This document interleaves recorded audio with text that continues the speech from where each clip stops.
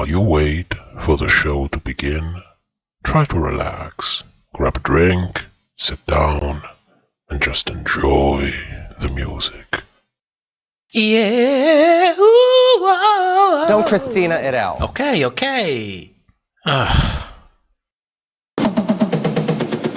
Diamond drills, high pressure on. Black gold show suits you.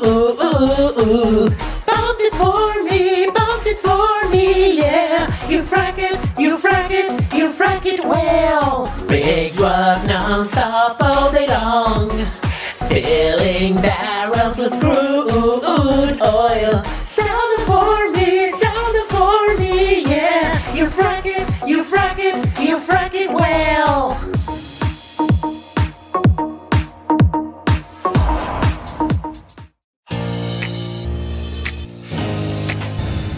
She looks metallic. Though I can't quite recall overnight sensation.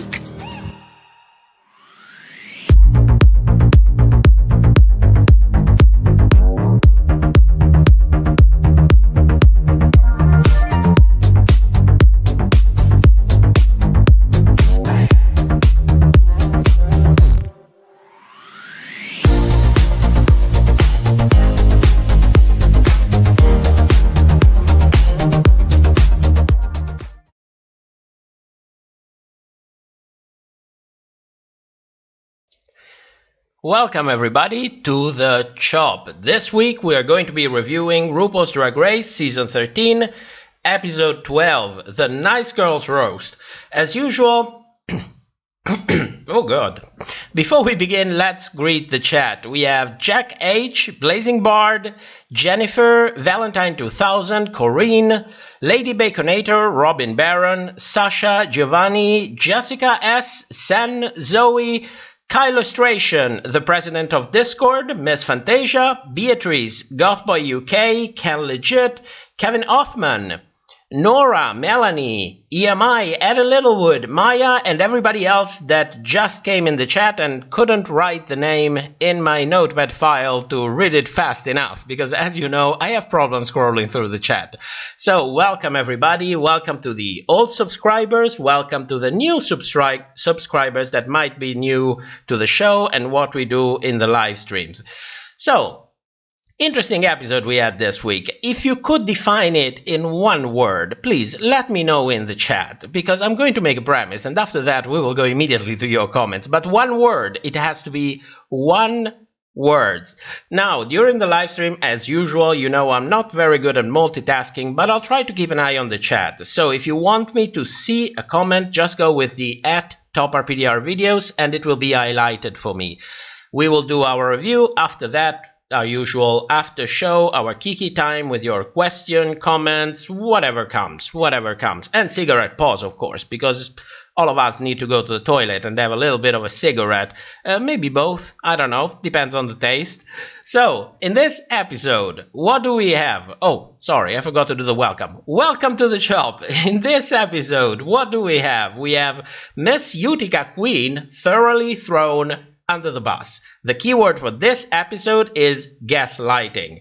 And it worked out pretty well, because judging from the social media reaction, everybody bought the narrative that has been carried out for the past 3 episodes, and nobody, including me, saw that coming.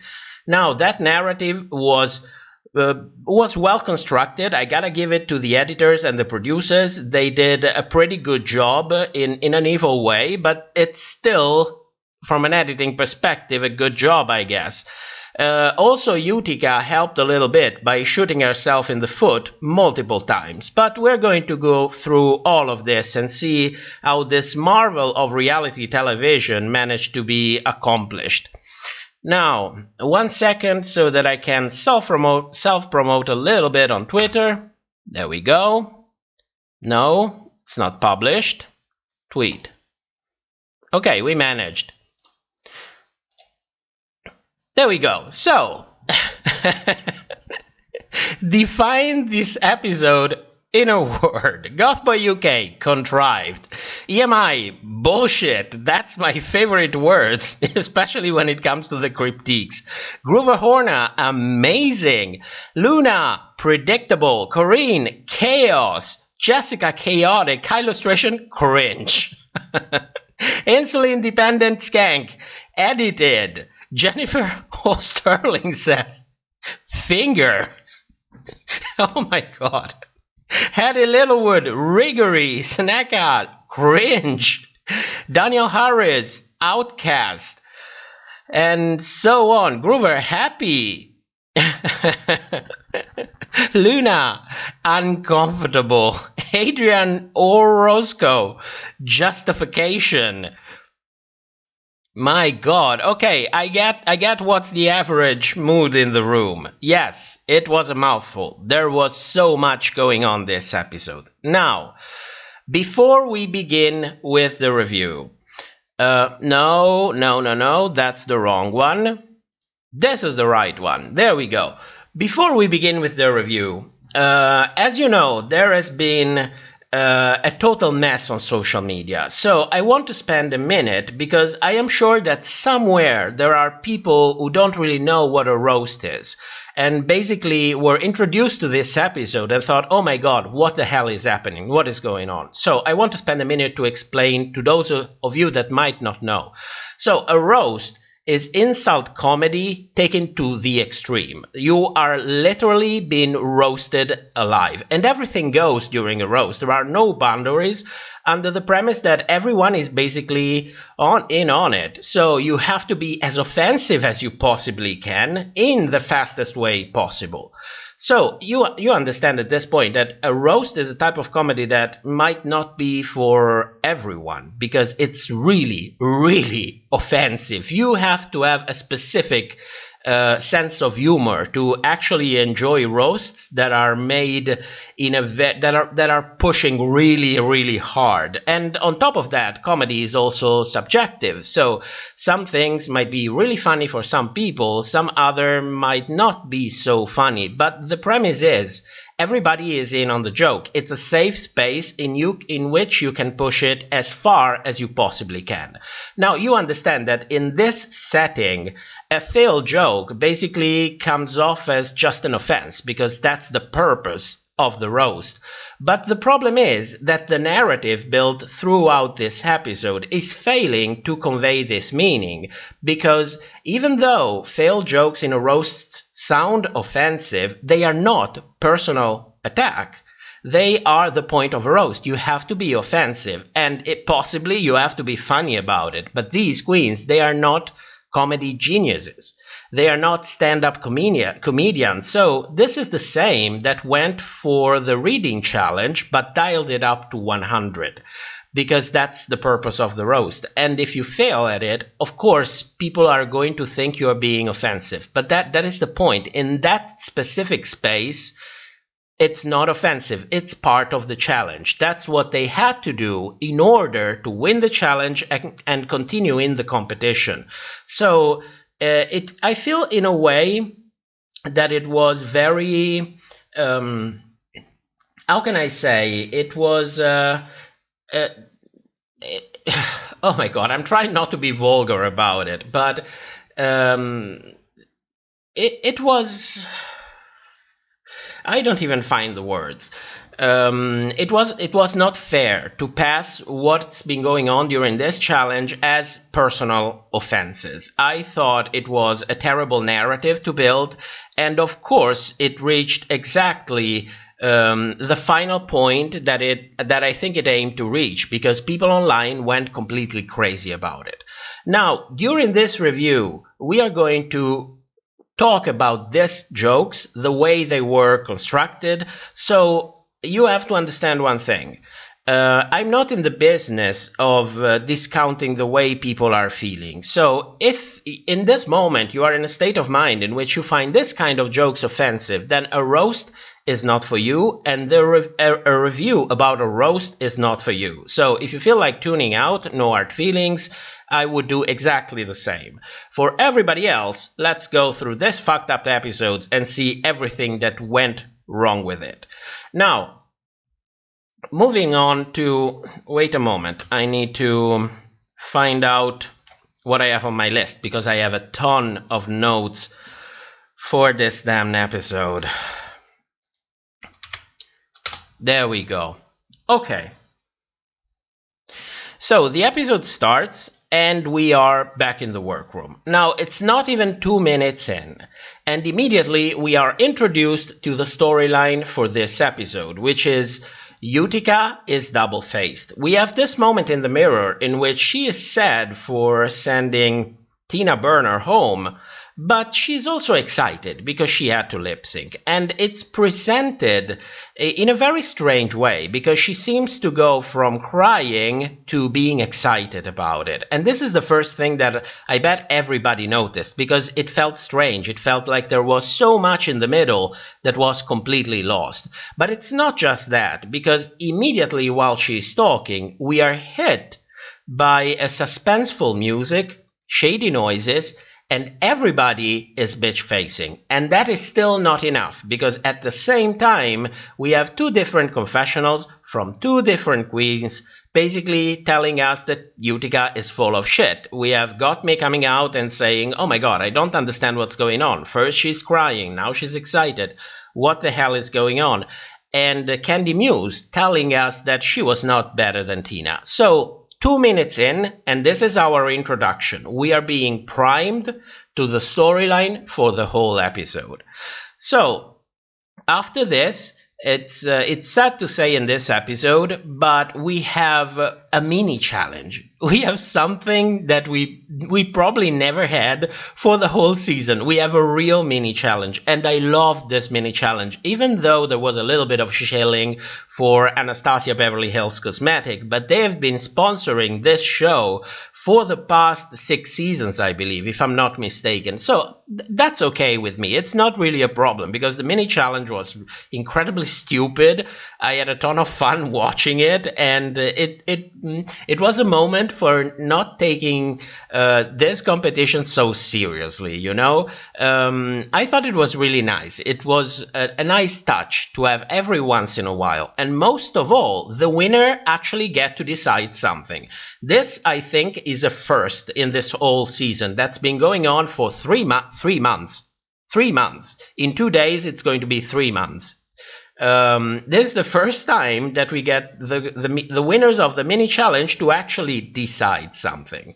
And the winners are Rosé and Candy Muse. What do they decide? They will decide the order for the maxi challenge. The maxi challenge is a roast.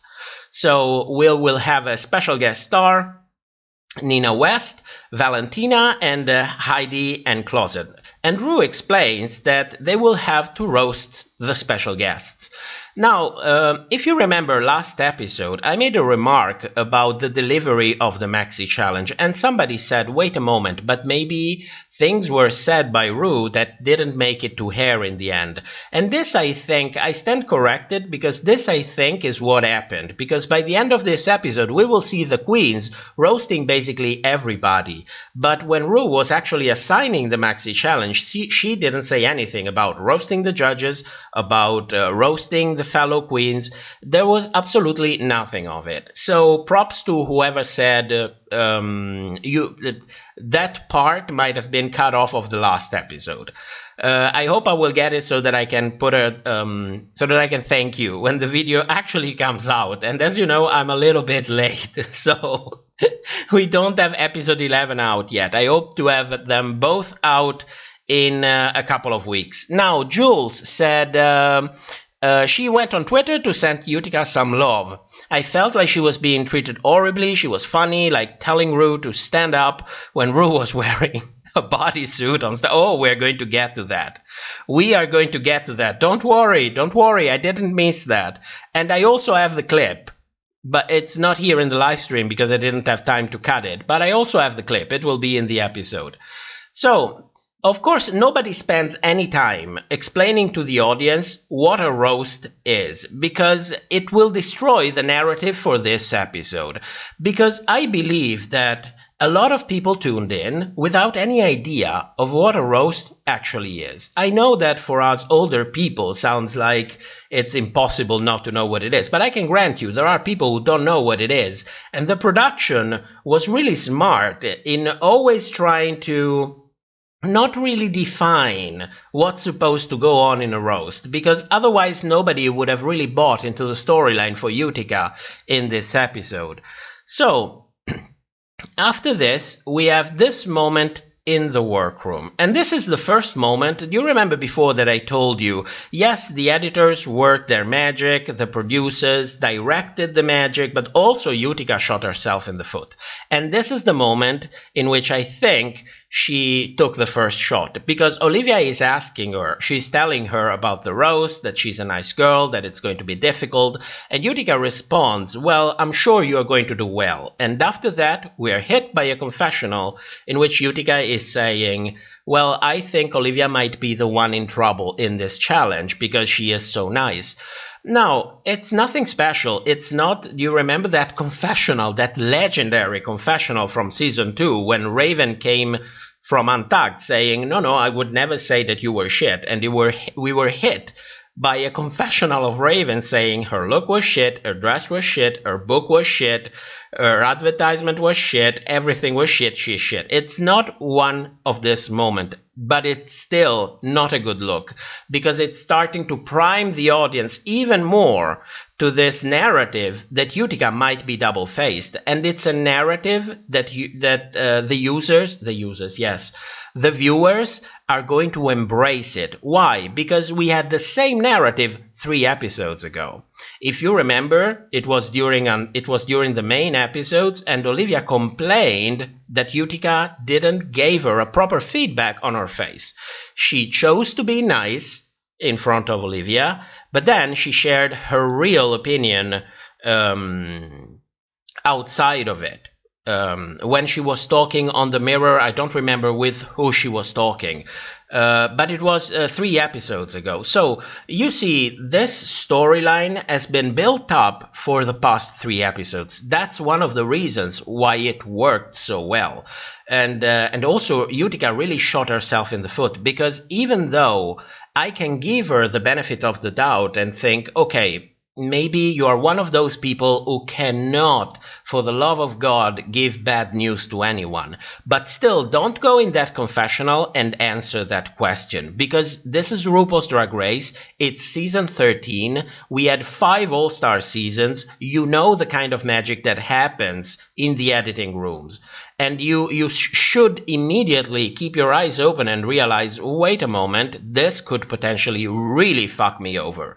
Especially since they are in the top 6, especially since she won absolutely nothing. If we take out that moment in which she actually had a win with Simone, every time they had a chance to give her a win for what she does best, it was passed on. So by this point, you have to keep your eyes open, because you are in the layer of the lions when you are participating on RuPaul's Drag Race. And everybody is going to throw you under the bus if they have a chance, and do it with a smile. So she fucked it up. In this confessional, she fucked it up. Because right now, people that are looking are thinking, yes, you are double-faced. And I'm not giving you any more benefit of the doubt, because I had an example 3 episodes ago, and now I see this. And that confessional, yes, it was split, but I checked it. It was part of the same confessional. So this was a huge error from Utica. And this will serve as an example for all the future queens that will come competing in this competition. Trust and believe what's happening to her will not happen again, because the next competitor will be smarter than that. So after this, we move to rehearsal. And this already, something strange happens during the rehearsal, because we start with Candy Muse, and Candy Muse is roasting Valentina. They are rehearsing their lines, and her line for Valentina is calling her the C word. And when she does, both Michelle and Lonnie are laughing about it. And Candy goes and says, wait a moment, is that too harsh? And the answer from Michelle is, no, it's not too harsh. Please keep this in mind, because this is the last moment in which we are still anchored in reality. After this, everything will take a tangent of the narrative, where everything is the contrary of everything else. This is the last moment. And what are the coaches saying? Calling someone the C word in a roast is fair game, which it is. That's the point of a roast. But you also have to be funny about it. If you're not funny about it, it's not personal. You just didn't do the challenge right. This is the very last moment. Then we have Gottmik. And Gottmik, one of Gottmik's joke is calling Michelle a whore. And when she does, everybody is laughing. We are not talking about making allusions about weight. We are talking about vulgarity directed directly to someone. And everybody is laughing. Everything is fine. This is the last moment. Remember that. Then it's the turn of Olivia. And when she's practicing her jokes, the feedback is you need to go for hard-hitting jokes. She was being too nice about it. This is a roast. You have to really go down. Then we have Rosé, which was praised for hard punches. Then we have Simone, which was asked to take it as far as she can. And then we have Utica. And this is where Utica shot herself in the foot a second time. Personally, when she came out with she was basically roasting Michelle and Lani during rehearsal. Okay, and that's debatable if you like it or not. Personally, I thought it was hilarious when Michelle came out and say, "Oh yes, Utica, I saw the Lion King. I have kids," and Utica came back and said, "Oh sure, you look like it." That's a roast. That's the burn that you get at a roast. And then she called Lani, I think, a manatee or a whale, whatever it is. That is debatable, but at this moment, they were still... Oh, sorry, I lost a piece. When she was making the whale joke, all of them were laughing. When she made the whale joke to Lani, she stopped laughing. Now, this is a roast. Everybody is supposed to be on board. That's the point of it. So I don't know if that was her genuine reaction or that was just the edit that made it look to push that she was being mean. But that is the point of the roast. What did Utica wrong? Well, she asked Lani if she was triggered by her words, and that is pushing it too far. That is the only moment in which I personally believe she pushed it too far, because you don't use the trigger word in the context of a roast. Even if you are rehearsing, you just don't do that. And especially not on RuPaul's Drag Race, because they will fuck you in the ass for that. And rightfully so. That is, for me, that's the only no-no that happened in there. Because you know that triggering is a huge issue in the mob mentality, not just in the mob mentality, but it is one of those things that if you poke it, the mob will come after you. There is no doubt about that. You cannot joke about triggering. That's plain and simple. It doesn't matter if it's rehearsal. It doesn't matter if it's for a roast. It doesn't matter. You don't do that. That is the second time that she shot herself in the foot. And of course, the edit is telling us that she's not doing a good job. Somehow, she's not doing a good job. Michelle doesn't tell her things like, listen, your jokes are not well constructed. Your jokes are lacking a punchline. There is not enough setup, which are good feedback if you're trying to coach someone that has to roast someone else. Instead of feedback, she says, you are being mean. How can you be being mean in a roast? That's exactly the point. You have to be as mean as you possibly can. That's the assignment. So the moment she started saying to Utica, you are being mean, mean doesn't work in a roast, then yeah, that's the moment when I started smelling shit. Shit was about to go down, without a doubt. And that's exactly what happened. But before we actually go to the roast and discuss the performance of everyone, I want you to focus on one thing, because Utica is the only queen that before the actual main show didn't get a mirror moment to open up about herself. Everybody had one during the season. Utica is the only one who didn't get it. You can draw your own conclusion as to why it happened. I'm just here to tell you she didn't have one. And we review every episode to the frame. I can assure you, she didn't have one.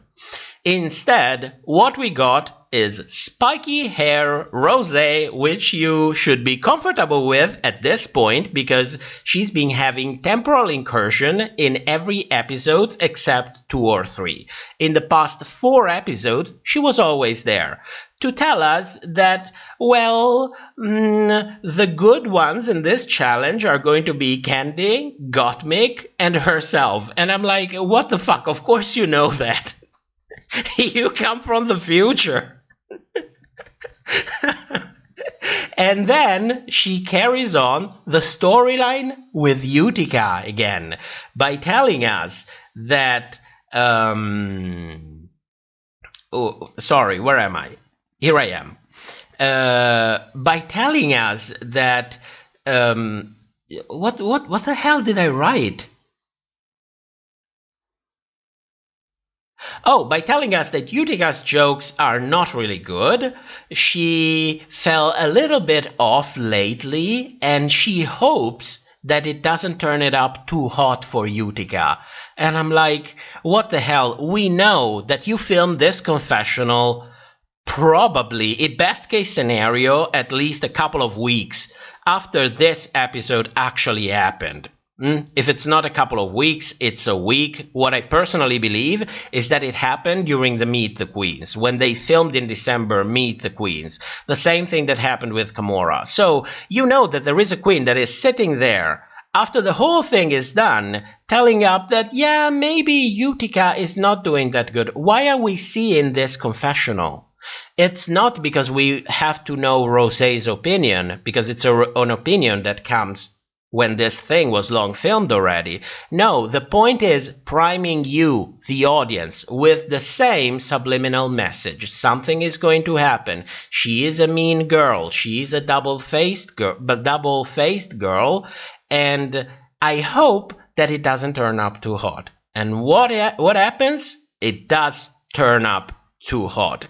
So you see how the edit was carefully stitched together episode after episode, and especially in this episode, in every instance, we have a little bit of a reminder, because that will exacerbate our reaction when shit actually starts going down. The moment shit goes downhill, we are primed and ready to react, to have as strong as possible of an emotional reaction that we can. And we saw that happening on social media exactly like this. So at this point, I'm asking you, do you really think that nobody at World of Wonder suspected that this would happen to Utica? Because I think that was exactly the point. I think that's exactly what they wanted. Because it's still publicity. It's still blah, blah, blah. It's still people tweeting. It's still engagement for the show. Let me go to the comments for a moment, because I see a couple of tags. No, I missed this one.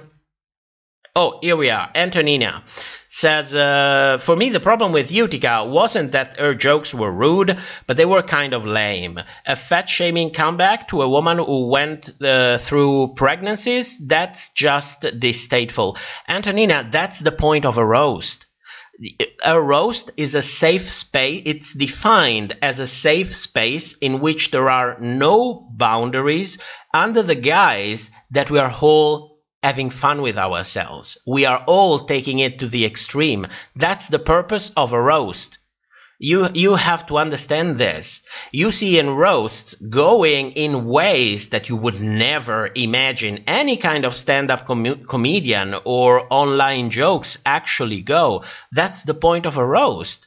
If you are inside a roast, or you are watching a roast, you have to be aware that that's what happens during roasts. And if that makes you feel uncomfortable, that it's no problem, just don't watch it, because you are going to get triggered without when you could avoid it. It's like torturing yourself, you know. But to me, it's more like you're going to a club, okay? You're having an ear infection, so you're very sensitive to noises, and you go to a club and say, oh, wait a moment, but this is too loud. My head is exploding. I have an ear infection. And I say, yeah, I completely understand it. I will help you to get out.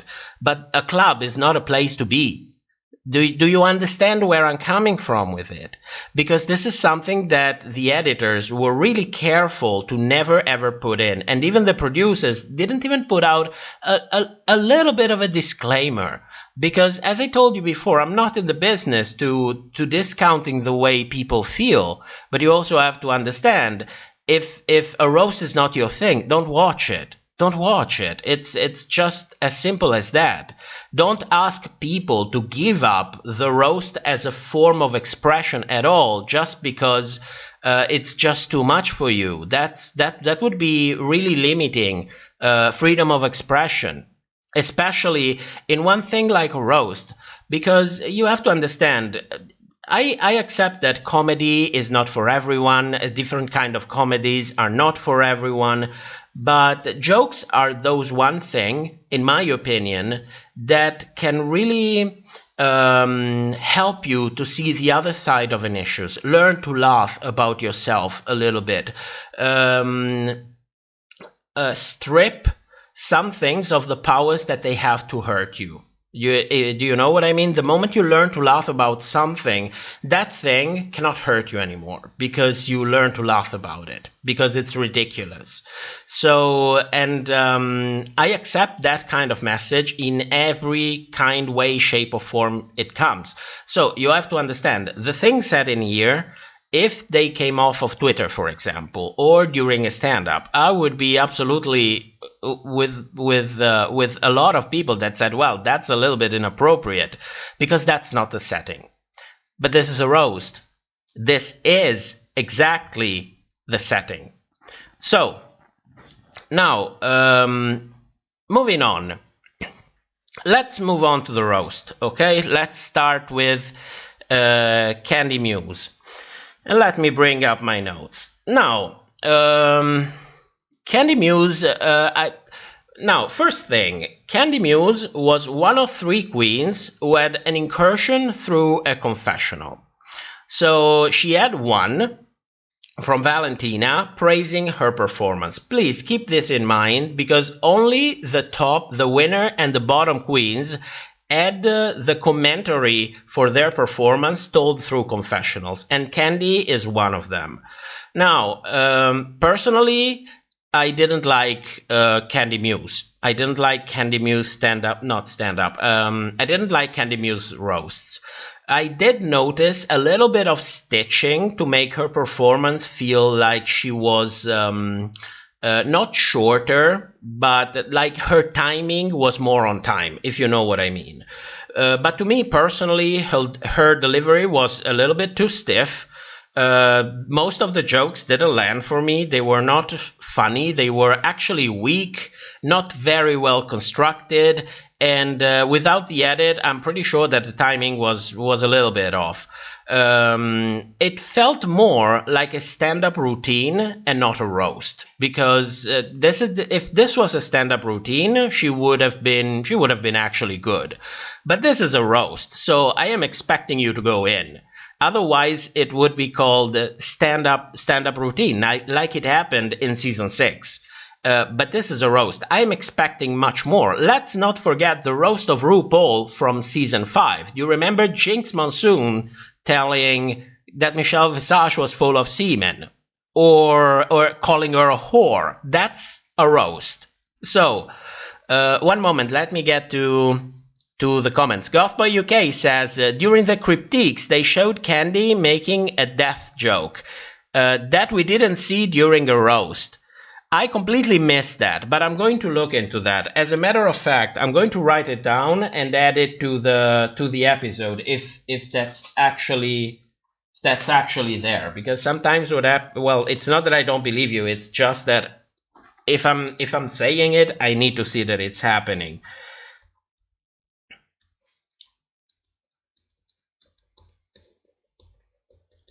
Now, something positive with Candy's performance. She had one joke that I really enjoyed, and that was the moment when she read herself about something is going to be positive, even the critiques from the judges or her test results from the clinic. And I think that that's exactly the point of comedy and a roast. If you laugh about yourself, then we will really laugh with you, and then we will be ready to laugh about our own selves. And the joke was actually pretty great, so I did really appreciate that. And on top of that, I think this is the best she ever looked in the entire season. Her makeup looks beautiful. She is cinched. The dress was simple, but it fit very well. For me, this is the best she ever looked in the entire show until now. Now, some final words about her performance. Even though I didn't particularly like it, I think that she was not necessarily bad. She missed a little bit the mark on the assignment, because this was a roast, not a stand-up comedy. So I was expecting much more. All in all, for me, she was safe, maybe even high, considering the runway. Well, the runway didn't actually happen, but considering the way she presented herself. Moving on, next one, we have Simone. Now, Simone is the second queen who actually received confessionals. In her case, since she is going to be in the bottom, we have 2 negative confessionals.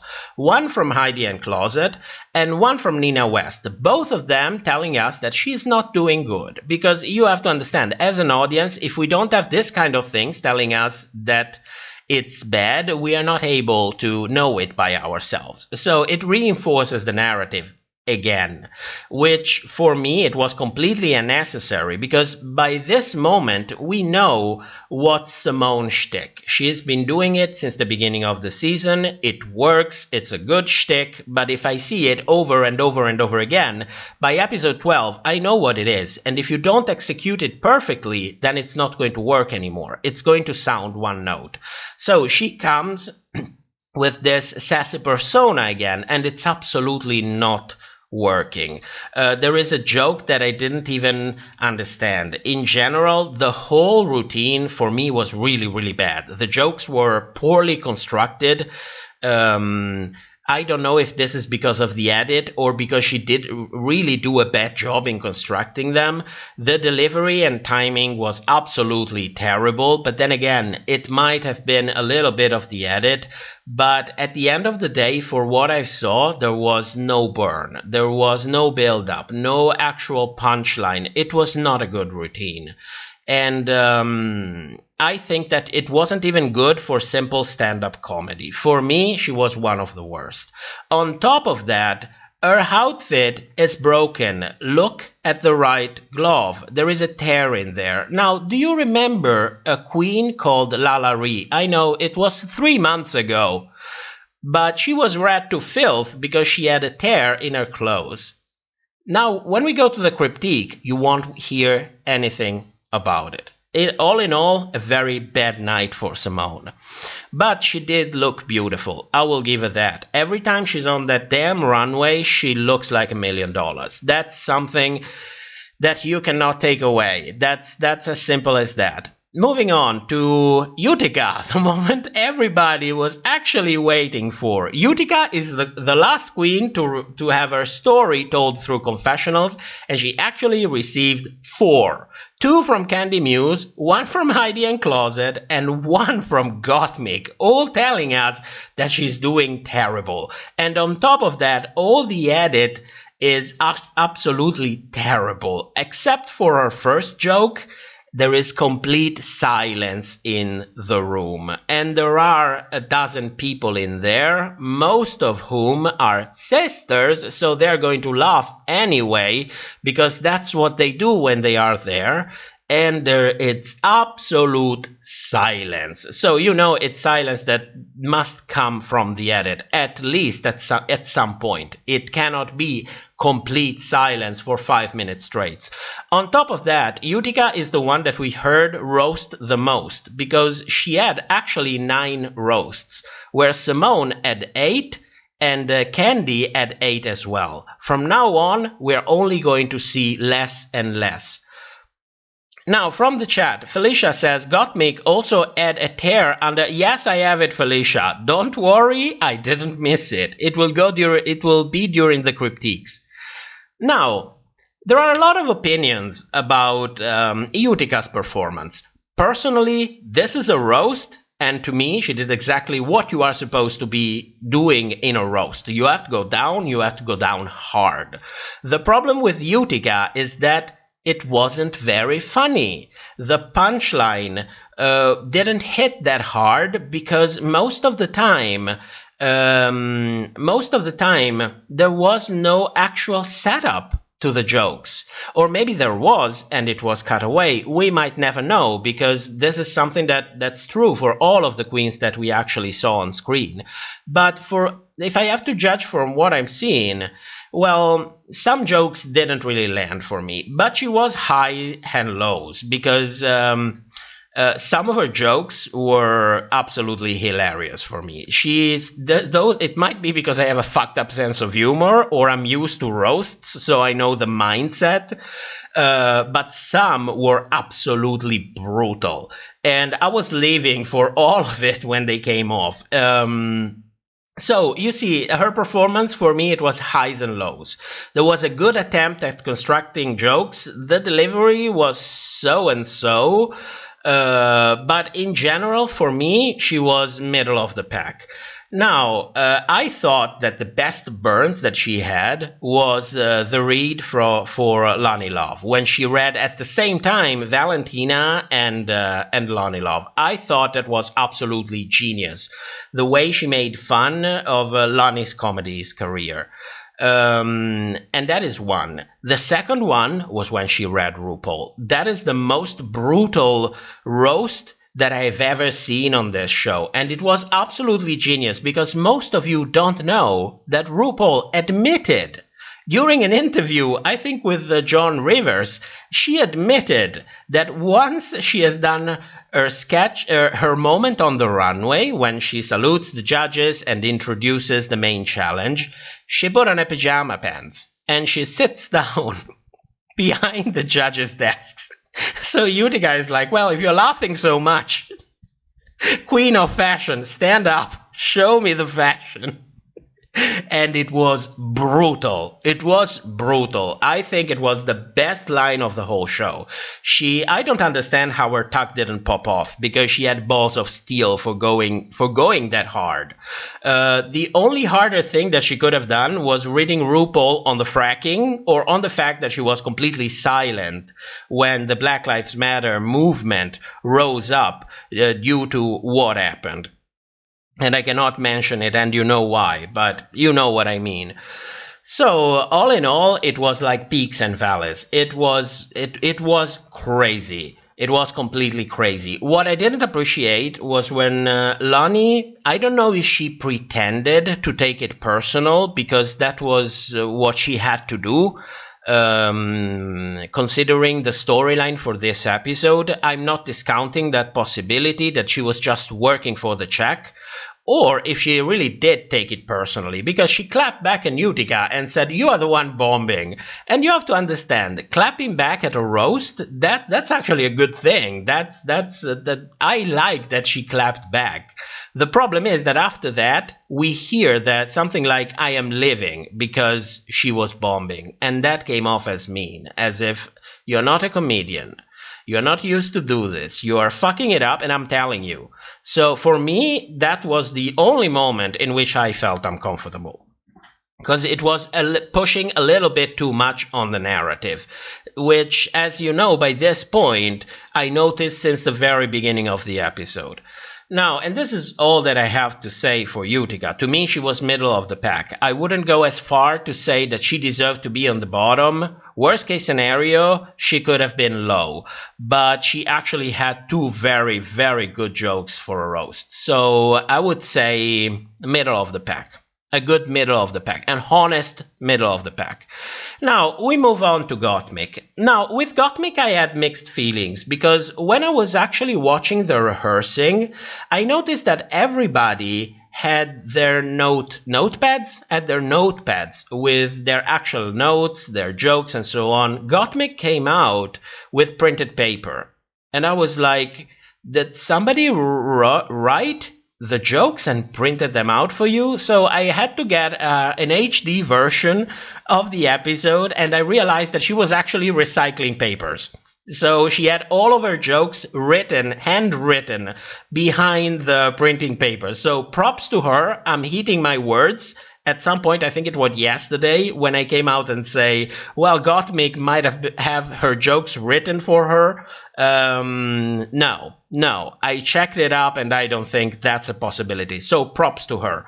Gottmik, to me, was the real revelation in this roast. All of her jokes were well constructed. The delivery was good. She had some great burns, not as much as asking RuPaul to stand up, but she had some great burns. Overall, it was good.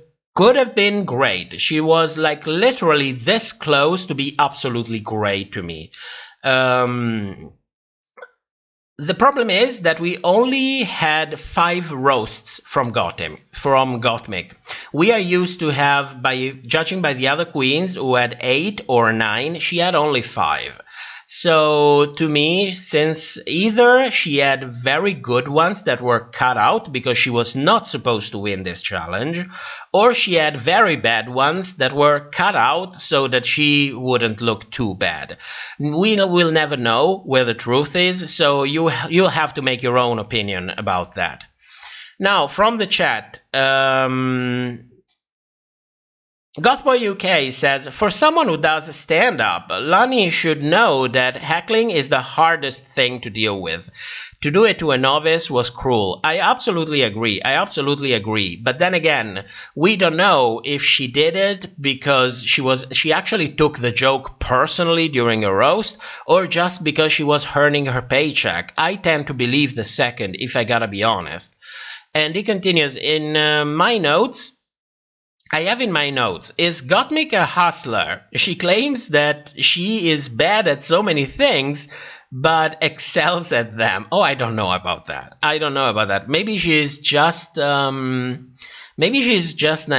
Maybe she's just one of those queens who doesn't have this huge ego and coming off at you and say, "Oh, I am good at this. I excel at that." And it could be. I'm not discounting anything. Whenever referring to the queens of the show on the show, that I'm always for let's give them the benefit of the doubt, because we don't know. This is a highly edited TV show, so we have to keep that in mind. It's essential. Otherwise, there's always a risk that you end up on Twitter and Instagram, and even if you give your feedback in a very polite way, in that situation, when queens are being ganged on, that doesn't help. So we are trying to do this during these reviews and on this channel. So everybody knows this. Everybody who is comfortable with this channel knows it. But for the new ones, for the new viewers that are coming in, I'll need to repeat it over and over and over again. It's going to be our mantra.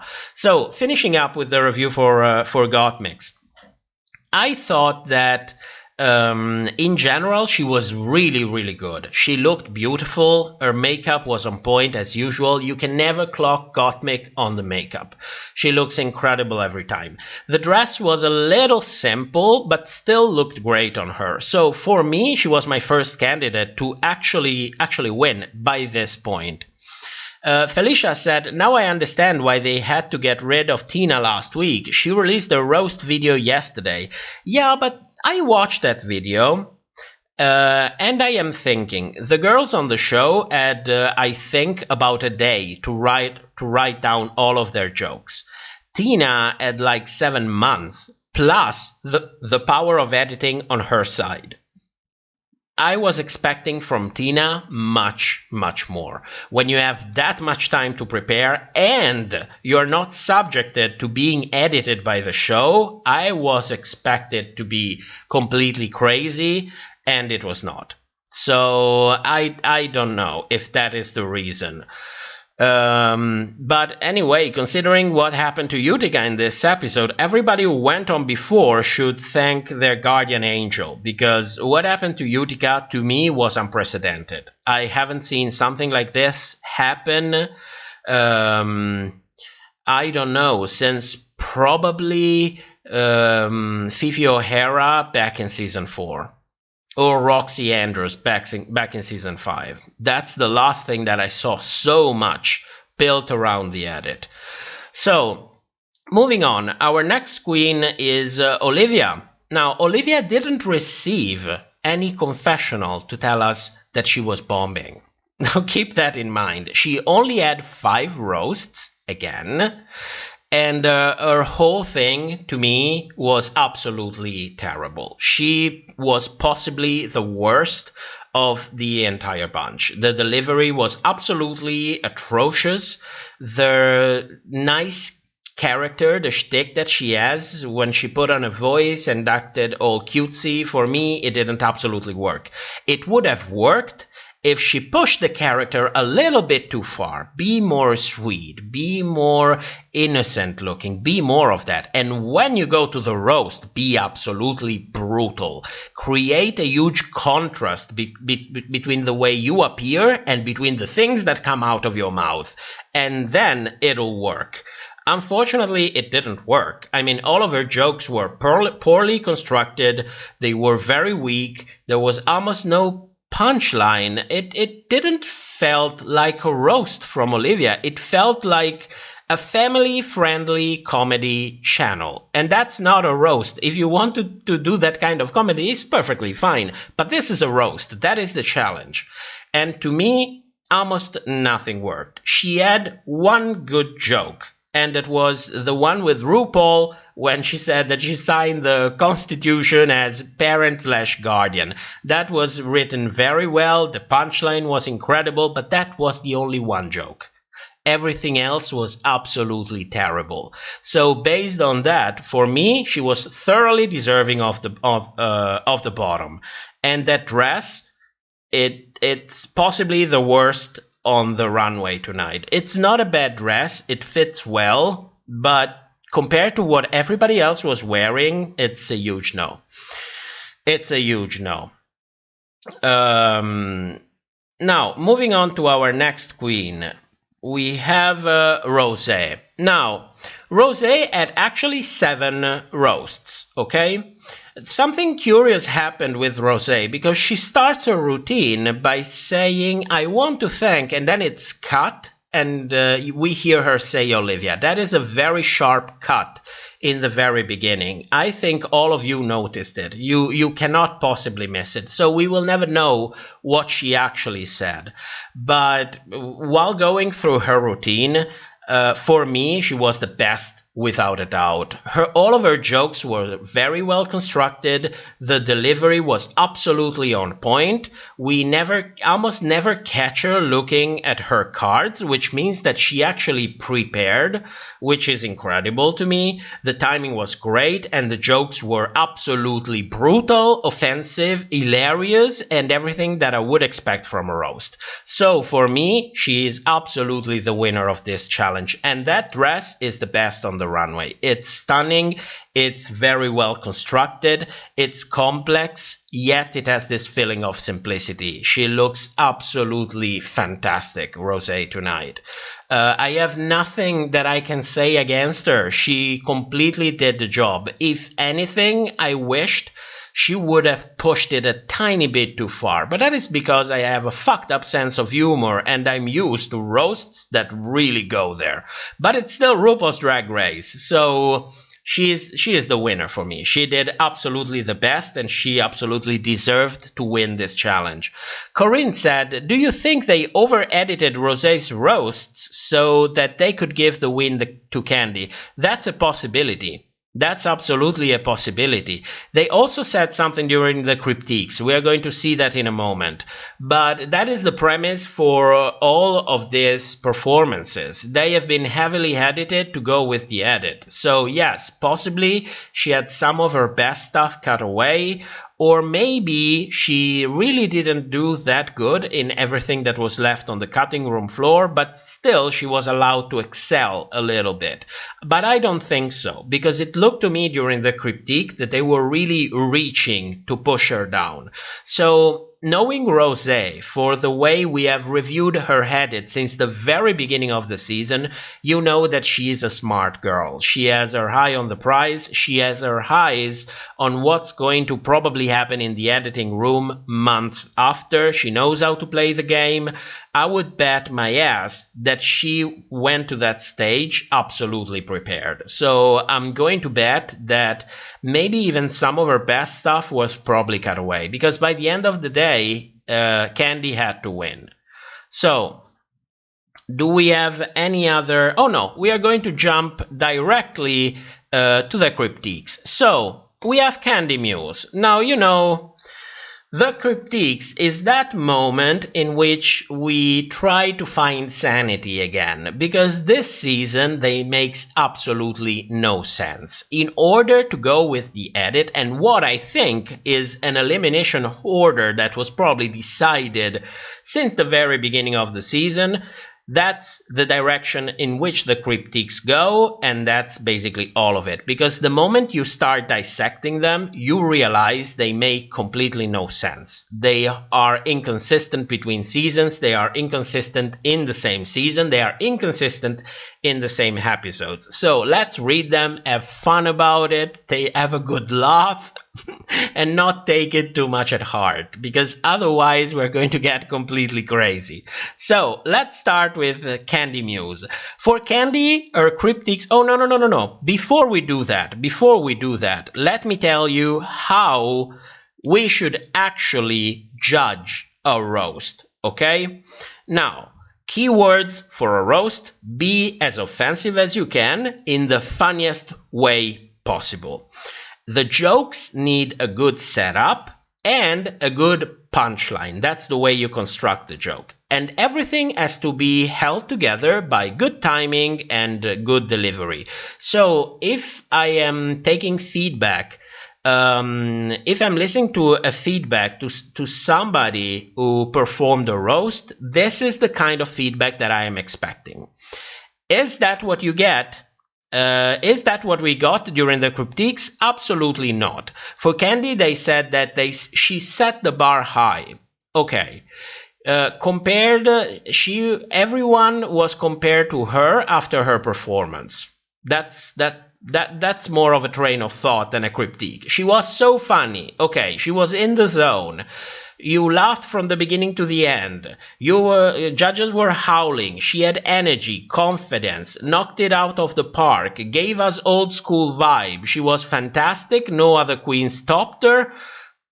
Maybe she doesn't like that. And they were so proud they could spit. I think this was Michelle. So you see, for Candy, it is absolutely a mouthful. Okay, sorry guys, can you... I have to stop here for a moment, because I have to give the antibiotic to one of my mice. I'll be back in 2 minutes. Sorry to cut midway, but this is something that I have to do on time. So I'll be back in 2 minutes. Sorry.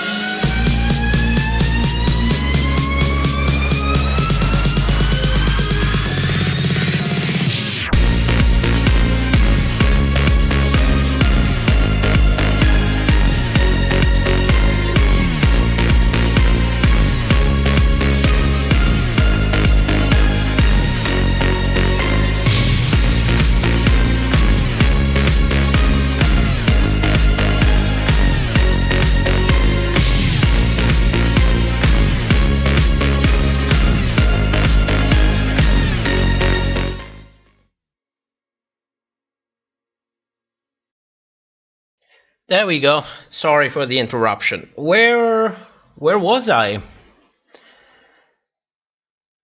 Oh, the critiques for Candy. Now, Candy is the winner of this week's challenge. It is debatable, but let's not forget the assignment. It was not stand-up comedy, it was a roast. And from that point of view, Candy completely missed the mark for me. Still a good performance, but not really a winning performance for a roast. Now, a lot of people didn't like Candy's dress. And you know that I always try to be as objective as I possibly can, but at the end of the day, what I think about dresses and so on comes down to my very poorly refined taste. And I personally love the dress that she was wearing. I thought it was fantastic. So you can tell me whatever you want about it. I liked it. It was pleasing to me. The cinching was absolutely perfect. The padding, if she had it, was absolutely perfect. I liked it. So, moving on. Next up, we have Simone. Now, the critiques for Simone was that she looked gorgeous, even though her dress is broken. Remember, Lala Ree. It was like 8 episodes ago. She was told, at this point in the competition, we have to consider everything. Not a word about a broken dress for Simone. But Simone is our hero. So she was told that she looks gorgeous, and it ended up there. Now, the critiques for her performance was that she had a bad setup and punch. The setup was too long, and the punchline was just cute. She overthink everything. She fell on her face. She was not selling joke. She was not very much in character, and it wasn't her night. Now, please compare the two kind of critiques, because Simone actually got critiqued about her performance. They talked about the setup, they talked about the punchline, they went in details saying that the setup was too long, the punchline was simply cute, you have to be harsh in a roast. She actually received critiques. Why, you ask? Well, because she probably has to be in the bottom. Well, nothing was said about the winner and other queens. Simone was probably the only one who was actually critiqued on her performance. Moving on to the next one, we have Utica. And Utica they absolutely destroyed. Not only they didn't deliver actual critique on her performance, they doubled down on the storylines.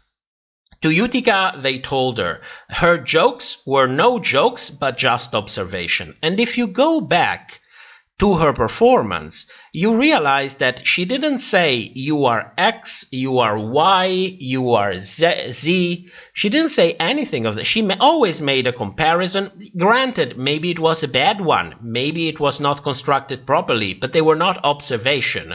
They were badly constructed jokes. But you see what I'm saying. They are already carrying the narrative a total different way. Then she told her that she was harsh, that her way to go is to get mean, and she didn't have to try to be mean. And I'm like, what the fuck are you telling me? This is a roast. Not only you have to be mean, you have to be as mean as you possibly can while trying to be as funny as you possibly can. This is a roast. This is not stand-up. But you see that her failed performance is transformed in the critique as a judgment of her intentions. They told her her way to go is to become mean. Now, after everything that we've seen during this episode, the setup for her edit that started 3 episodes ago, the way she shot herself in the foot during filming, and you can understand why the reaction toward Utica was so bad on social media. Because the storyline, her villain storyline, was so well constructed and pushed every step of the way.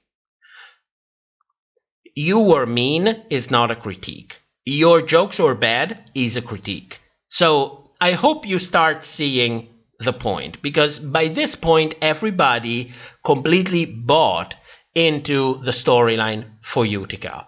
And since she had a precedent 3 episodes ago, let's not forget when Rosé said that Utica read critiques during... No, Utica talked about her reads. She read her reads during dinner time outside of filming, and you have Rosé popping in a confessional saying it felt like she was insulting everyone. And during the review I was like, yes, that's what bad reads actually sound like when they are bad reads. They feel like insults. But already that thought was planted in our minds 3 episodes ago, and now it finally comes off, with the judges telling us that your way to go is to get mean. So, if you have taken a little bit of a dive on social media, then you know what happened by this point. The relentless attacks, people saying that she was phobic this, phobic that, people who maybe genuinely didn't know what a roast is, or people that... willingly ignored the meaning of the roast to go on with a narrative and saying, oh, you insulted people, you disrespected people. And here again, I'm telling you, words without context mean nothing. If you believe that, then I am sorry, but you have a little bit of maturing to do, because context is essential in every kind of situation that involves complex organisms like human being. You cannot judge anything without taking into consideration the context, and those things were said in the context of a roast. So to me, it boggles my mind how people who know what a roast is can genuinely believe that she was being disrespectful. It really boggles my mind. So, as you can read, let me put it, because I cannot really read it. There we go. But Utica decided to apologize. Now, do I agree with that apology? In a way, yes. In a way, no. And I want to explain you why. Personally, I would have never apologized, because if I was there, I would tell you, listen, I was doing the challenge. That was the challenge. That's what I signed up for. It's a competition. I want to win, so I'm going to give it my best. I failed, so unfortunately failed jokes in a roast and just insults, but it's a roast. It's not personal by definition.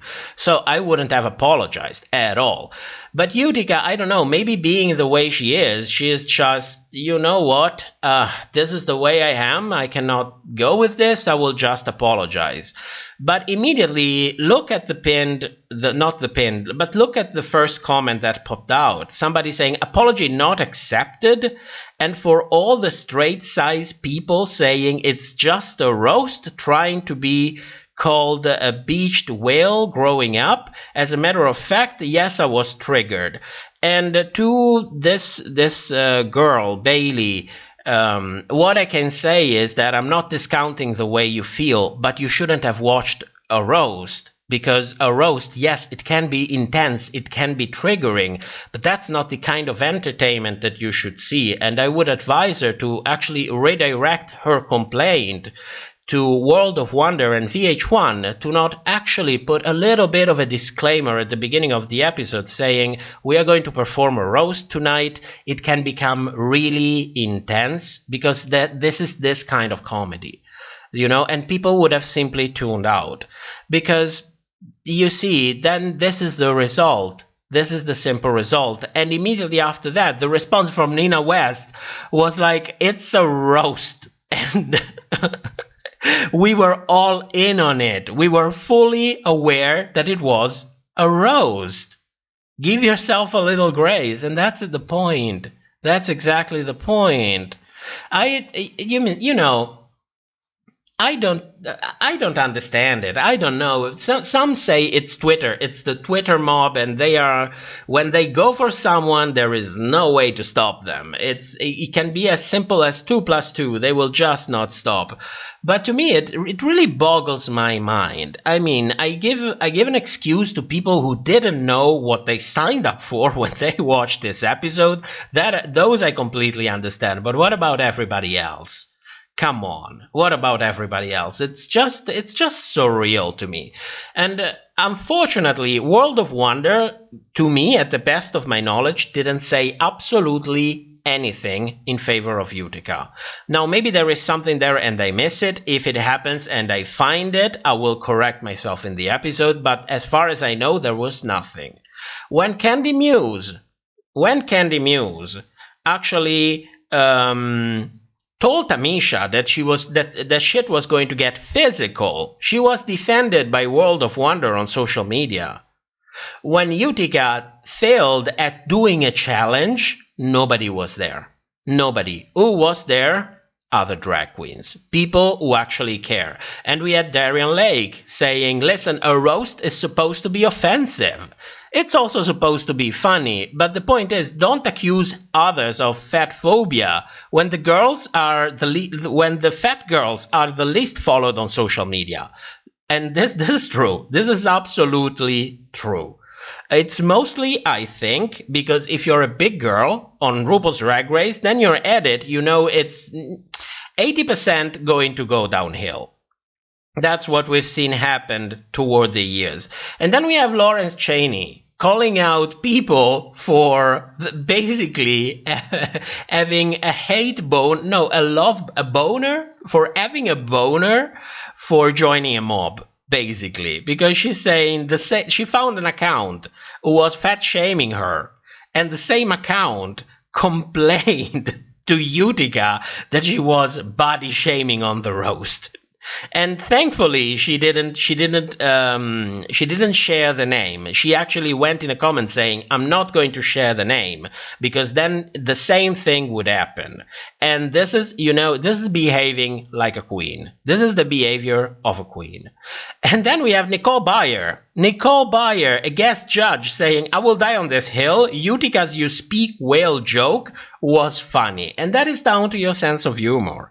It was not bad. It could have been better for me. But then I heard that it was also a reference to Finding Nemo. So maybe there was a common theme with her roast with Disney and so on, because she went also with The Lion King and so on. So, but then again, these are the only people who spoke out. Maybe there is somebody else and they lost it, but from the production, silence. And of course, thanks for Panda Lippo on Discord, Panda Lippo, which I forgot the name in here, which is fantastic. We have a read for RuPaul from Pearl,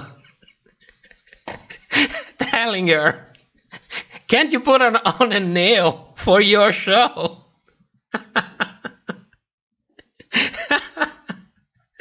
And I'm like, Pearl, come on. I mean, great observation. As you see, Pearl didn't forget. And if you still haven't seen that video from Pearl, in which she silently reacts to what Michelle Visage and RuPaul are saying in their podcast about her, go watch it. It's worth every second. It's absolutely worth every second. Now, moving on with the critiques. No, I saw a couple of highlighted comments. Let me find them. Oh, here we are. Jade said, people would reply pointing out that the more extreme roasts Trixie, Mattel, and other fan favorite would do without judgment, and they couldn't say anything. I heard this narrative that some very famous queens can say anything, can say everything, and some others cannot. That it's part of the game of having a large fan base. Unfortunately, for me, if the setting is a roast, then anything goes. That's the definition. It's a roast. Eli says, I disagree. Utica was right to apologize, especially if she was trying to make her entire aesthetic super woke. Yeah, I mean, I get it. I understand why she apologized, and I understand why many people think she should have apologized. For me, what I don't agree with is the premise. I mean, why should you apologize for doing the assignment at the best of your abilities? If anyone would have to apologize, for me, it would be VH1 and World of Wonder, because they pushed this narrative. They got a ton of viewers into this episode without any sort of disclaimer. And you have to understand that there are people in the mass of people who reacted to this. I am sure that there is a percentage there who genuinely didn't expect this and got triggered without any sort of advice that might happen. So, and my thoughts go to those people. So if anyone should have apologized, for me, that should have been World of Wonder and VH1, without any doubt. Without any doubt, especially considering how young the fan base is getting. Ivan says, World of Wonder only defends queens that they want to be on the spotlight or have a redemption arc planned. They don't care for the others. I absolutely agree. I wasn't satisfied with those screenshots that they posted as if, oh, this will excuse us for villainizing people in a show that is sold as reality. So, it was already not enough for me, for Candy, but looking completely over everybody else like they don't even exist, it was villainous to say the least. Really, to say the least. Beatrice says, Utica put her foot so deep in her mouth that Nina West was just... Oh, dear God. Oh my God. Beatrice, no. Let's not go down that rabbit hole. By the way, could you imagine if somebody actually made a joke? Oh my God. Let's drink a little. Let's take a moment.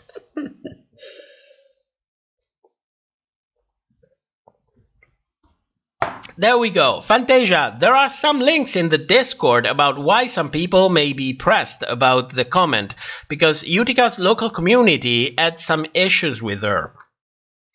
Did I see them? I don't remember. For me, the last 48 hours were a very, very long day. So, since you reminded me of this, I forgot to plug, because I always forget to plug. So, plug number 1.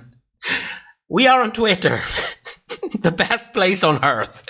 If you want to follow us on Twitter. Then we have a Discord with our president Fantasia, where we talk about everything. We have a ton of sections, and if you would like to join, Red is sponsoring game night every Thursday at the same time that we usually have the live stream. So if you want to join, we will be there making a mock of ourselves and having a little bit of a laugh and a little bit of socializing. So you're welcome to join. The link for the Discord is in the description. In the description, there's also a link to the Patreon if you would like to actually support the channel directly.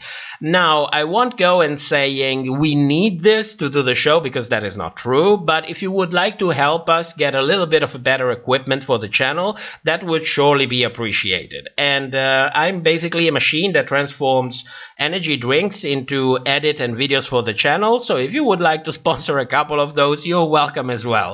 A link for that is in the description. Moving on, I saw a couple of more comments, then we go back and we finish the review for this episode so that we can get to all of your comments and questions and do only that, okay? Groover says, did you see Rock'em Sakura's tweet? It was good. No, I didn't see it, but you're welcome to... oh, no, damn. This, you're welcome to put it on the Discord, and I will paste it here, because apparently YouTube doesn't make me see the links that you post. It doesn't even ask me to approve them. Even Dominguez, and that's how I died, yes. When you start feet jokes and Nina West, you know I'm stupid like that. Groover, I sent you a message on Twitter. Okay, there we go. fire up Twitter. Let's get there. Twitter is not even telling me that I have a message. Thank you. I have to manually go there to find you. Oh, there we go. Oh my god. Rock'em Sakura on Twitter said, wow, Utica really put her foot in her mouth, didn't she? Speaking of fit in mouth, Nina West is here with us tonight. Oh, good God. Oh, good God. And there are replies to that. I'm going to post the link. I'm just going to post the link. You can read it during the pause or wherever you want. Now, finishing up with our review for the episode so that we can go to our kiki time and smoke a cigarette to whatever we want later on. We have Gottmik. Now, what do we have about Gottmik? Her cryptics were that she listened and it paid off. It was really strong. Her jokes were my favorite. She has a future in stand-up. She delivered. She has the goods. She felt easy to watch. Her jokes were on fire. She was hitting. She knew what she wanted to do. This is my favorite one. She knew what she wanted to do. And then we finally have a proper feedback saying that the delivery was great. This is what was said about Gottmik. About the fact that she had a tear in her dress. No, nothing. As if it wasn't there. As you know, I have this screenshot in which she actually has her arms down. So maybe she camouflaged it. If she did, then props to her. Props to her for a nice job. Moving on, we have Olivia. Now, Olivia was told that her routine didn't fully work. It felt like an apology, the way she walked on stage. She was coming out too nice. She should have snapped out and roast. It could have been great. She relied on being cute without delivering. So I think all of this was meant, the meaning of all of this was that there wasn't enough of a contrast between the cute persona and the brutal roasting. I think this is what they meant. Said, it's the cryptics, it's in the language of the judges, so, Then they complimented her on her joke for RuPaul. I thought it was great as well. And then she was likable, lovable, sweet, but one note. So, as you see, then again, we don't have real critiques. We don't have real critiques with her. There is a little bit of a weak thing with what was going on with the persona that she presented, but nobody is really talking in detail, like why did a punchline didn't work, how she could have done a setup better. These are feedbacks. This is what, this is a feedback, this is a critique. This is what I wish we would get from the judges, most of all, because it would also be a chance to learn something. And then I'm saying it genuinely, I'm not being sarcastic about it. You could learn something. But of course, cryptics are there to push narratives, so we didn't get any of this. And now, my favorite one, Rosé. To Rosé, they told her that she owned it. It was executed beautifully, and this is a real critique. She didn't have cards. She didn't have props to read from. This is another real critique. I'm going to have a stroke. She had smooth transitions. I didn't know about that because everything was edited. And then she is the total package. She knows what she was doing on stage. She has a commanding presence. She's meant to be on stage. She nailed it, but she was funnier in rehearsal. So we have this huge non-critiques that are basically praising Rosé, and then they go to, oh, but you were funnier in the rehearsal. And then you have Lonnie coming out and saying, listen, if you're doing a performance twice, then it has to be something different. You cannot do the same exact thing. Everybody else did the same exact thing, except Candy Muse, who dropped the C-word joke toward Valentina, and Utica changing the Pumbaa and Simone to Ross. and Simone, actually. These are the only changes. Everybody else had the same exact jokes. But they told Rosé, well, they had to find something. Well, you were much funnier in rehearsal. Who gives a shit? They had to find something. Who gives a shit? That's a rehearsal. In rehearsal, you're supposed to rehearse what you're going to do afterwards. It's not a pre-show. It's not show number 1. It's rehearsal. I don't give a shit if she was better in rehearsal. Her show was clearly the best, but they had to find something to say about Rosé because she was not meant to win. So this season is crazy. The judging this season is completely crazy. After that, Candy Muse wins the challenge. I guess good for her that she finally has a win. I bet it feels good. But you know what I think about it. And Simone and Utica are in the bottom. Gosh, we didn't see Simone be in the bottom when we did the last prediction, did we? I actually thought she would be in the bottom with Olivia, considering it's a stand-up.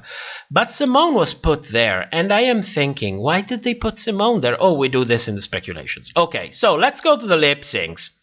Now, I like the song for this lip sync. I like the performance of both of them. At this point, it goes down to taste. I think that they both did a good job. The only thing that I have to say about this lip sync is that some fuckery was going on because seemingly Simone is wearing a scarf, then the scarf disappears, then it reappears again, and then it disappears again.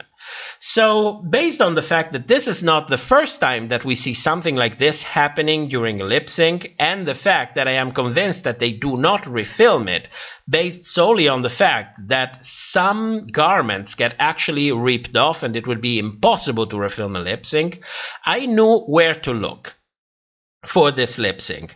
And the part that was re-edited was a part of the chorus, because by this point I am basically sure that they lip sync the whole song. As you know, in pop music you have the chorus coming 2 or 3 times, and the part in which the scarf magically reappeared and disappeared was part of the chorus. So I don't know if she was tired during the last part of the lip sync, or she didn't do that good, or maybe they just didn't have the camera angle, but that part of the chorus was taken from a former moment, I believe, of the same lip sync. So there's a ton of magic in this season, isn't it? There's a ton of magic. Now, let's move on to the final speculations, which are going to be the same exact speculations that we had last time. Now, our top 4 is our fashion forward queen, Gottmik, the young and talented, the queen, that is usually there between 21 and 24 years old. And we got it. Then we have Simone, portrayed as the professional, Candy Muse as the redempted villain, and Rosé as the campy and fashionable queen. Now, by this point, I don't think that anyone has any doubt that this is our top 4, and so it means that Olivia will need to go home next episode. Now, next episode is going to be an acting challenge, and as I told you from the very, very first acting challenge that we had this season, the one where I created that graph to show you that something was off about Olivia's performance, Olivia is not a good actress. She is great at physical comedy, but when it comes to delivering line, she absolutely bombs. So for me, it's not a coincidence that next challenge is going to be an acting challenge, because Olivia will go home, will have to go home. I cannot imagine it any possible way. This is the season of shock value, but I don't think they are going to go as far as bringing Olivia to the top 4 after this track record that she got the past 4 or 5 episodes. And the fact that her edit was going downhill, I think it's a dead giveaway.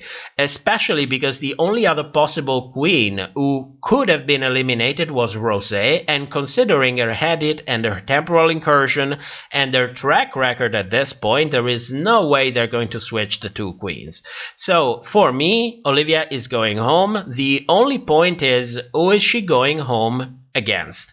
Because we know that Simone is really good in acting challenges, and so is Rosé, and so is Candy. At least that's where her edit goes, because throughout the whole season, we did the review, we watched her acting. It's not necessarily bad, but it's so strongly pushed by the edit that she could be an acting genius by this point. So and Gottmik, of course, but as you know, Gottmik is never going to be in the bottom. That is for sure, because after that very first lip sync, and we saw what she was serving, I don't think they're even going to try to put her in the bottom and do some editing magic. I don't think it's ever going to happen. And you know what I think about Gottmik? This is the queen that I actually like the most of the ones that are left. For a variety of reasons, but lip syncing is not one of her talents. So I don't think there's any chance that she's going to be in the bottom. If Simone is going to be in the bottom again for sending Olivia home, then she is definitely not going to win, because we never had a winner who lip synced twice. 3 times, absolutely. That's the final nail in the coffin. Coffin? Coffin. Yes, coffin. That's the final nail in the coffin. So we are left with Candy Muse and Rosé. So it has to be one of the 2. Who could be the most? That depends on the kind of final edit that they want to pull out. I don't think it's going to be, from an editing perspective, I wouldn't have put Candy Muse in the bottom. I would have put Rosé to balance everyone a little bit more. But you never know. By this point, we never know. It could be either one of the 2. I don't really think it's going to be Candy Muse. But the point with Rosé is she is a good actress. Come on, she is good at acting. In my personal opinion, much more than Candy Muse. Candy Muse was really helped by the edit, the music, the laughs, the nice cuts, the confessional telling her that she was great, and so on. So I can see the edit putting Rosé in the bottom, but if I have to judge for what I learned in this season, I tend to believe, well, it's going to be more Candy Muse. We're going to see about that. Winner of the season? Leave me your opinion, chat. Tell me what you think, because I have told you since the pre-show that we did after the Meet the Queens. Episode 1 didn't even air. It was like 300 years ago. Literally 300 years. No, seriously. It was the end of December. And I told you, Gottmik is going to win this fucking season for this, and this reason. And we are here with 2 episodes left to go, probably. 2 normal ones? No, somebody told me that we still have 4 ones, so we're probably having throwbacks and so on. And I told you, Gottmik is going to win the season. Trust and believe. So we're going to see about that. Now, chat, where are we? I saw a couple of tags. Ivan said they put Simone in the bottom because they know she can out-lip sync anybody. I hope so, and that they didn't do to justify the fact that she doesn't have to win in the end. So I hope that what you are saying is the real reason for it. Because I could be a little bit pissed about it. Darcy said, who do you think will win the challenge? That's a nice question. Not Simone, because she has already 4.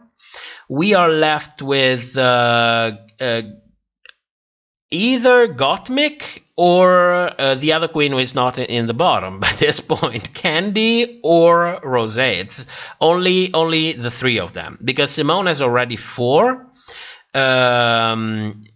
She has already 4. Rosé has 2. Candy has only 1.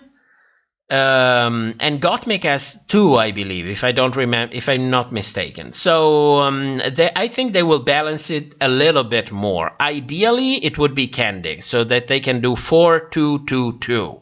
You know, the front runner, the hero of the season, and then everybody else at the same level. So, but we will have to see. You never know this season what's going on. Jules says, if Rosé wins a challenge next week, then she will win the season. It would be the 3rd win, then it would definitely get more interesting.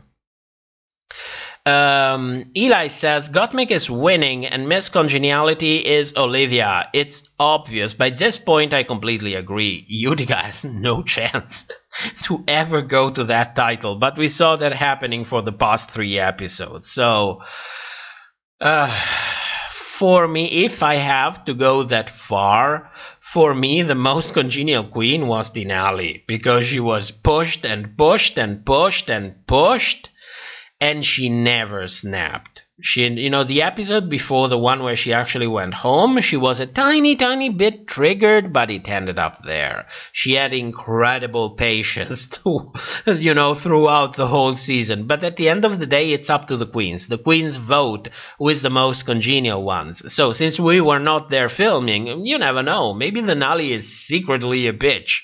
I don't know. I don't think so, at all. But they will have to vote. So we will see. It's going to be interesting. I can tell you that much. It's going to be interesting. Now, before we move on to your questions, your comments, our Kiki time or Shady time, if you would prefer to call it that way, let's take a 5 minutes pause. Let's all go to smoke a cigarette, eat something, grab something to drink, and go to the toilet if you need to go to the toilet. And I will see you back in 3 minutes. I hope so. Yeah. Oh my God, I hope so. Oh, yes, I hope so, because maybe some people will live. Okay, so I hope so. We will see each other in 5 minutes. So, see you in a moment.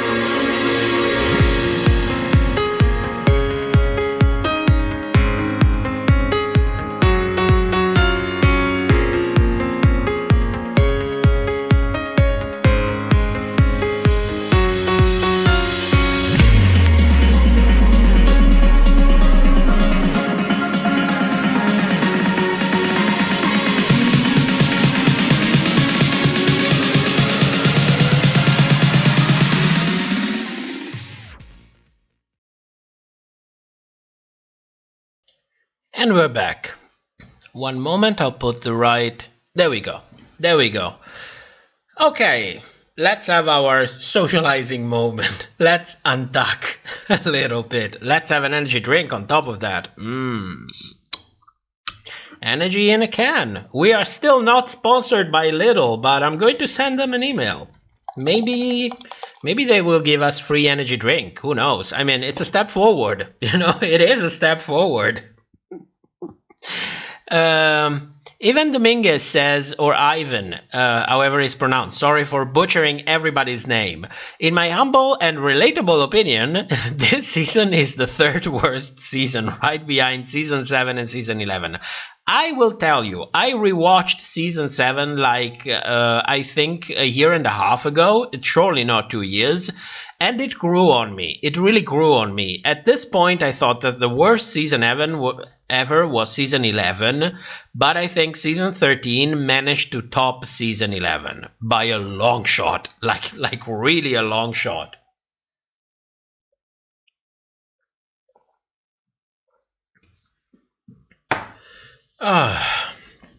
Energy in a can. And cheap too. Why am I sponsoring? I'm not sponsored. Well, whatever. Take it as a personal advice. It's cheap and it works better than... Not it works better. It works as well as the expensive one. I'm not going to mention it, but you know what I mean. I'm still getting in the fantasy, you know.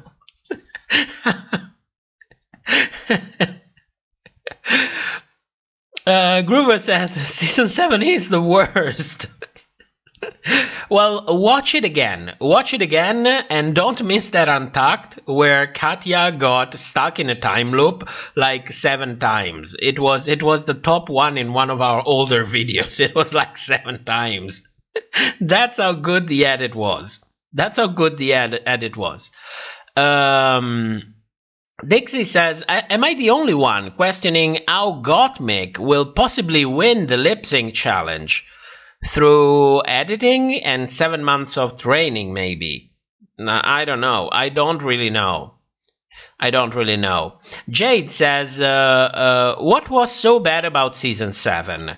It was a bunch of things. First of all, it came right after what for me was the best season ever of RuPaul's Drag Race, the most rounded one, the one with the most talent, all concentrated inside of one season.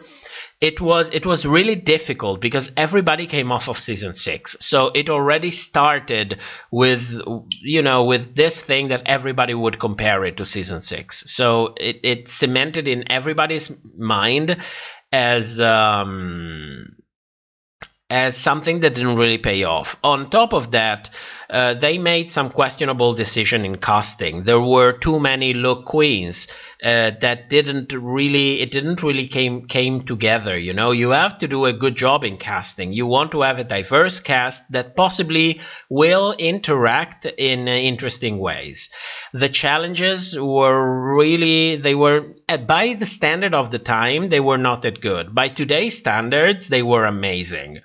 And on top of that, there was this thing with Pearl that many felt she was, me included, that she was really pushed to the top because of a storyline.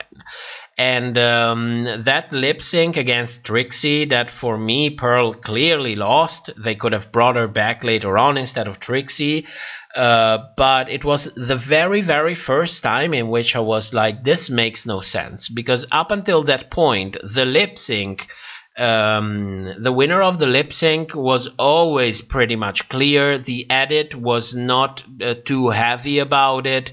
It was really anybody's game. Things were still allowed to happen somewhat naturally, and by season 7 we started seeing a shift. So it's cemented in everybody's memory as a terrible season. But looking back, especially since what we were just served during this season, I would pay for season 7 again. That is for sure. Kitty Glitter says, after a few months of always coming an hour or so late to the stream, today I've actually been watching live from the start, and I always look forward to Sunday night. Thank you so much. Thank you so much. if I like doing this show, but I like it more when people like it. I know. Some people work like that. I'm happy. It's a nice thing to know, that you're doing something and people actually like it. It's nice. Latif says, not only her, Miss Fame was saved too. Oh yes, Miss Fame. At the time I speculated because she had such a huge following on social media. She was one of the first social media queens to actually being cast on the show in what I believe was just a move to bring even more visibility to the show. And she didn't deserve to go as far as she went. I mean, she has incredible makeup abilities. She had an incredible career after doing RuPaul's Drag Race. She also had a very good career to begin with, but yeah, she felt pushed. Everybody felt that at the time. That was nice of you to remind me. Gothboy UK says, let's not start on the Trixie versus Pearl lip sync. Leave that atrocity buried. We need to forget. Okay, we leave it there. It's done. We're not going to talk about it anymore. Darcy said, are you looking? Yes, I'm looking. I'm actually a little bit behind because I lose myself in the comments. And it's also much easier if you tag my name in the comments so that I can actually see it. But yes, I'm looking, I'm reading. Don't worry, we have a ton of time ahead. Jules says, this is the highlight of my week. Of mine as well. Believe it or not, of mine as well. Darcy, Darcy, are you looking forward to All-Star 6? Absolutely, but I'm also scared as fuck, because after seeing what went down in All-Stars 4 with Latrice and in All-Stars 5 with Miss Relatable, these are the two extremes of the spectrum, I'm also a little bit scared of what's going on with All-Star 6. But yes, I'm looking forward to it. Absolutely. I think everybody. I mean, I hope we get some queens from very, very early seasons. I hope we get queens like Jade. I hope we get Sonique. I hope we get Darian Lake. Jocelyn Fox, by her Twitter, we know that she is not in, which is a huge loss, especially for the fan base, but also for the show. She would be a breath of fresh air. So I hope we get queens from really, really early on. The queens that didn't really have a chance to build a huge following and a career that they deserve. Because looking back, I don't know if it's a casting decision or just the drag culture that has become just too visual. But I thought that the early queens were much more well-rounded than what we are getting in the latest seasons. But, unfortunately, not being from the US and not having seen any of these queens live, I cannot really say which one of the two options is, the real one.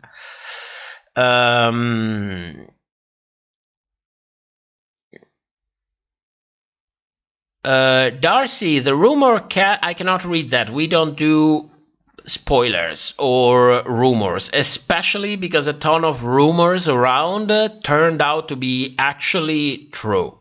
So I learned my lesson last year when I didn't give out the thing that we try not to do spoilers. Please keep the spoilers out. So that we can all enjoy this, depending on which show am I watching.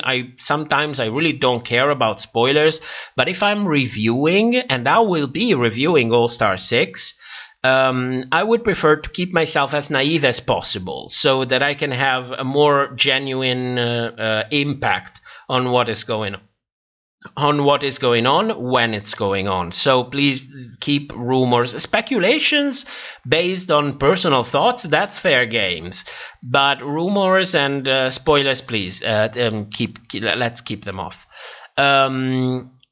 Virginie says, do you think they are doing the all winner season? It would be very smart. And I think there are a lot of winners by this point, especially if they really do like an all winners from like all the drag races that are part of the franchise. I think it would be a smart thing to do, and I think they have enough queen to actually do it.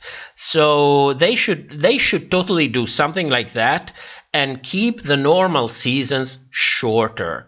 We have been 3 months into season 13. It's too much. It's too long. I appreciate a little bit of a longer episode, but this is getting atrocious. This is becoming a chore, especially because the casting for me this season didn't really work. The editing was absolutely crazy. The way they conducted the eliminations, the challenges, it was really subpar. So I would prefer a shorter regular season and then more of these things. Yes, bring all stars. Yes, bring all winners. Yes, bring a season with queens from everything, from Thailand Drag Race, from oh no, Drag Race Spain didn't really hear, from Canada, from UK. Yes, I'm absolutely in for it. And possibly with less power to World of Wonder. Please, it's becoming too much. Ivan says, if we are being honest, All Stars 5 was utter garbage. Wouldn't be mad if they don't do more of them. It was done badly. I was happy to actually see queens like Alexis Mateo, for example, getting another chance. I'm totally in for it, but please, let's have a proper show. Come on, they have the money. There is no excuse to not have fun challenges, to not being able to go with the flow. These are experienced queens. Come on. I'm in favor of more Drag Race, but it has to be done, in a special way, especially if we're talking about U.S. Drag Race. Groover, y'all don't spoil it for... Yes, thank you, please. Thank you. Law for AHYC says, do you mean J. Jolie? She has an A-list best friend in Taylor Swift. She's fine. No, I mean Jade Sotomayor from season 1. Jade says, Jade Vasilev says, do you think the early queens can act the overly produced Drag Race and the fact that the looks are expected are way more expensive now? If they kept their drag up to par, absolutely yes. Because at the end of the day, you have to think one thing. The dresses are not the problem, because basically everybody is hiring a stylist and they are hiring people to actually sew and put together the outfits. And older queens, more seasoned queens, are actually queens who should have a little bit of a more stable life at this point. So they should have a little bit more of the money. It should be a little bit easier for them to actually prepare. They should have had already a network of friends, a network of queens, a network of stylists that can help them prepare. So outfits for me is not a problem. The problem becomes if they stopped performing or performing as often as they used to do. But no, I don't think that if they prepared, so if they actually did the job that every queens in the new season is doing, then they should have absolutely no problem. But they might be fooled by the different attitude that the editors and the producers have in the newest season. That is the only thing that is actually worrying me, and the thing that they should concentrate the most on. Be on the show, keep an eye on the critiques, keep an eye on the way the show is edited, be gracious, try to be preemptive when it comes to edit, try to understand in which way they want to direct the season and get the most of whatever you are given. And that's it. Be gracious, do your thing, because if you play your cards well, you can really make millions of dollars in a span of 2 or 3 years. Probably a whole million in your first year. So, well, not in the current situation, but normally. So, absolutely yes. They should. It's a gamble that they should take, without a doubt. Wait a moment, I lost myself a little bit. Where are the comments? There we go. Karina said, I found your channel last week and I fell in love. Thank you for your hard work. Thank you so much for joining. Thank you so much. We don't get that much of promotion from YouTube, but it's nice that our videos are getting out there and we get new viewers. So thank you so much for joining. And if you can't have enough of this way of doing reviews and this way of talk, please join us on the Discord. There's a link in the description and it's full of people that are all relatable, I can assure you. Jules said, I'd love to see the princess or someone who went on Hurley in the Hurley season to come back. Yes, that would be nice. I would actually like a season made of all of the queens who went on first. It would be gaggy. Absolutely. Apart from Shangela. We had enough Shangela. Darcy, who do you think would win an all-winner season? Whoever will give their services to World of Wonder afterwards at the lowest price and with the maximum collaboration. Yeah, I know how it sounds, but that's what I think. Latif says, I actually think the winners don't want to do it. The big winners, absolutely not. I don't see Jinx Monsoon or Bianca Del Rio ever signing up their image for Drag Race, this kind of Drag Race, at all. They might be the winners who are actually more in need. Groover, did you see on Discord why people have a problem with Utica? You mean our Discord or another Discord? Latif says, did you hear that before filming, the producers photographed the queens in all of their looks? Yes, it was on Tamisha's live. She said it on her live, and unfortunately I didn't save it, because I wanted to save some snippets for future reference, but she deleted it, and I was a complete idiot, because when things like this come off, I should leave everything behind and just download the material for future reference. So, if anyone has ever a copy and would like to send it to me, you have my immense gratitude, including the gratitude of all of our viewers. Syria, I would love an all-winner season, but it would be difficult since James does not do drag anymore. Yes, you mean the artist formerly known as Tyra Sanchez, yes. It would be gaggy to see Tyra again, but as we know, based on what happened in the past years, I don't think that's ever going to be likely, even if she would still be doing drag.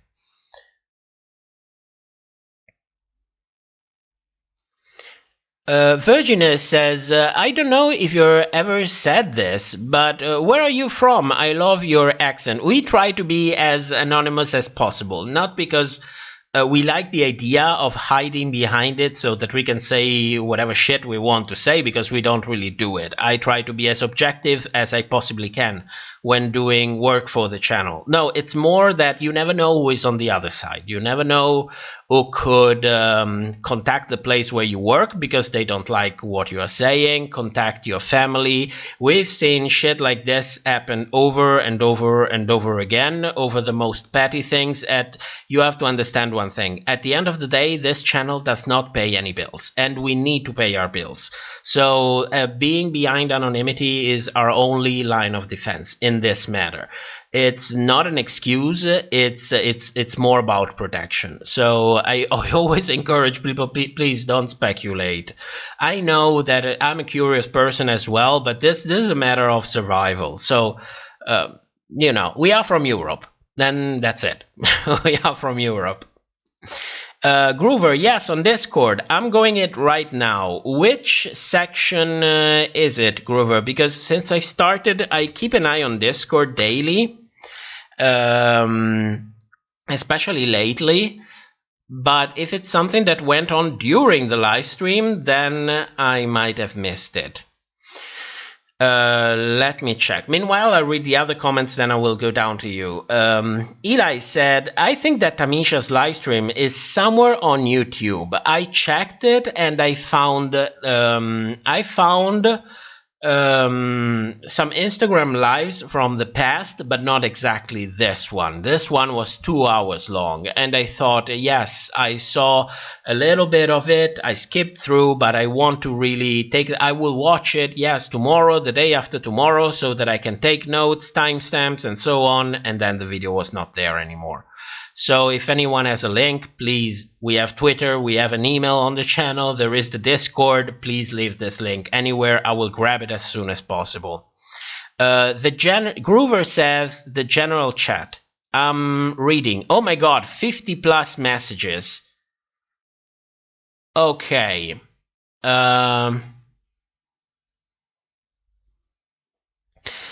Okay, there is alleged tea on Utica.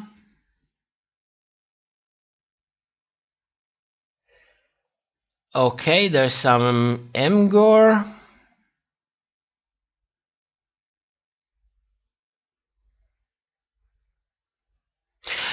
Oh god, that's a lot to read. But I will definitely read it. That is for sure. I will definitely read it because it's actually this has been actually going on during the live stream. So you guys on the live stream, maybe you were there in the Discord and kept up to speed. But no, I was, you know, when I do the live streams, I have a ton of different things to do all at the same time. I have to keep track of my notes. I have to keep a look at the chat. I have to change the images. I have to try to say what I want to say without having it coming off the top of my head. Because sometimes I'm a little bit too vulgar. Sometimes I'm a little bit too direct. So it's already a full thing, you know. So no, I don't keep an eye on Discord while I'm doing the live streams, but I will read it. And maybe we can even talk about it on Thursday night. If you can't wait until next Sunday, I think we're going to have another game night on Thursday, and I will be there. Syria, it's on general. Yes, I've seen it. Ivan said, actually Jinx, Bianca, Bob, and Alaska are totally up for an all-winner season, and those are the big dogs. So the only thing that is stopping World of Wonder is their own cheap asses. That is incredible. Did Bianca actually say that? I find it amazing. I saw an interview in which somebody actually asked Bianca, would you do an all-winners? And she was like, well, it has to be $1 million because, you know, I'm giving my image in the hands of someone. But, you know, where there's a will, there is a way. So if the price is sufficiently high, if the contract, they can actually give the queens a little bit more power on the contract, especially on their image, then I don't see any way why anyone would pass the opportunity. But with this kind of contract and with this kind of price, there is no way Bianca Del Rio would do something like this, regardless of whatever might have been said on social media or responses or so on. Bianca Del Rio has a kind of career that makes her, I'm not exaggerating, I honestly think she makes much more than $1 million a year. Probably even in those times that we are living in. Maybe half of that in those specific times, but if she can perform live, I have no doubt that's the price tag. She would never do something like this and risk all of that for what? $50,000 after taxes? No. Eli, did you hear that Ru is starting a singing contest for drag queens? That would be a smart move. That would be a really smart move. But we know that Ru is a great businessman. You can say whatever you want about RuPaul. She's a fracker. She uses the queens of the show. She cares about whatever it is. She's a savage and incredible businessman. And that would be an incredible smart move to do. So yes, I believe that. I didn't hear anything in that direction, but I totally believe it. Mark Goldby says, I believe you live in the United Kingdom of Little.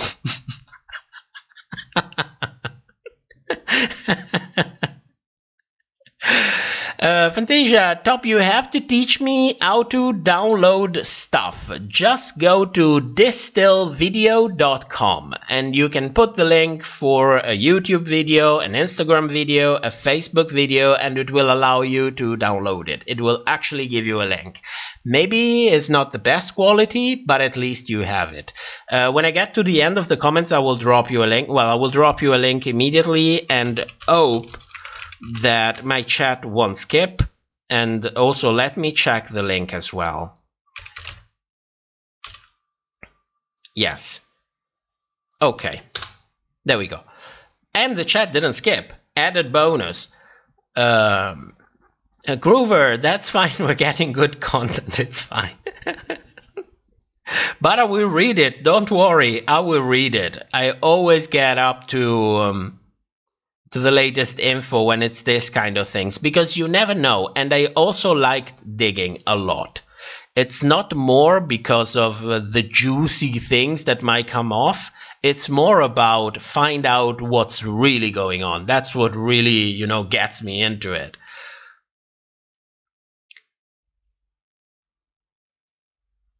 There we go. There we go. Luna says Bob and Monet also talked about an all winner. And they also wish for 1 million and maybe like taking their teams with them instead of regular treatments. Yes, when you ask for an all-winner season, there is a lot of talking that has to be going on behind the scenes, because these are queens with very well-established career. Nobody in their right minds would go with the same contract that the girls from season 13, for example, would ever sign, because the girls that sign in for the newest seasons, they are not known internationally. They are not well known even at the national level. They don't have that kind of visibility, so it goes to reason that they would be willing to accept fucked up terms of contracts. But a no-winner season, these are established queens. These are queens who won. So you know that either they shot themselves in the foot or they have a very well-established career. And to risk throwing all that away because World of Wonder needed to have a gaggy moment with a villain that nobody was expecting, no. They didn't go that far to end up being so stupid and signing that kind of contract. At least I hope. Groover, yes, RuPaul is doing a show called Queen of the Universe, I think. I don't know, I heard really nothing about it. Where am I? Chat, stop skipping. YouTube, please. Oh, there we go. EMI, Bianca was in the pit stop with Trixie like 3 episodes ago. She literally told Trixie, I hope to send your ass home in the coming winter seasons. Yes, it's easy to talk. It's easy to talk and it's easy to feed into a fantasy, especially if it makes people talk. I will believe it when it will be announced. Considering the stakes. But it doesn't hurt to fantasize a little bit about it. I would love to see Bianca again on Drag Race. That is for sure. That is for sure.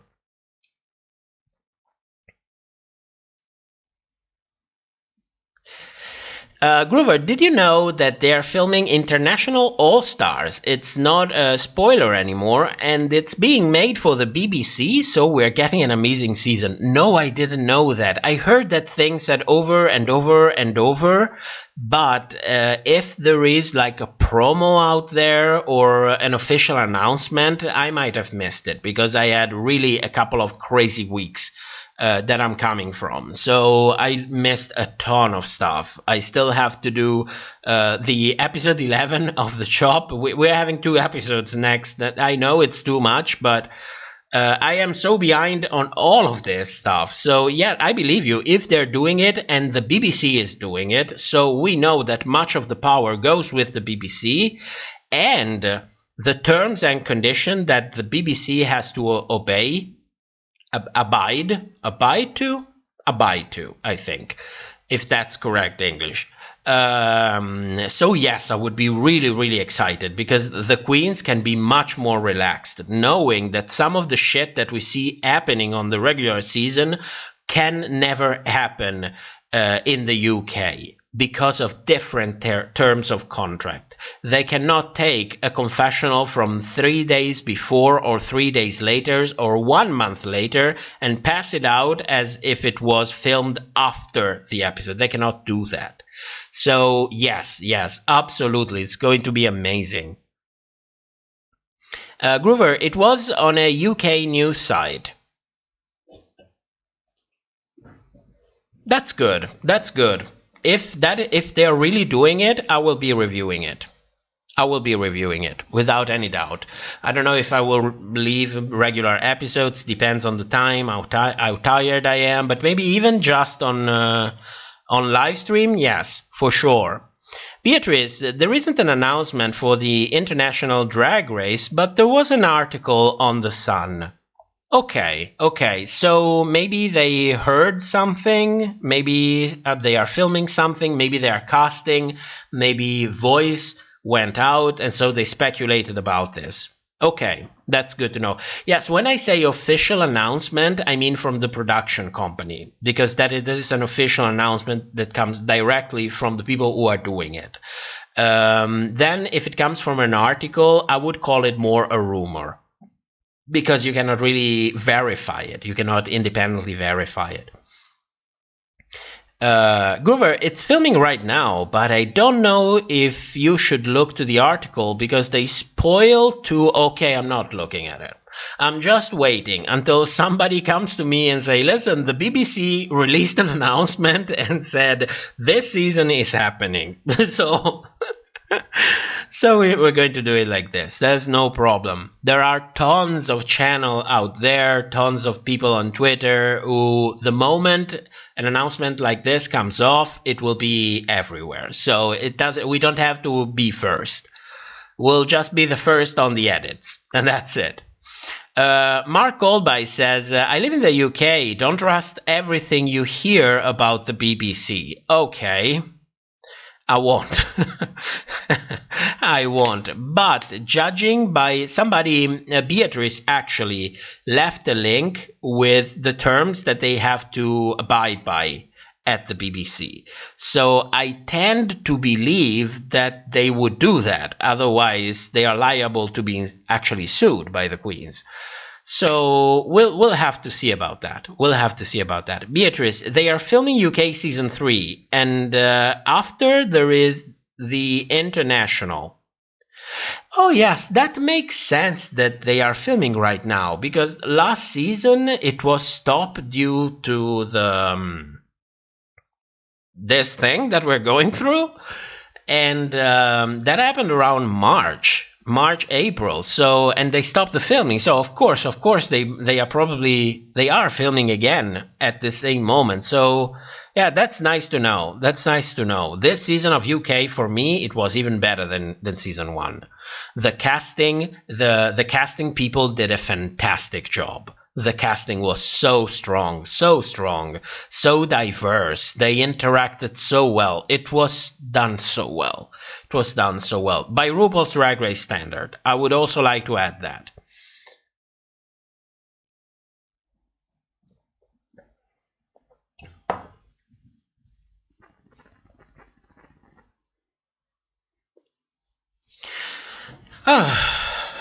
Let's have a little bit of more of a drink. And a vape. Dixie, I fantasize about seeing Bianca live in Vancouver. There was a time when this wasn't a fantasy. I know. By the way, my chat just blocked. I don't know if the stream is not working or we are just having a silent moment. Oh no, we were just having a silent moment. Jules, there you are. Looking forward to season 13 being over. Oh yes, preach. And think about the fact that I have to watch every episode 3 times. Like 3 times. And not just watch it. Like follow it, pause it, go to everything. You know, when you really have a bad episode, it's, oh my god, I'm like, I cannot go through this. For this episode, I was so triggered by Utika's edit and narrative for this episode that I barely watched the Untucked. It didn't have my attention at all. I'm not even going to cover it at this point. I just want to leave all of these things behind, get this episode out, and forget about it, because it was just so much. It was so much. Fantasia, there are more people in here than the virtual drag battle. Yeah, guys, Please go watch the Misha Iman virtual drag battle, especially if you are from the US. Sometimes I have to put an alarm and wake up like at 3 in the morning to watch it and not miss it. I know it's not a perfect show, I know, but it's a new thing. And sometimes you gotta put aside the fact that it's worth it more to push an idea than to push the actual quality of something. We all know that the filming quality is what it is. We all know that there are problems with synchronization, but what she is doing is something completely new. And if you can support it by being there, by saying hello, if you have a following, spread it around, please do. Please absolutely do. It's absolutely worth it. Now, Giovanni, good night, relatable people. Good night. Thank you for coming. Thank you for coming. Now, I want to give you a little bit of update for our little one, especially because Dixie is here and she knows exactly what we are dealing with. As you know, we had a little bit of a problem with what was going on. We had one that actually passed away. We didn't understand why, what happened, what was going on. I actually didn't sleep tonight. I was up all night until 6 in the morning. Then my partner actually came because we have to keep a closer one to... there we go. There is the image. To Little Biscuit, which is the black mouse that you see on the top right. So what happened, basically? The one mouse passed away. We didn't know what happened. This was like 3 weeks ago. After 2 days, I kept a closer eyes on what was going on, and I realized that there were 2 mice who was biting the other ones. So by that point, we made the decision to separate them. It's okay.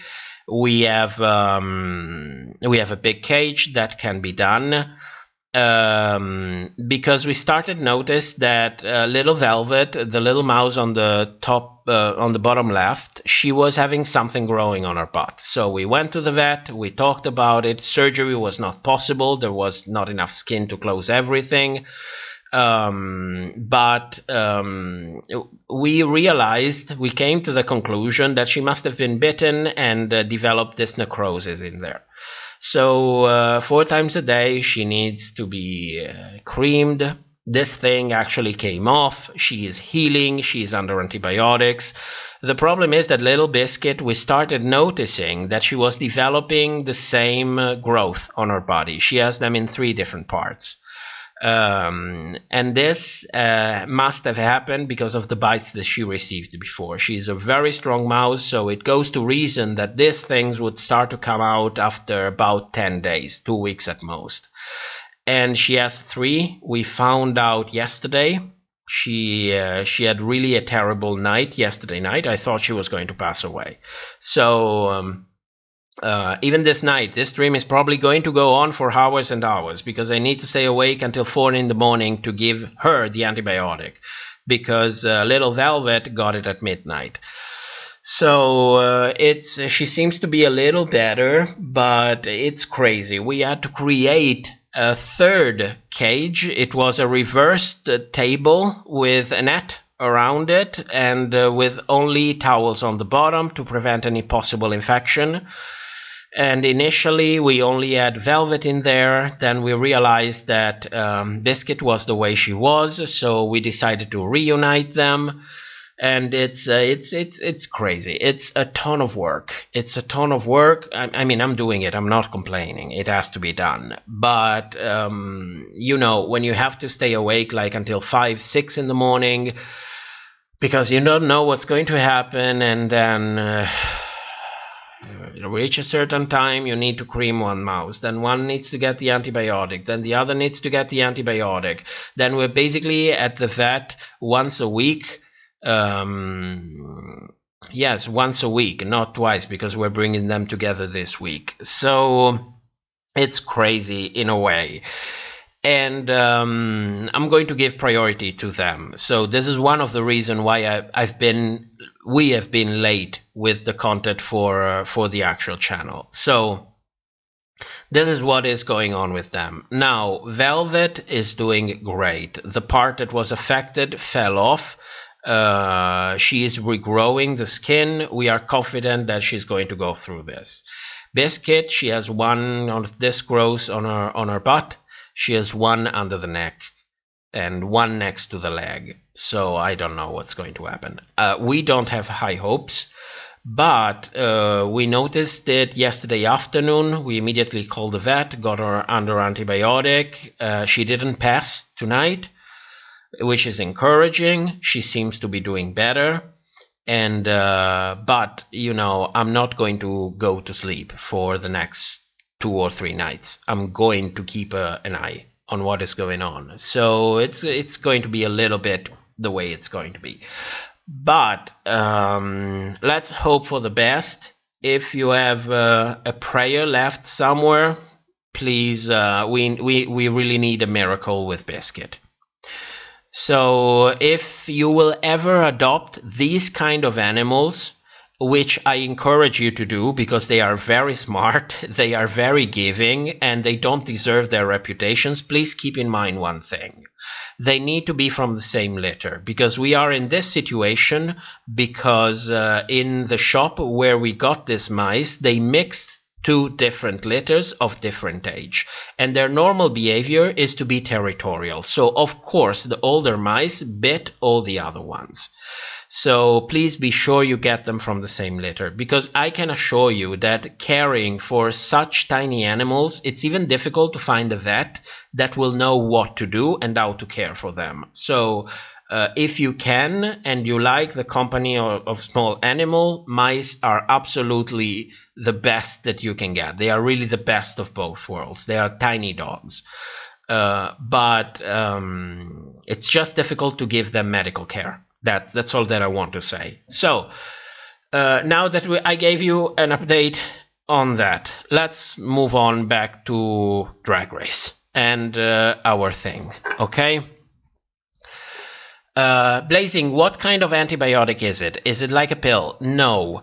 Actually, they give it in the very beginning. The vet would give it in a syringe. It's a 1 milliliter syringe with 1/10 of a milliliters bars, and they get 1/10 of a milliliter. It's basically a drop. Now you understand, we have been going through this with Little Marble before, so we went direct. We got the bottle. It's a bottle in drops, and they get 1 drop. If they are really, really tiny, they get half of it, because it should be 1 drop for every 30 grams. I can tell you what's the active principle, if you wait a moment.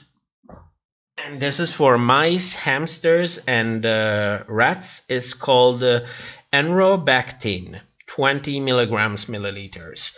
And I can tell you that if it's young mice, it works wonderful. It does its job. I heard that it's a little bit hard on the liver, so you want to give them a varied diet, okay? But it works, because today Biscuit looked a little bit better. Now, keeping an eye on them, they are still sleeping, probably because I have all the lights on. So, there we go. Grover, not religious, will pray. Thank you. Thank you. Thank you. We need a miracle. With Biscuit, we really need a miracle. You know, the most difficult things is to realize when that time is coming.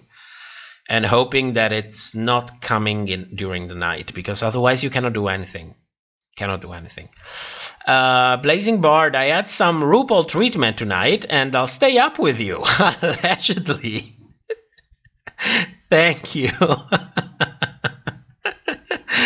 It's going to be another long night. It's going to be another long night. I mean, I'm not complaining. I know what I was up to when I decided to care for animals. It's okay. It's okay. It's just that I am destroyed. I am destroyed. I woke up today like at 3, and at some point I will also have to work. So I don't know on Tuesday what's going to happen. We will see. We will go through this. We'll punch through this. Biscuit is young. Maybe the same that happened with Velvet would happen with her as well. Miracles can happen. So, Dixie, enormous prayers for Biscuit and your entire family. I'm moved to tears by the loving care you give to your mouse children. Thank you. Thank you so much. Thank you. It also helps that we have a deal with the vet. It also helps a lot because some people will skin you alive for a visit. But if you come and say, listen, I have 6. I need to care for them for the next 24 to 30 months. So you know that I will come here every 6 months for a checkup. If something happens, we will come back. It also helps because it gets fucking expensive. It gets expensive. Do you know that to keep everything soft, Velvet gets... Let me get it, because I was amazed by this.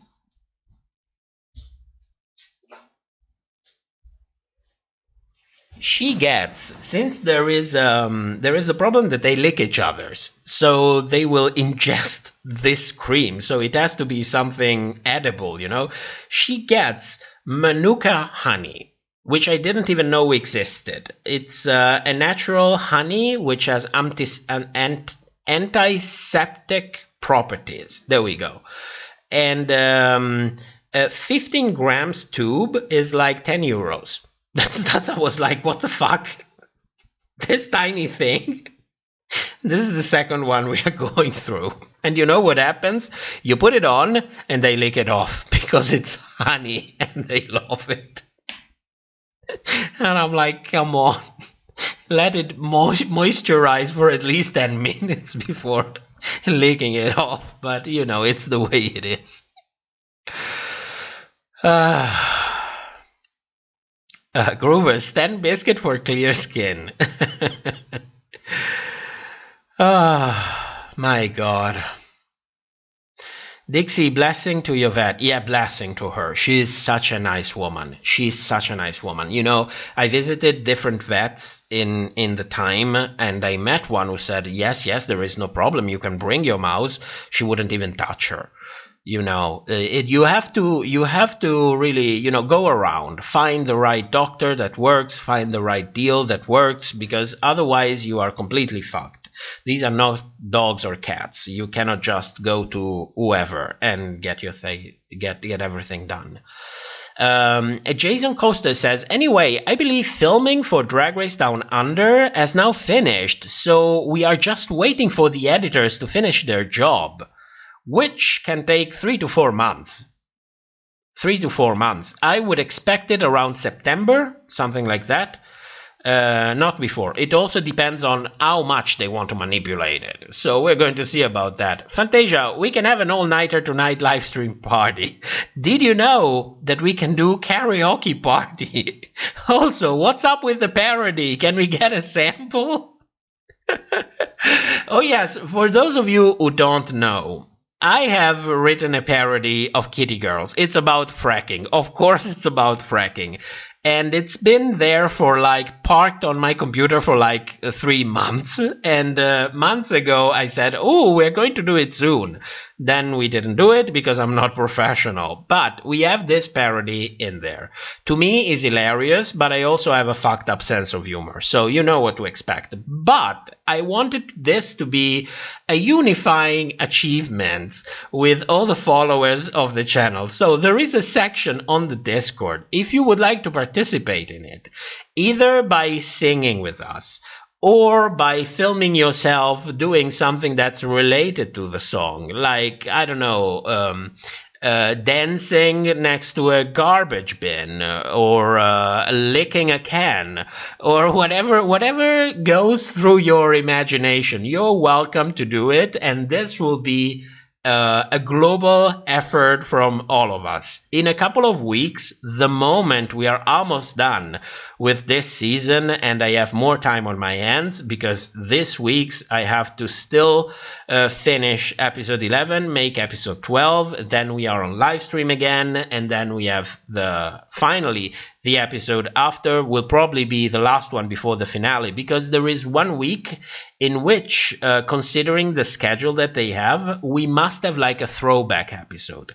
That I'm not going to review on Livestream. So maybe I will have a Livestream and we'll just have a chit chat, but I will not have to spend the weekend to actually make it. So I can record the song, record instructions, and then bring everything back to Discord so that I can recruit anyone who wants to join in the stupidity, and let's make a mock of ourselves. That's the motto for this.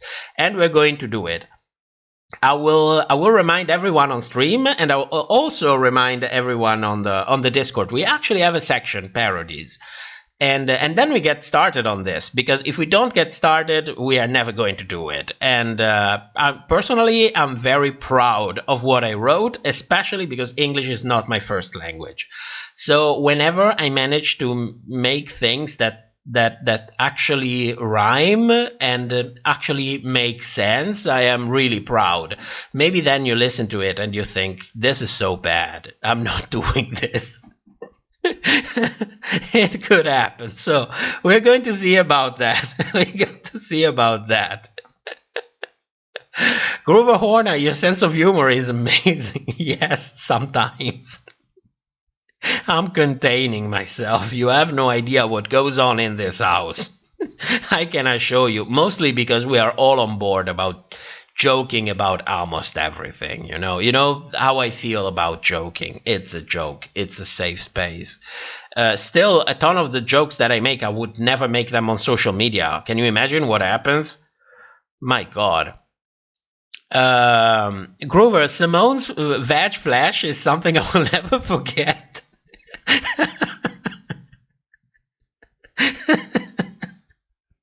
Yeah, me neither. Me neither. It was legendary. It was really legendary. Mrs. G, I will sing, but I can't sing. No worries. Have you heard me singing? I mean, I have a song coming out, a tiny parody at the beginning of every stream, and that is my best singing because I do it in falsetto. So nobody can sing. If you can sing, we will find a space for you in the song, but and it would be nice to actually give a little bit of relief to the ears of people who are listening, but that's the point of it. It's not that serious. None of us can sing. So, we are not making anything professional. We are making a fool of ourselves to make fun of a serious situation, which is ironic and it's perfectly on brand. Jason Costa says, I want to see that parody. That sounds like so much fun. It's fun to me. It's fun to me. It will be in the Discord. Discord's in the description of every video if you miss it. So don't worry. It's there. It's there. Jules, I will lick the can. Definitely. Oh, that would be great. Dixie, Mrs. G, that makes it even more wonderful. Oh, yes. I mean, there is nothing... When you do something like this, you cannot take yourself too seriously. That is the whole point. That is the whole point. It has to be a cringe fest when it comes to our singing abilities. It just works so well. It works so well. Melanie, we could just set a dumpster on fire. Oh, my God. Let's not go that far. I mean, I will definitely jump in a dumpster. I will definitely do it. I already have a blank sheet so that nobody gets to see me. You will only probably just get that I'm a fat fuck. But apart from that, you will not know my face, how tall I am. You will just see me that I am on the larger side. But apart from that, I already have it there. That is my sheet. That is my filming sheet. So it's a chance to get completely crazy. Why not? Why not? It's for a good cause after all. Jules, I am so there. I hope the queens see it. If it goes viral, which I don't think it will, but it will be fun to do. That's the whole point. It's fun to do it together, and then edit it and then make it all together. It's like something that it's a step forward than just being on the chat or playing games on Discord. It's something a little bit more, So I'm excited to do it, and I don't really care if we get any views. I don't care if we won't make any money on it because it's music, so somebody else will make it. That's not the point. The point is to have fun, and the point is to throw a little bit of shade at RuPaul, and that's it. And that's it.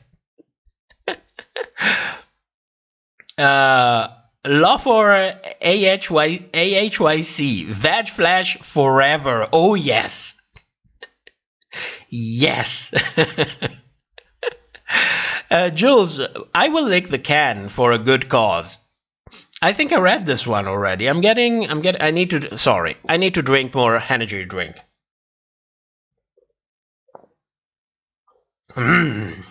Hell yeah.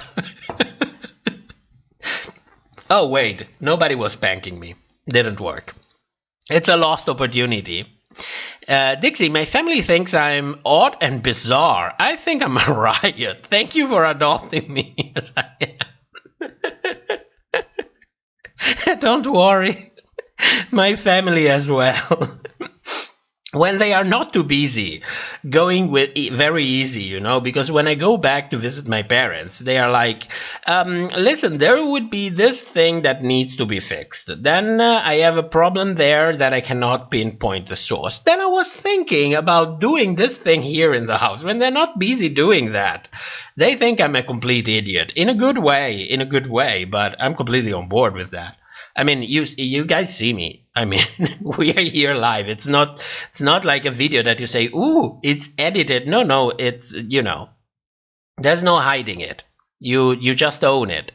Blazing Bard, looks like it's just going to be people lick cans with a RuPaul song compilation. It could be, but I hope to really see people go crazy with their imagination. Even little things, if done with, the proper attitude, can be really funny. Like, really funny. Insulin dependent shank. I can twerk in front of a dumpster for a video. Yes, please. Yes, please.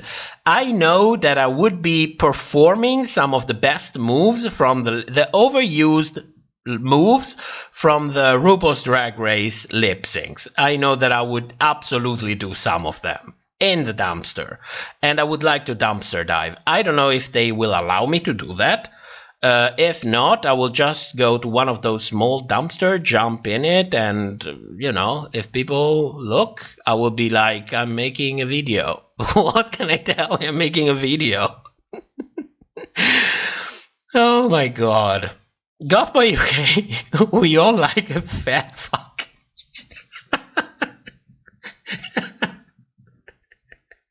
Well, you know what's my attitude toward appropriating words, and we should definitely reappropriate the word fat and match it with fuck, because it's an incredible combination. And reappropriate that as well. Law for AHYC. Stop self-roasting and being fat-phobic. Oh yes, it's not like I look in the mirror and think that I'm sexy as hell, Tastes. What can you do? Fantasia cancelled. Jules, fat phonic. Oh yes, that's definitely working. Blazing Bard, phobophobic. Oh my god, we are going into that territory where my language competences are reaching their limits. Or maybe I'll learn something, who knows? Jason Coaster, I'm fatty as well, and fat is just an acronym for fuck all of them, I think you're saying. We're reaching that time of the day, so if you have a fuck bomb, you can put 3 words of that there, and the algorithm won't censor you. So who cares? Even if they demonetize the stream, I mean, come on, who cares? Doesn't really matter. Dixie, you're okay, Matt. Lots of people offering to lick the can. You know, when I read it like this, it sounds like a proposition. You know?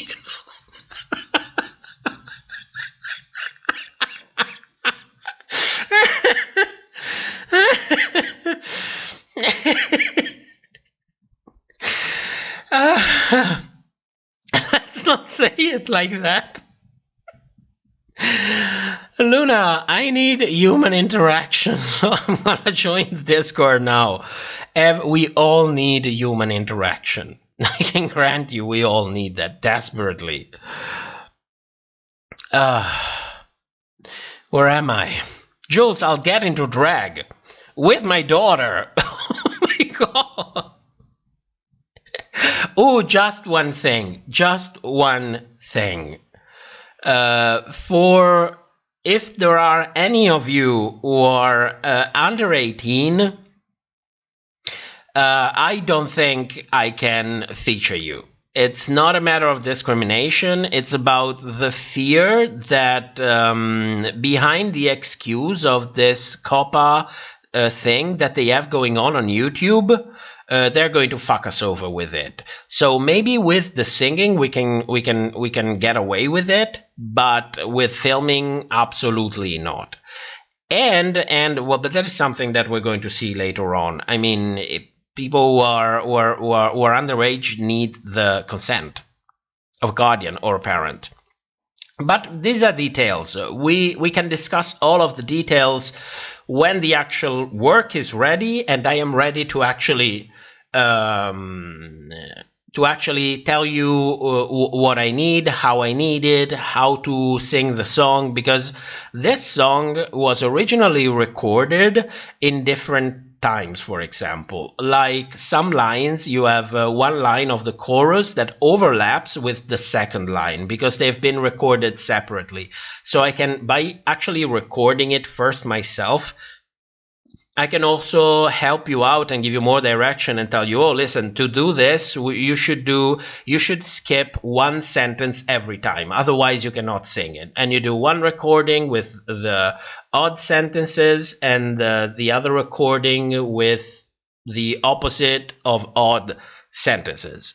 That's the quality of my English. Gothboy UK, I'm getting drawn together dumpster flashbacks. Dixie, if this group lets their flag fly, they will come up with hilarious material. I hope so. I hope so.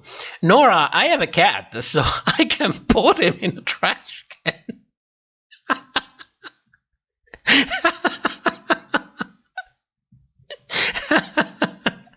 Yeah, have the trash can clean. Have the trash tank clean, or like with some juicy food laying around, and when the cat comes out, you can hug it as if it smells like the best thing ever, you know? By the end of the day, we know it's food, you know? We know the cat is happy. Blazing Bar, do you think I could spray cream on a puppet with RuPaul's face pinned on it? If it's not too much sexual, I mean, innuendos are completely fine on YouTube, but it doesn't have to go too far. Otherwise, they censor you because, you know, people start commenting, describing what you're doing, and that's the moment when the algorithm actually catches you. So light innuendo is fine, but no more than that, because it happened to us more than once. Like when Fans Go Too Far Part 2 video, we had so many comments talking about a door. Somebody ringed our back doorbell, but since the comments were popping up, they demonetized the video because they said that it was not worth for advertisement. It was not good for advertisement. But even though they didn't close the video, they didn't private it, they didn't even block it, they didn't do anything, they just removed monetization. That was enough to have nobody seeing that videos. I was on stream. I actually had a screenshot of our views for that video going to complete 0 because of that and because of the comments. So I learned my lesson. Innuendo is completely fine, but it has to end up there. Otherwise, nobody will see it. I mean, it's fun to do it, but I also want people to see it. Do you think... Oh, no. Jason, oh my god, this is the most fun laughter I have had in a long time. You didn't hear me snore yet. Felicia, I'm curvy, and I have to come to the conclusion only dogs likes bones? Oh, wait a moment, I didn't get that.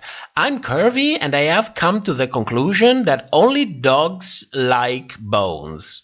I don't get it. Am I missing something? I must be missing something. Gothboy UK, propose a new saying. Instead of kiss my horse, we use lick my cat.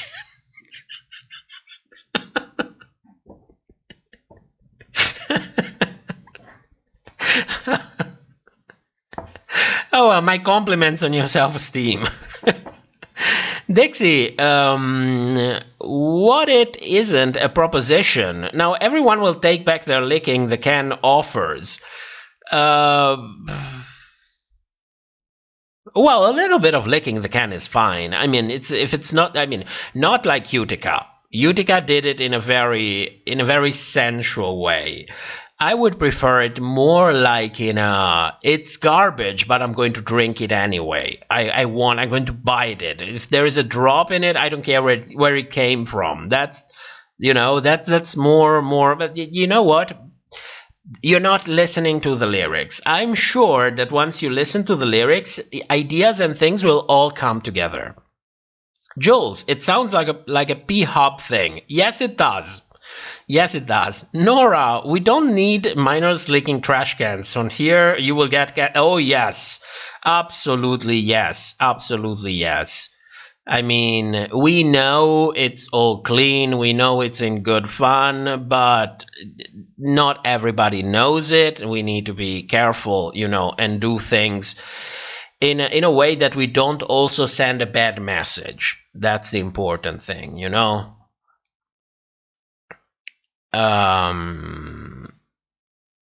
Where am I?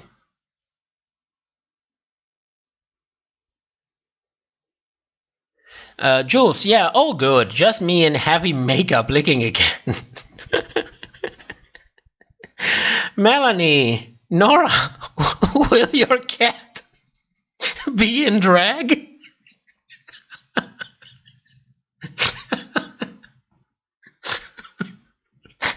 Oh, poor cat. Oh, shit. Shit. I spilled a little bit of energy drink. There we go.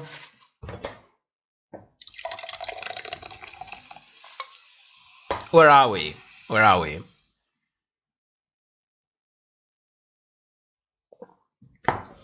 Via Tori. Only dogs like skinny. Nobody likes skinny, let's be honest. Oh, we love it with a little bit of meat on the bones. Come on. Come on. We all agree on that. I'm telling you. You have to agree.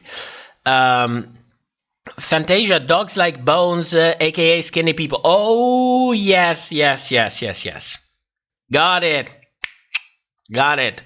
Blazing Bard, you're on a thin line there. I know.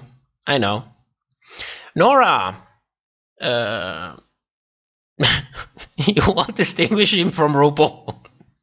It's the poor cat. Leave the cat alone.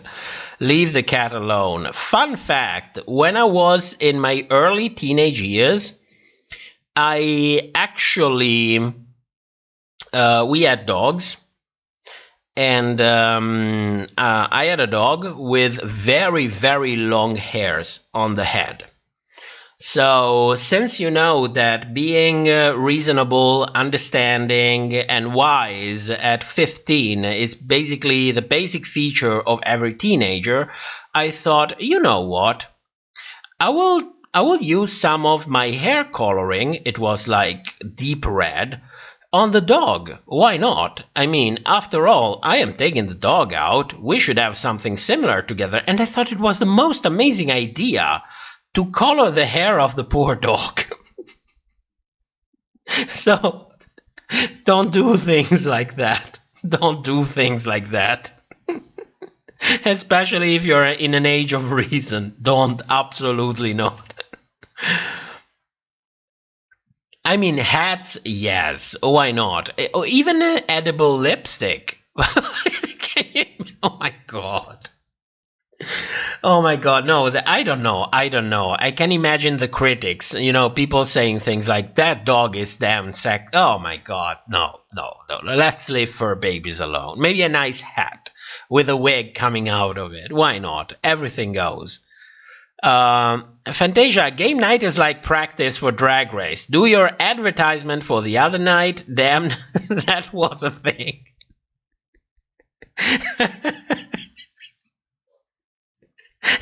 It stays between us. It's part of what happens during game nights stays within game nights. That is the rule. Blazing Bard, I have a parrot. I don't think I can make him look draggy. But you can teach him things, You can teach him things. Maybe he learns words that you keep repeating, like you can go to the parrot and keep saying, frack me to hell, frack me to hell, frack me to hell, frack me to hell.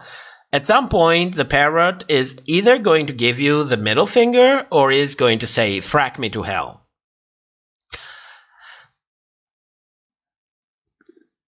Gothboy UK, I used to be incredibly skinny and can tell you that two skinny guys bumping bones is not comfortable. Now I prefer my middle-aged cushioning.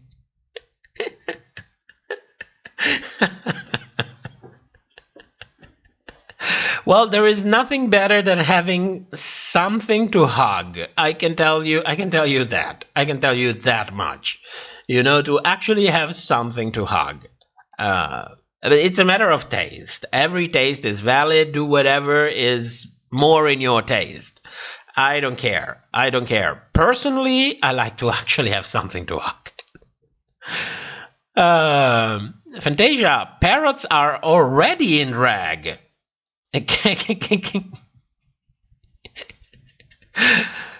My god, poor animals. No, let's not drag them too much. Just a little bit. Blazing Bar says, it doesn't talk, but it likes to sing a lot. Ironically, it loves no scrubs, which only gives me PTSD. You talking about the parrot? It doesn't talk, but he likes to sing. Oh, maybe we can teach him the song. Why not? Maybe he can whistle it. Why not? Why not? That's always an idea. Felicia, there's a TV show in the U.S. called Pooch Perfect, and they color their dog's hair and make it look like another animal. Oh, no, come on. I think that's a little bit too far. I understand that, things it's different times, so maybe we have actual colors that are not harmful for dogs, but come on, coloring a dog's hair is a little bit too much. I mean, I have nothing towards, new kind of brushes if it helps the dog, new kinds of conditioner if it helps keeping their fur cleaner, or even new kind of toothpastes if you brush your dog's teeth. This is something that sounds so strange when you think about it, but it's so helpful once they get in their third age. But color it? No, come on. I think that, everyone with a little bit of reasoning should avoid that.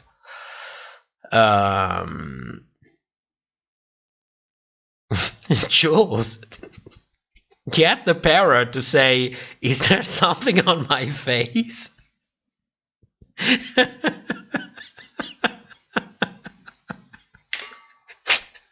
We could make parrot drag race.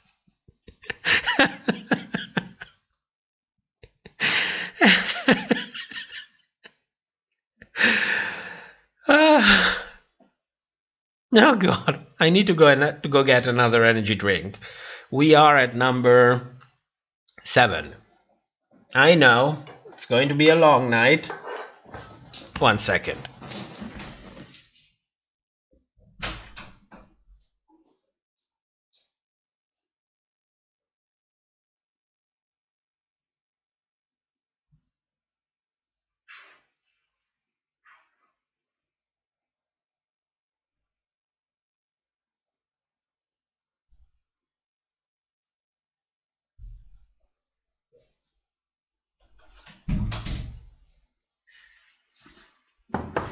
Ah, there we go.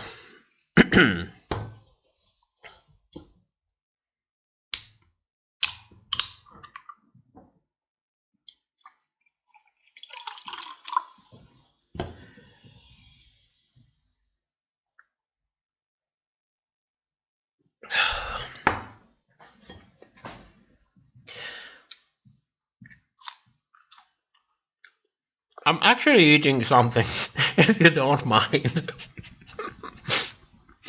Because energy drinks are really acid. So if you drink too much of them without having a little bit of something in your stomach, they can give you incredible stomach cramps. Happened to me like 3 or 4 weeks, no, I think 4 or 5 weeks ago. I accidentally forgot to fill my stomach before coming on stream and didn't eat anything for like 4 hours and kept drinking energy drinks. You cannot imagine the cramps that came afterwards. It was too much. It was too much.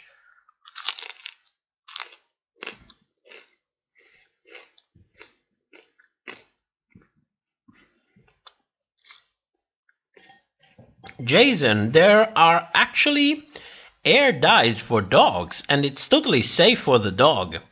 I have a Dalmatian and colored in pink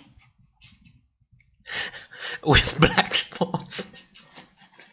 Come on, fuck. I mean, it's hilarious to think about it, but I don't know. I don't know if I would go that far.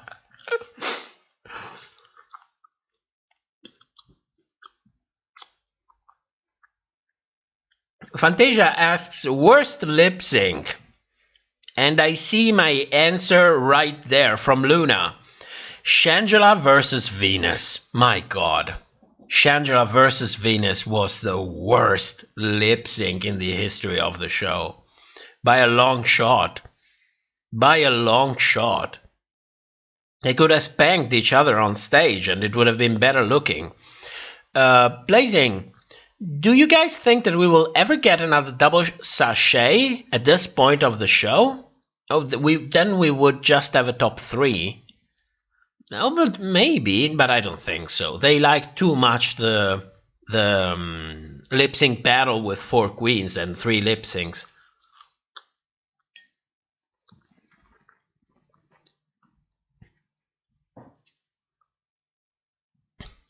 Dixie, my fur buddy thinks his halter is a jacket, and he is proud of it. I told him he looks handsome, and he believed me.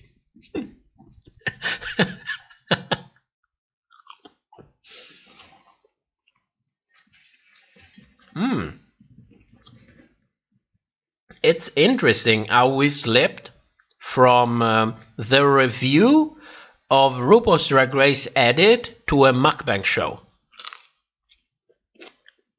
Happened so organically.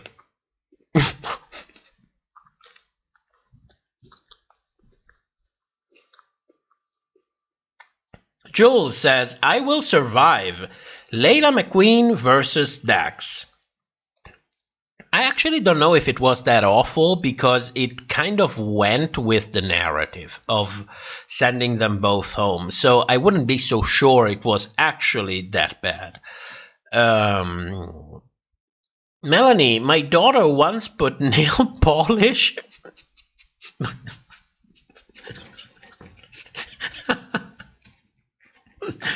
Stop putting makeup on dogs. Fantasia, Dahlia and Nikki was awfully boring. Yeah, but not really the worst, like the worst. You know, that thing, the kind of lip sync that you think sending you both home is not enough. That's simply not enough.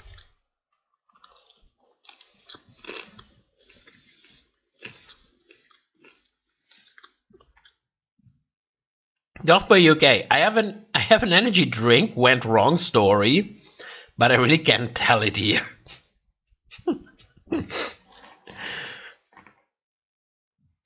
Jason, he really looks so good. I believe you. I believe you. You know, in the middle of the night, whenever I feel bored, I always think about a dog in a wig with lipstick and nail polish. It's the best thing in the world. What a sexy, sexy dog. My God. You can see that it's 2 in the morning. I'm not connecting anymore.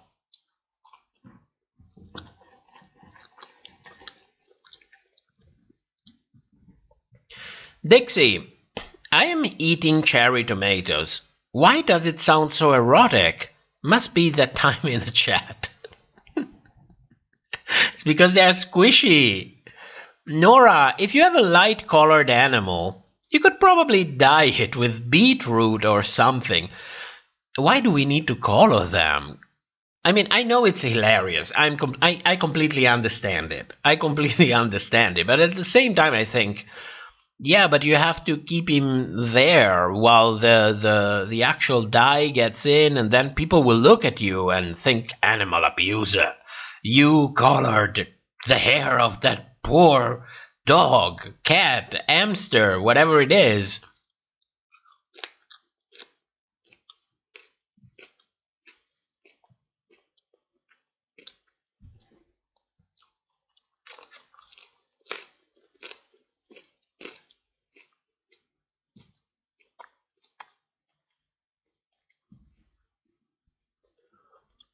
Blazing Bard. No, I meant in general. General? Oh, the double sachet. Oh, yes. It's long overdue. We're probably going to get one next season. Jason, I say it's time for Candy to go. Does anyone agree? I don't think she should ever have got the save. Candy should have gone home like episode 1 or episode 2, based only on what she's serving at this point in her career. I think the smarter move for her would either do exactly what she's doing, because maybe it will really pay off. You know, now that she has all the lights on her, if she comes out with anything genius, everybody will see it. Or wait until she is just more refined. That's, you know, I've been repeating this over and over and over. She has a lots of room for improvement. And this fame that's coming from one day to the other, I don't think it's really going to encourage the improvement. And that's how political I'm going to get about it.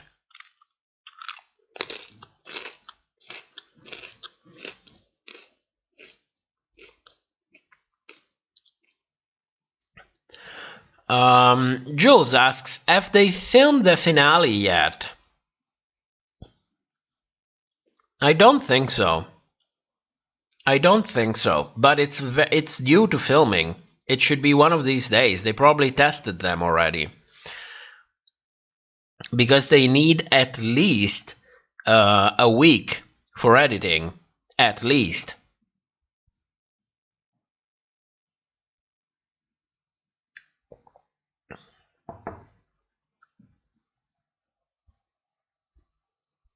Luna, the world if Candy was eliminated after Simone chanted.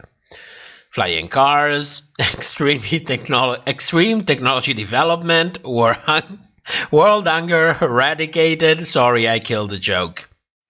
Fantasia, I found Shangela and Venus one of the most entertaining performances. Lip sync horrible, but I remember that display. Oh yes, in a way, it was majestic. In a bad way. In a bad way.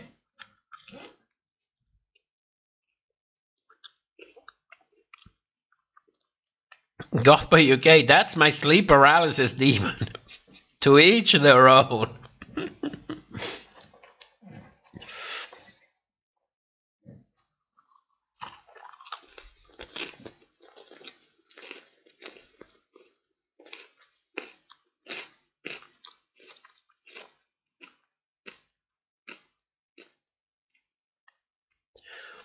Goth by UK, that's my sleep oh, that I read. Blazing. Do you know that person on Instagram that puts their pug in Drag Race looks every week? No, my God, link it. Link it. Gianni says, I started the live late, but I do have an opinion on the Rosé, Denali, and Sharon Instagram live and the backlash from the fans regarding her hypocrisy when Rosé condemned Nina Bonina Brown. Oh, do you have an opinion? I didn't see that. I didn't really see that. So I have no idea what actually went on. I read from Twitter that people complained because they invited Sharon. And Sharon Needles is Sharon Needles. She has done a ton of shit. Some you can give it a pass because it's Sharon Needles and it's her style. Some you cannot absolutely give it a pass. And some are failed attempts at destroying her career when looked at it objectively. So it was controversial that they invited her, but I don't know any details because it's not really... I will get into drama things if I think that there is something interesting going on, especially if it has to do with the show and what goes on behind the scenes. Other than that, it's not really my thing.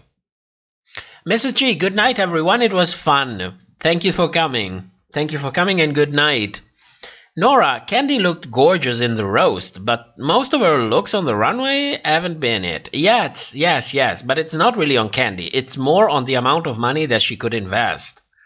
Because, I mean, look at Tina, for example. Tina's looks, for me, were hit and miss. And she paid for a stylist to actually make everything. So, you know, it's the look thing, the runway gig is a money gig, you know, and your ability to actually choose a stylist with a good sense of style. That's it. There's not much more to it.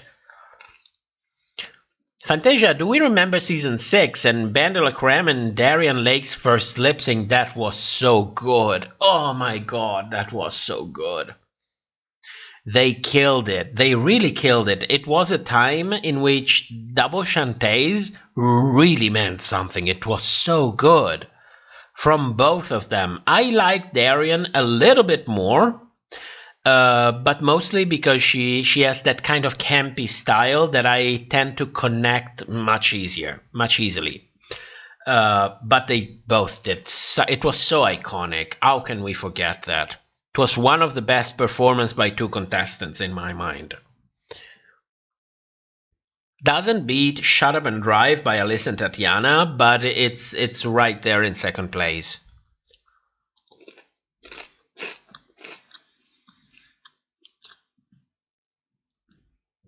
Jules says, Gianni, I could have gone on about that forever, but listen. Just because I don't go in those kind of things, because I'm not interested in those kind of things, doesn't matter that you cannot. Doesn't mean that you cannot talk about it. I mean, you can talk about it in the chat. I will read. There's no problem with it. Or you can talk about it in the Discord. I mean, what I do is what I do. It's not. I'm not an example to follow, nor a set of rules. So. Don't worry about that. The only thing that I have is that I don't want to give too much visibility to issues that I know that they're being conflated and can become harmful. That's my only problem with it. But you know, it's the end of the live stream. It's 2 in the morning. At this point, anything goes. So don't worry about it. Really, really.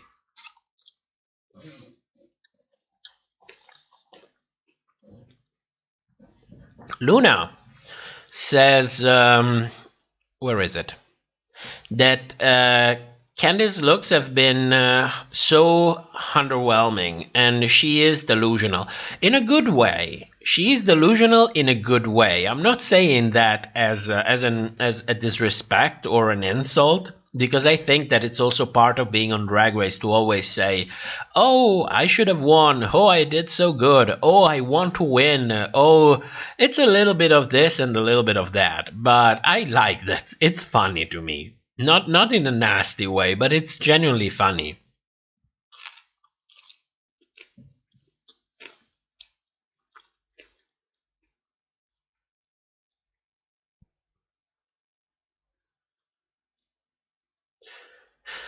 Chat, where are you gone? Come on, YouTube. Come on, work with me.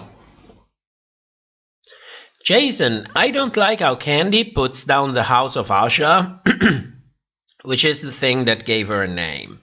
You never know what happens behind the scenes. You never know. The only thing that you know is internet drama. And as we came to learn in time, is that a ton of it is completely manufactured. Everyone is on board with it. It's a way of maintaining visibility. I wouldn't be sure that all that's been going on with the House of Aja actually has a point. You know, that it's reflective of something going on in real life.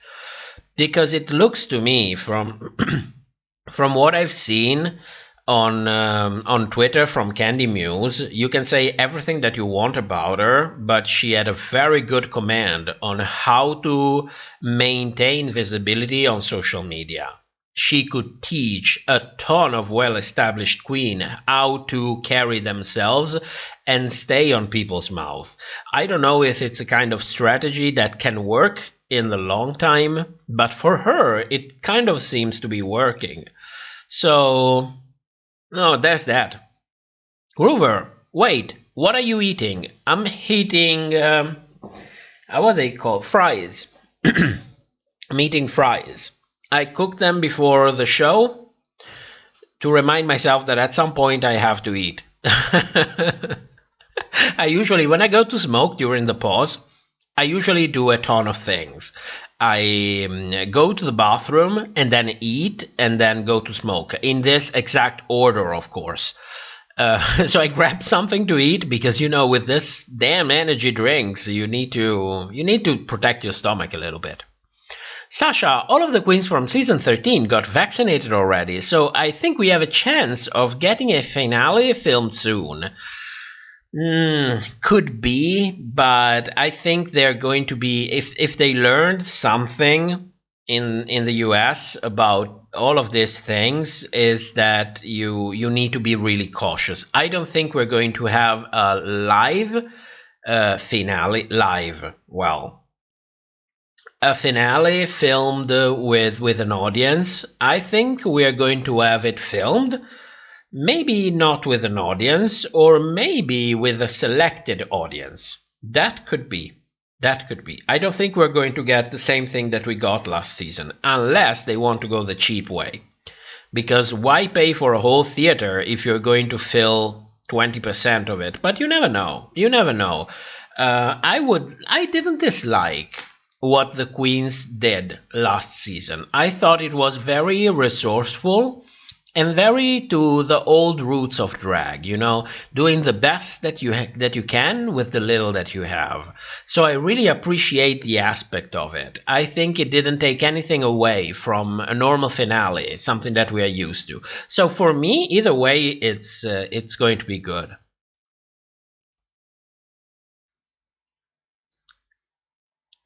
Joel says, the hypocrisy of queens standing with Sharon Needles yet outraged at Nina Bonina. Oh, now I get what the problem is. Okay.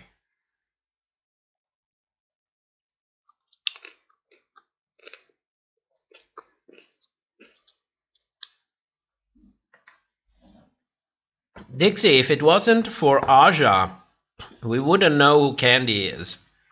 Oh yeah, I agree on that.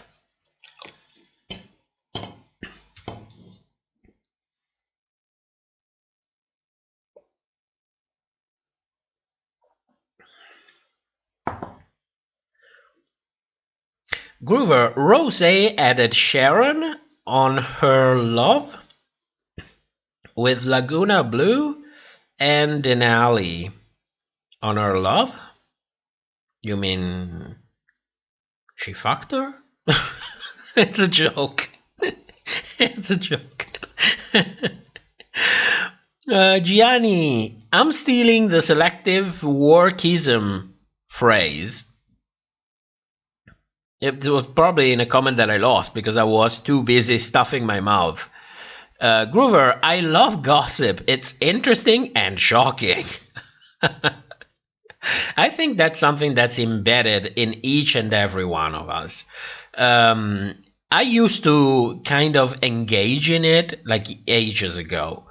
But then I realized that most of it never really went anywhere. So I like to find things that are not immediate, that I really like, you know, like find little clues here and there and realize that there's something going on, and then Google a ton of it, crisscross references. That I really enjoy it, like really enjoy it.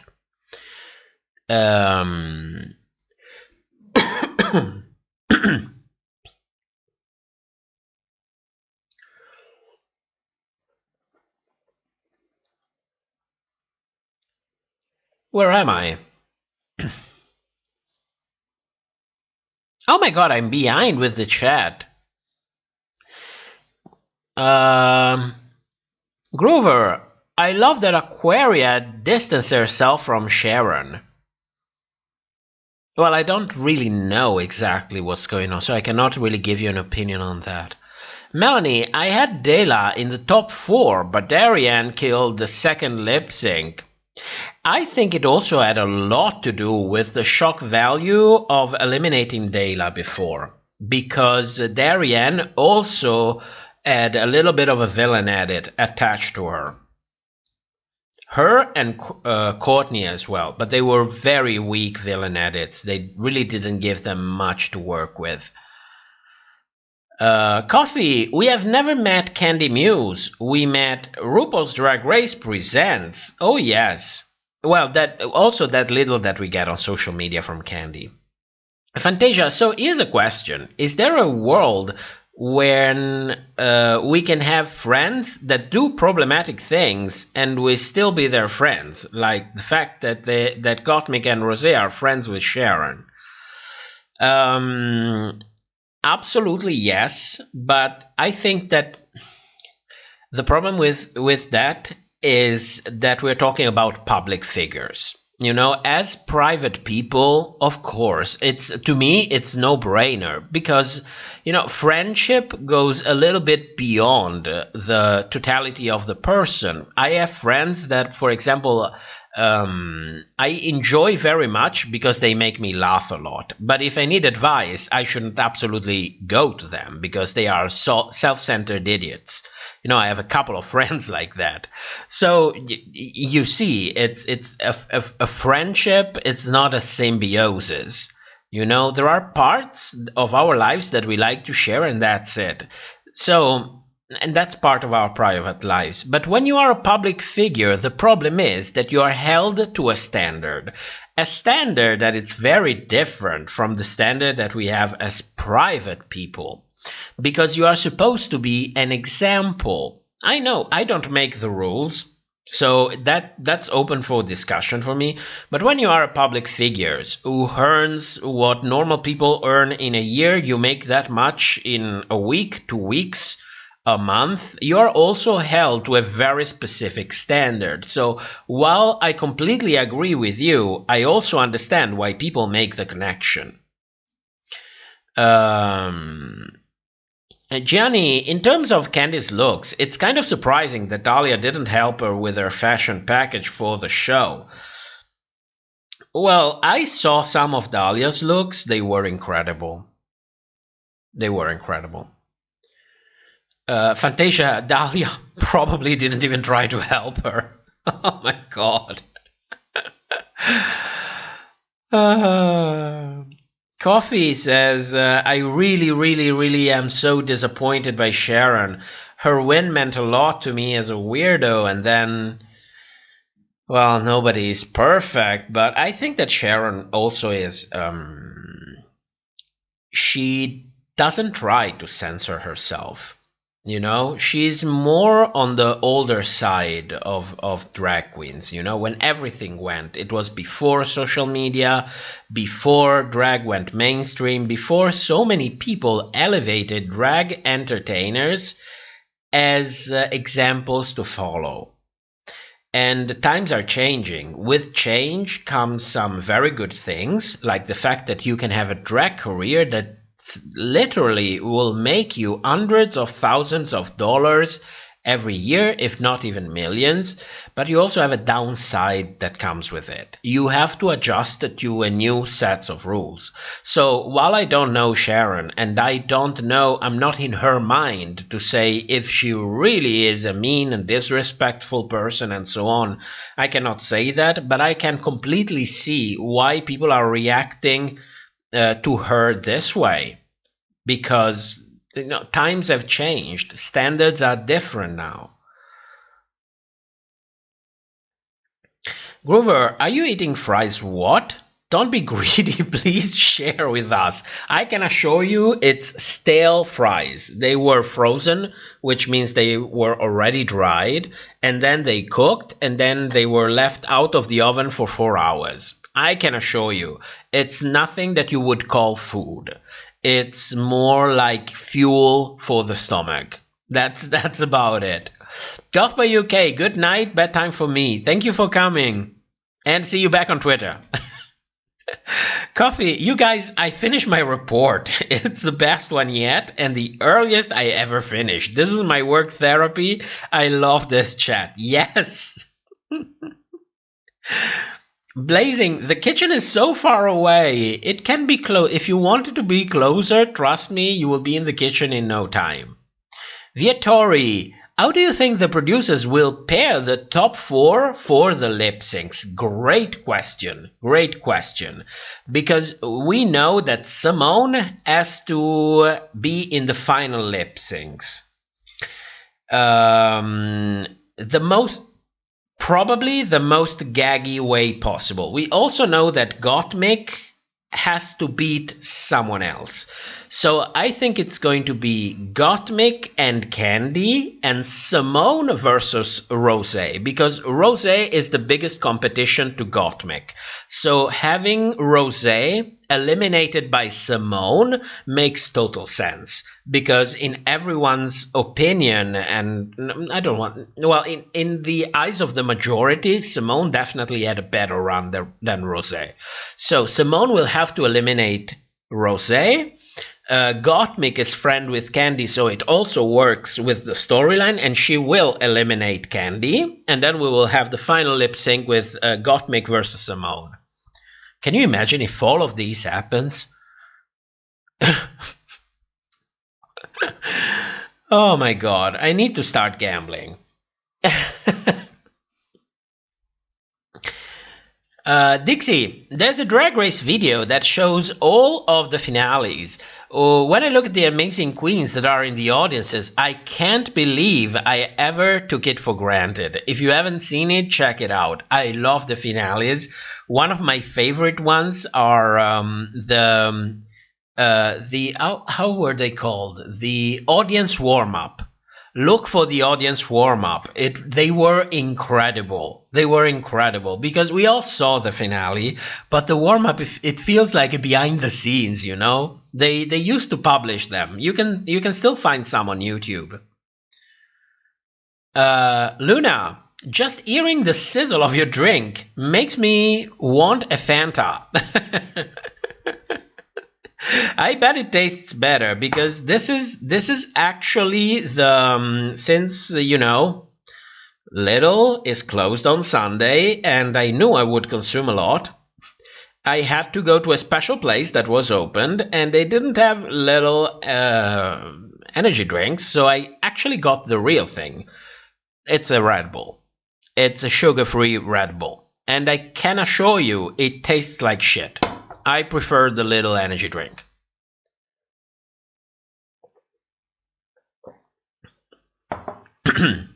Coffee, if it wasn't for Aja, we wouldn't have one of history's best read rants. Oh, yes. Groover, I cannot, I'm dying.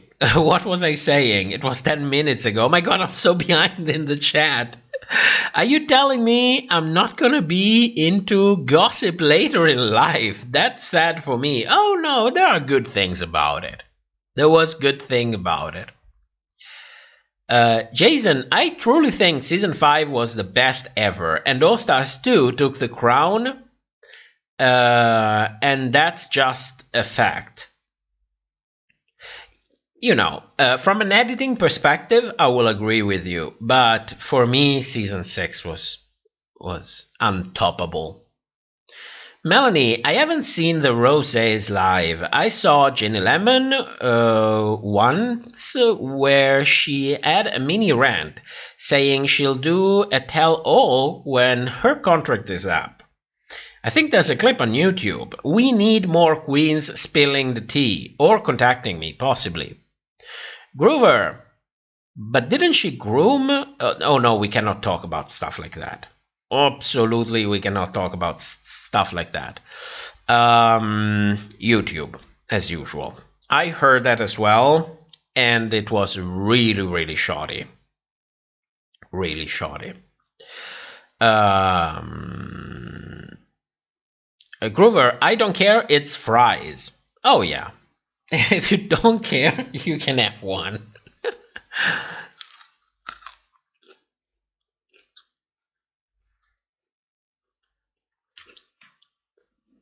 Melanie says, my problem with All Stars 2 was Orlask Talks.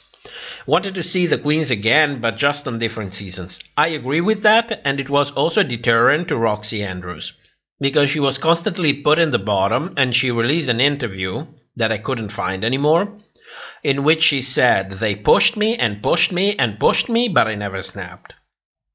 Because they created this all Orlask Talks narrative. And I think Roxy deserved better. Because chances are you grow up after many years, maybe you change your style, whatever it is, she deserved a fairer chance. Rachel, I like making crunchy fries. Basically, McDonald's fries left in the fridge overnight and 2 minutes in the microwave the next day.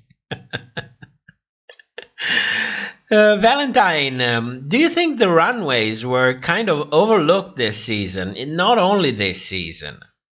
Not only this season. It starts to become like the runway counts only if they go with the elimination order. And considering the amount of money that these queens are investing, they should at least count them a little bit. Either they don't count at all and queens will stop going in debts and emptying their bank accounts and so on. So either they don't count at all or they do count. You cannot go a little bit here and a little bit there. I mean, it's not fair to the queens and it's not fair to us, the viewers.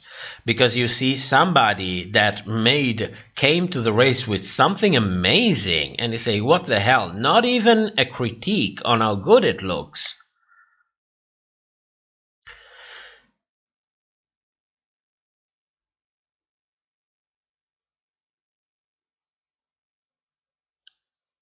Jason, has anyone seen AJ and the Queen? If so, what did you think? Groover, I never really liked Sharon. I thought...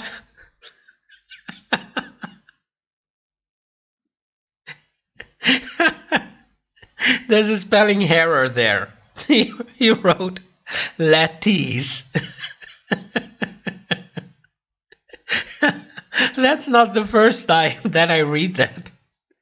And when I read it, I always have this image in my mind of Latrice with a Latus in her hand, stuffing her face.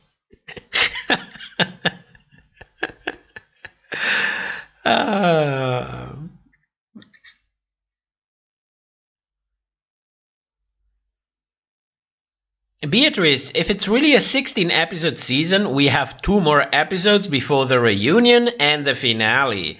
Let's speculate on how this, I think, it will be a top 3. You think it will be a top 3? I don't know. I hope not. I like the 3-way, the 3 lip syncs. Much more than a 3-way lip sync. I think 3 queens to look, it's just too much. It's just too much. But I did like the fact that since it was filmed from home, there was no editing going on. It was the whole performance. You know, no cuts, no shady edits, no special angles. It was all there. I hope we get a top 4. And I think that the additional episode is going to be a look back episode. Like, look back at, I don't know, the gaggiest moments of the season, you know, stuff like that. Jason, I say Detox was a mistake, but I really love Detox, and I think she is the best queen in all of RuPaul's Drag Race. I appreciate that she can actually sing. She's one of the few queens who can actually sing. Groover, stand Latrice for good health. Luna, even the faintest smell of Red Bull makes my stomach go. I can assure you. The sugar-free version, it's even worse. Beatrice, or a double save on the last episode. That could be. That they plant the idea that it's going to be a top 3 and then they have a double save and they keep the top 4. That could totally be. Groover says 1. That's worse than getting nothing. Oh, the chips. Beatrice, I don't remember where I heard it, but All Stars 2 was supposed to be House of Edwards with Alyssa and Shangela versus Detox. That would have been incredible. That would have been incredible.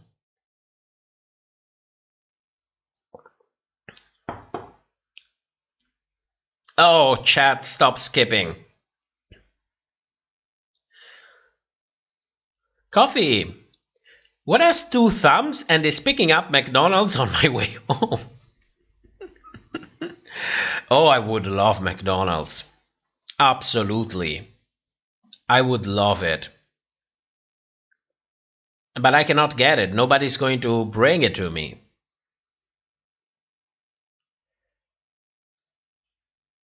Valentine, AJ and the Queen was so boring.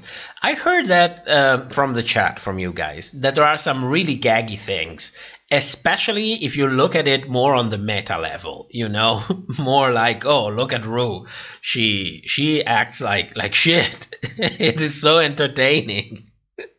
If you watch it that way, it's more entertaining. That's what I heard. Grover. Not Latisse. I need to stop spelling wrong.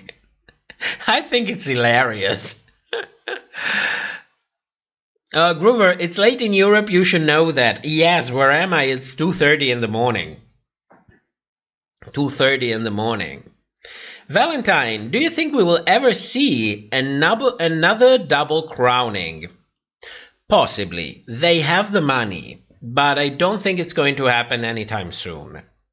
I know that a lot of people don't like this line of reasoning, but I think that considering the politics of entertainment on a big network like VH1, which is owned by the Viacom CBS Corporation, things like we need a winner of color. I know how they sound, but this is exactly the kind of shit that these companies listen to in the marketing department. So I really think that they reached a point in All Stars in which they thought we absolutely need to have a winner of color at this point, because it's a bad look on the show, it's a bad look on VH1, and it's bad for business for the Viacom CBS. So I know it sounds like shit, but I honestly believe that that's the most reasonable thing that happened. Not that I don't like Monet. I actually find her really entertaining, more outside of Drag Race than on Drag Race. But I do believe that there are other queens who were better suited for winning that season of All Stars, namely Monique, but even Naomi. So I thought it was more a move that came from the very top than a conscious decision of saying we need two winners. Also, if you look back at the double win, you can hear that the voice of RuPaul, she basically says, winner, winner, 2 chicken dinners. This is the words that she used on that crowning. And you can hear that it was recorded in a different time. Her voice is completely different. The background noise on her recording is completely different. So the double crowning, my bet is that it was not something that was pre-planned. They filmed it 2 crowning and made it look afterwards as if it was a double crowning. You know, this is why I believe that it was a decision that came from the top. It was not filmed. And the RuPaul commentary to it is a dead giveaway. Watch it back, you cannot miss it. It's so obvious. It's so obvious.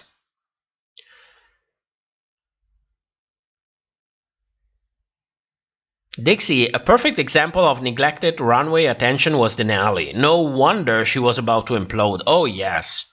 She was in the bottom with Kimora, and they both were wearing that. Come on.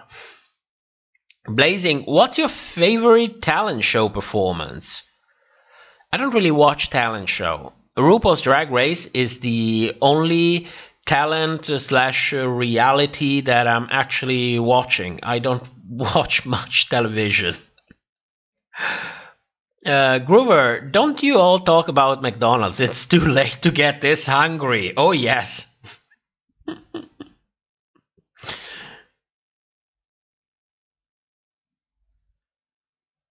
Sasha, I think the last episode is not competitive, just like on season 9 and season 10.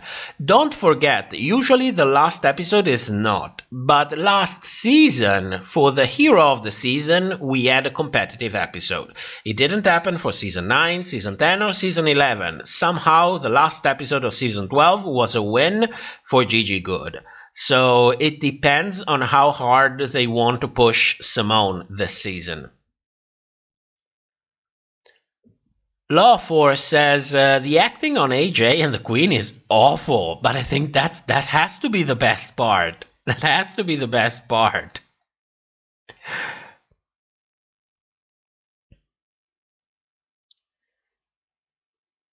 Groover, have we had an Asian queen in the U.S.? Oh my god, yes, we got so many Asians, half Asians, more in the early seasons, because we had Jujubee, we had Raja, we had Manila. Fifi O'Hara is mixed race. I don't know if she's part Filipino. I don't really remember. And I think the same is valid for Jiggly. But yes, it was more on the earlier seasons. They kind of disappeared in the newest season. You know, sometimes you get one in a season, sometimes you get none. It's really strange. Dixie, if you give me your address, I'll bring you McDonald's. Don't spoil Groover. Especially from Canada. Coffee, if you can't get McDonald's for yourself, how in the hell are you gonna eat anything else? Sacred words. Sacred. I don't know what's about being in the middle of the night that draws you to eat trash food. I don't know it. I don't get it. You know? It's the middle of the night. You have time to cook. But somehow there's no, I don't want to cook. I just want some nuggets. Maybe some fries. Melanie, AJ and the Queen couldn't make up its mind to be serious or funny and ended up being neither. Well, Netflix throws money at basically everything, but the fact that they didn't renew it for a second season is very telling.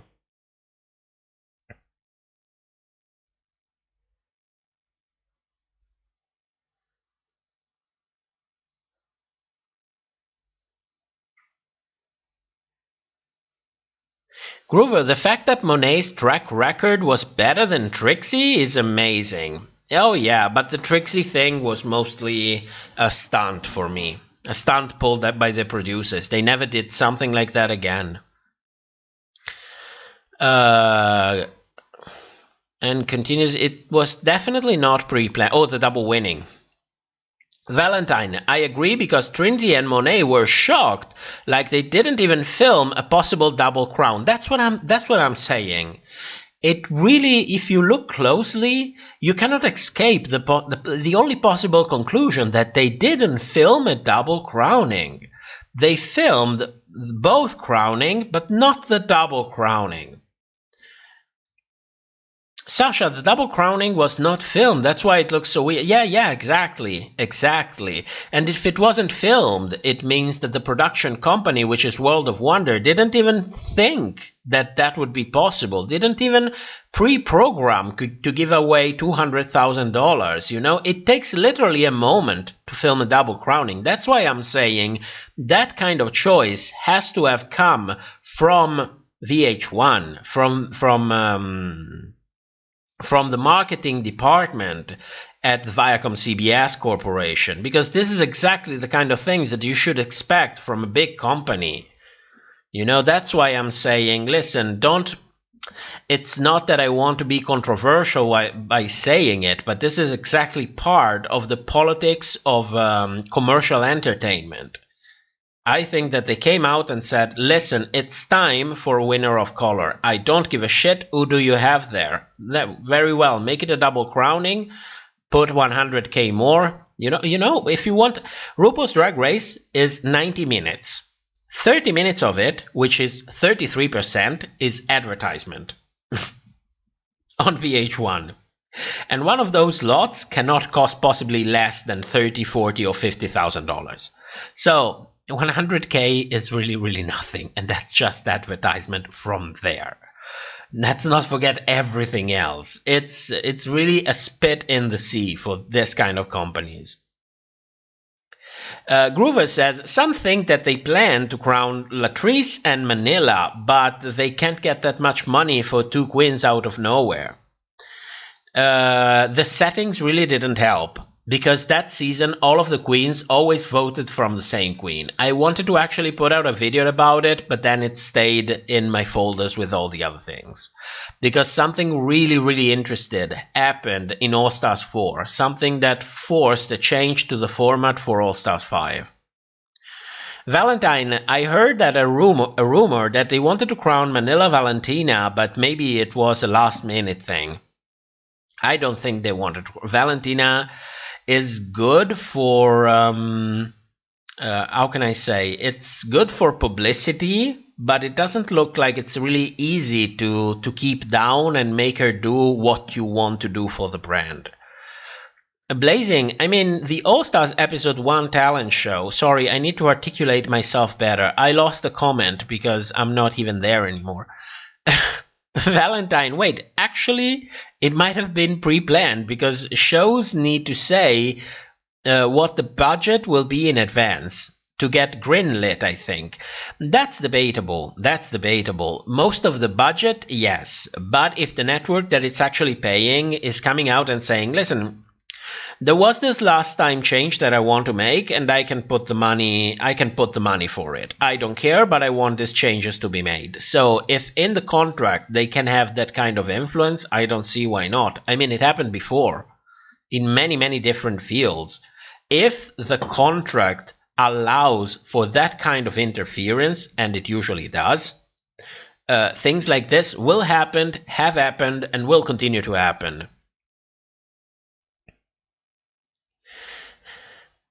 Groover, no, I meant Asian winners. Okay, I lost that. I am too late with the chat. I have to go faster. Vittori, have you heard about the international drag race? Yes.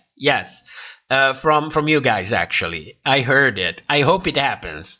That much I can tell you. Jules, I've got to go and pick up my daughter from school and my baby niece. Love you guys. Lick a can for Utica. Thank you, Jules. Thank you for coming. And I'll see you next week or on Discord. Groover, that sounded like me seeing an Asian queen, and I'm like, I pretend I do not see. What are you saying to that? Fantasia, convenience equals trash. We're talking about trash food? Am I that late to the party? Wait a moment, I dropped something. Oh, it was my dignity. Oh my. Valentine, that's why it's so weird. Like, how do they get an extra 100k? Yeah, from the company. From the company. I mean, it's not like World of Wonder doesn't have the money, but, you know, if you want to make a change, you better pay for it. And it would only be smart to have it in the actual contract. Sen, hello relatable people, I'm back officially. I had a sorority stuff to deal with and I need something to put a smile on my face. Welcome back. We're going to go for a long time tonight. It's going to be an all-nighter. Valentine, the network definitely gave me 100k last minute. That's what I believe as well. Fantasia, oh, what was your favorite roast episode? RuPaul at like 2 and Michelle 1 for season 9. The one with Lady Bunny in a coffin. And this week's episode. Dixie, oh Dixie, we do not talk about that queen. I don't talk about that queen anymore. Because it was presented evidence against her that it was very, very convincing that something kind of terrible was going on behind the scenes. So I don't talk about that queen anymore. Groover. It's been the best RuPaul's roast and Lady Bunny's roast. So season 5 and All Stars 5. Well, I hope this bullshitty season is helping boost your channel.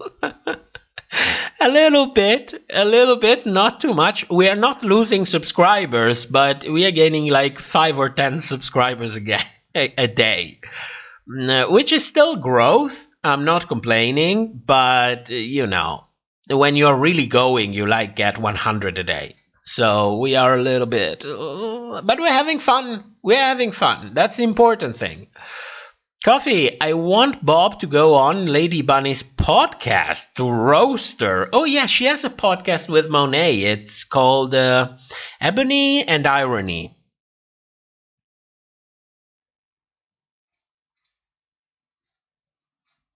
Chi-Chi's Drag Race Japan would be... I don't think Japan will ever do Drag Race. I think they're too conservative for that.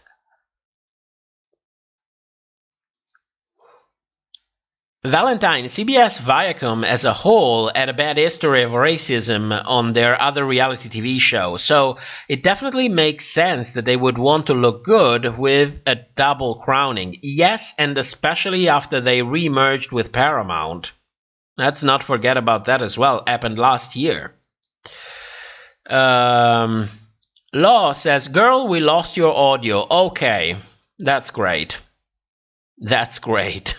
I saw something funny going on, but I thought it was just my computer because, you know, it's kind of fucked up. I should format it again after the bathroom incident. But it's holding, so maybe it was a little bit of connection lost. I hope everybody can hear me fine now. Groover, yeah, you are lagging. Jason, now it's 10:45 a.m. in Australia, and I got to be at work by 11, so thank you for such a great start to my day. Thank you for coming. Thank you so much. And come back next Sunday. Oh, Dixie, I haven't heard Sasha. I'll take a look. Do you have a link? Oh, yes, that stuff. Okay.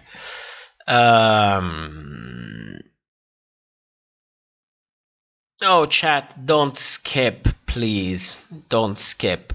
I got it from Reddit, Dixie. There's a subreddit called the RPDR drama. It's mostly drama, but I keep an eye on it because sometimes there is very interesting stuff.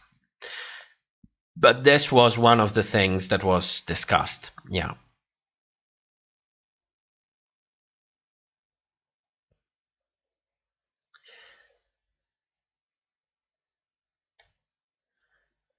Coffee from the top, make it drop. That's my thing. Oh yeah. Oh yeah. Chi says Monet gives me an arrogant vibe. I don't know why. She just does. Remind me of Miss Relatable. Yeah, I get it. I get where it would come from. I had the same impression on her season, but it mostly came from the fact that she was really out there, and her lip sync, she gave this thing like, I will have to pull all the stops. No matter what, I have to gimmick for my life, you know? I think it came more from that, but it went off after a while. Grover, Tamisha's computer would never.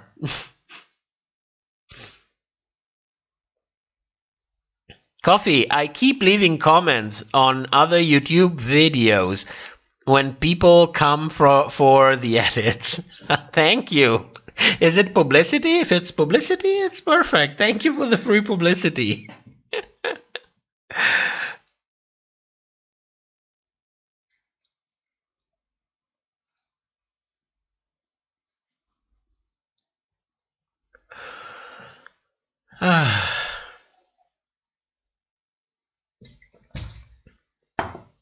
Yeah, I missed the last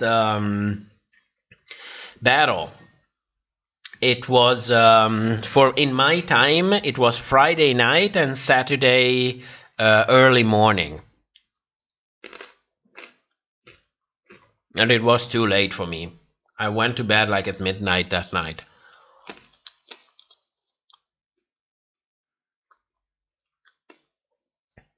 Grover, imagine if we would collaborate with Tamisha Iman. My God. My God. We are not worth it. That's what I'm telling you.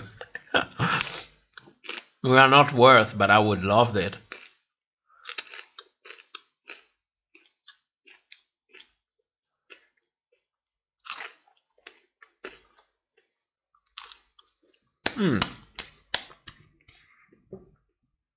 You know what we need? We need to go smoke a cigarette. We absolutely need to go smoke a cigarette. So,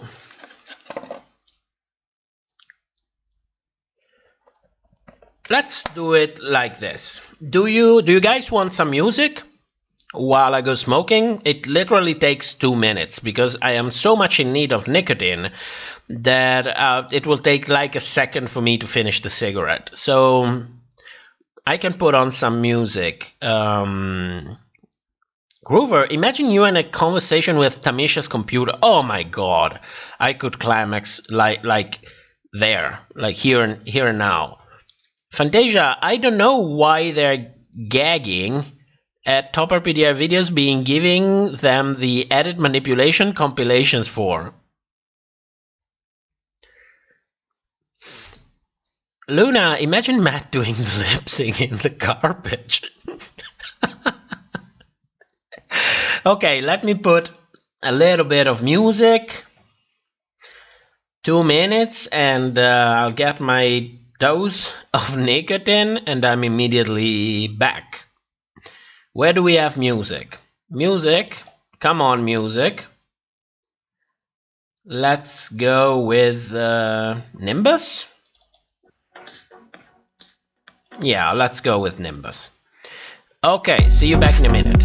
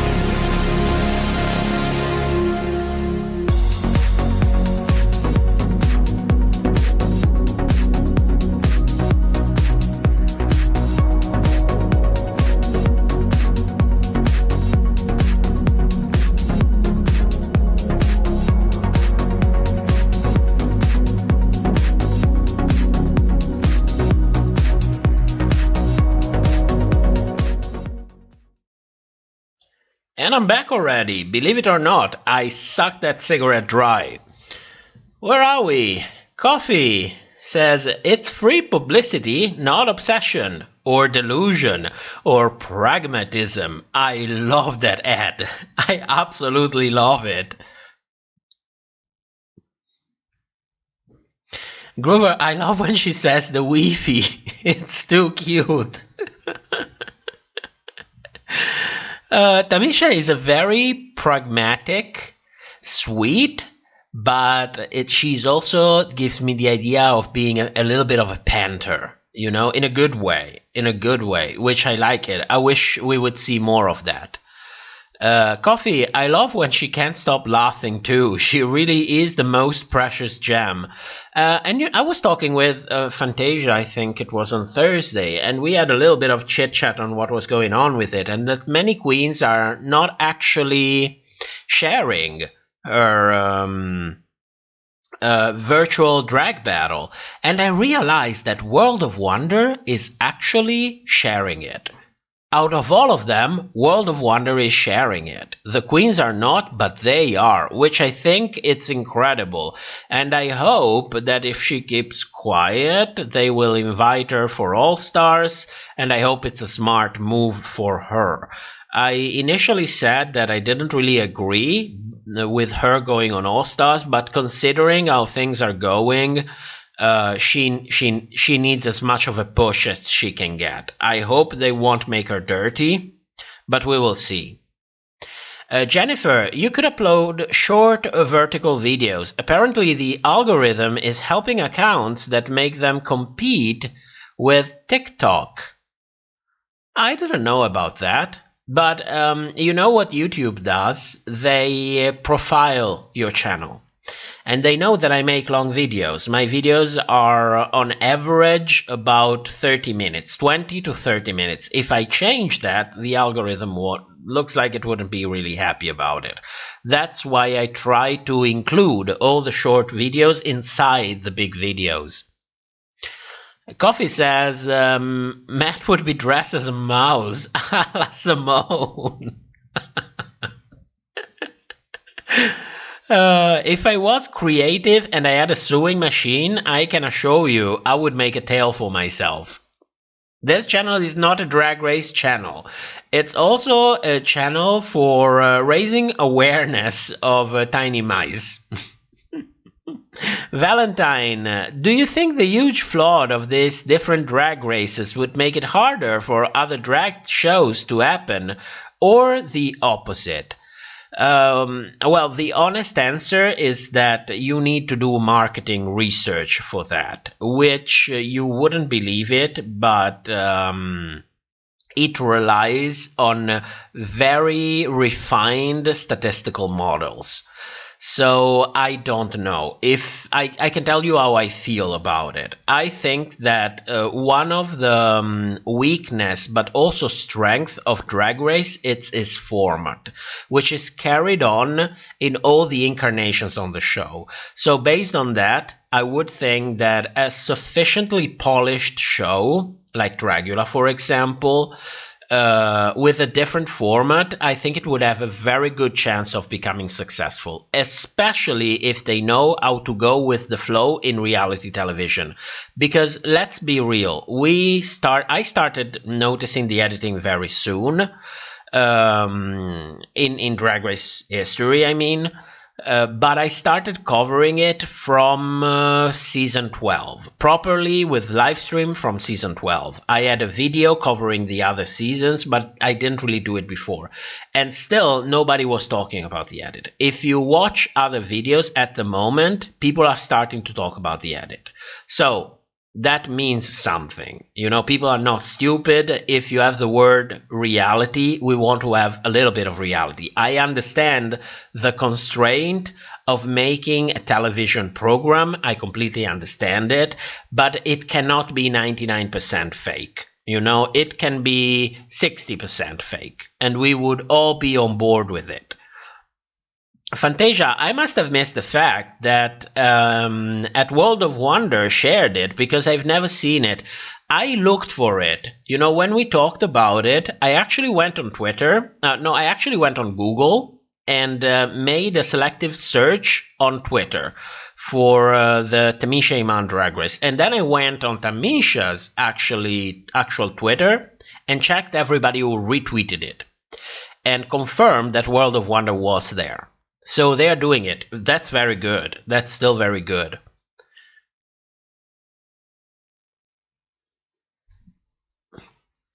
Coffee, I missed World of Wonder promoting Tamisha. Now I don't mind giving them my coin every month. Luna, I think Jennifer meant the videos that are like Reels, TikToks. It's a different section. Oh, okay. Okay, well, the problem with those, it's that you still have to have a fair use with it. As you know, our channel, thank the Lord, I don't believe in it, but you know, thank whatever force is out there, that we got monetized in April of last year. And I would like to keep the monetization going, because we definitely need new equipment. The good news is that my laptop seems to be holding even without a keyboard.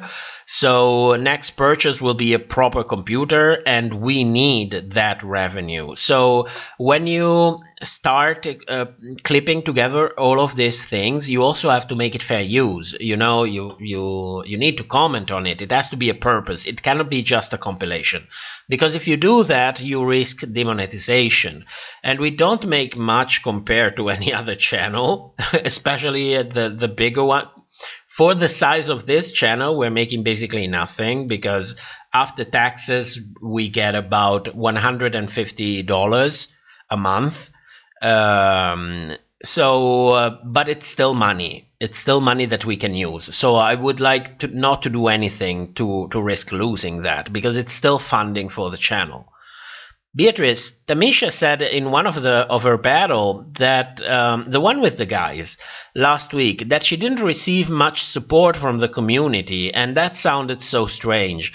Yes, it is strange. It is strange. I don't know if there is something going on behind the scenes, or I don't know if it's a matter of power dynamics, or maybe she is difficult to work with. I don't know. I have many assumptions, but no real theory as to why. What I tend to believe the most is that she is a little bit too down to earth, and that doesn't go well with the way the newer generation do business. You know, which means you have to put on a face. if you want to collaborate, if you want to be in that circle of self-promotion, you need to be a little bit political about it, which is in conflict with the fact that she's really down to earth and she really tells you how it is. So I think that's my best options, but it's still an assumption. Groover, she received a lot and is still getting a lot of support. She deserves all of the support. I completely agree, but you also have to think about the fact when you go to the live, there is 100 people in there, 120 people. I was expecting more. I wish she had more, but there's also one thing. I don't think that she has people around that are helping her in the most effective way. I don't know if she's paying them, or I don't know if they're just helping, but I can see that the problem that she has are computational problems. She doesn't have enough computing power on the machine that she uses to manage this drag battle. It's not optimized for that. And I don't see it as a real connection problem, So people are used to amazing quality here on YouTube, and believe it or not, it doesn't matter if you are a legend, down to earth, or you tell it how it is, you are relatable, you are Tamisha Iman, you are an institution. But all of that doesn't matter if your product is not high quality for many different things. Maybe your microphone is not good enough, your video feed is not good enough, the editing is not good enough. And that's sad, but that's how the algorithm here on YouTube works. The moment people stop watching you, the algorithm notices. It's a learning machine. So even though it's completely unable to tell you why, that will affect it somehow. And many people talked about the quality. She addressed the quality as well. And I personally think that something should have been done, and should have been done really, really fast, because you know how finicky the fandom is. Today they love you, tomorrow they hate you. So you need to ride the wave when the wave arrives. Beatrice says, maybe I heard it wrong. She was talking with the guy. She kept on the three-way lip sync. I don't recall that. Dixie, in case Matt forgets to mention later on, please remember every little bit helps towards the... No, Dixie, don't worry. Don't worry.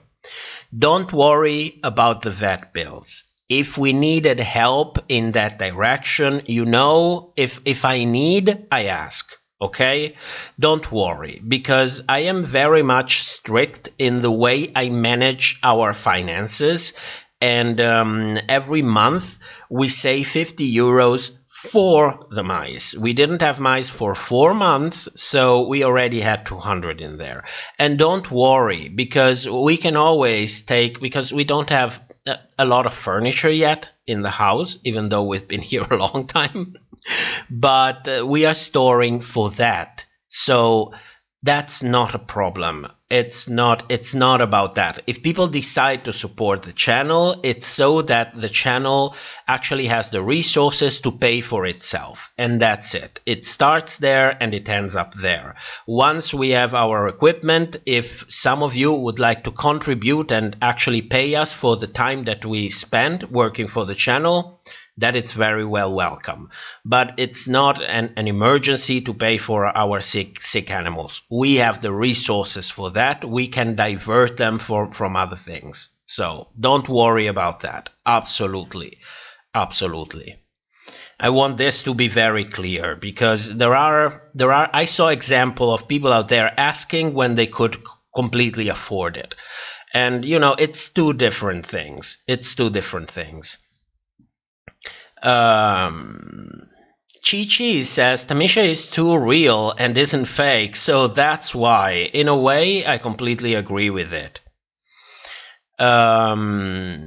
Beatrice, 1/3 of the people on the Tamisha show are from this channel. I saw a lot of us there. Yes.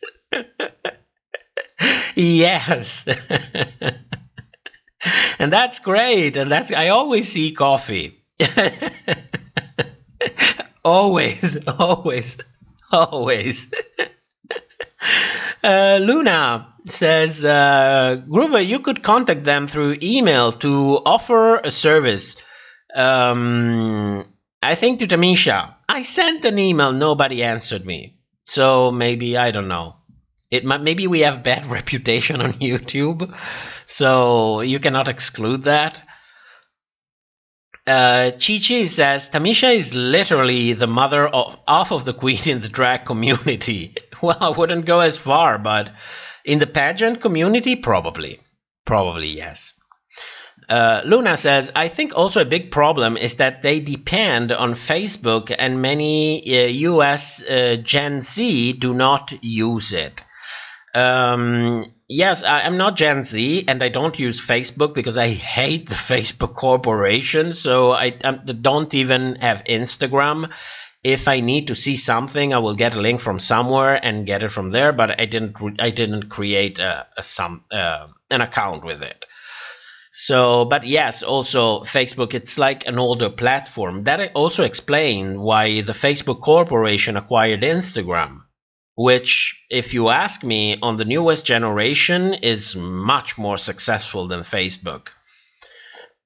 Dixie, it means everything to me. Bet you say if you ever need help, especially when it comes to the babies that you will ask, I trust that. Thank you. Don't worry. Don't worry.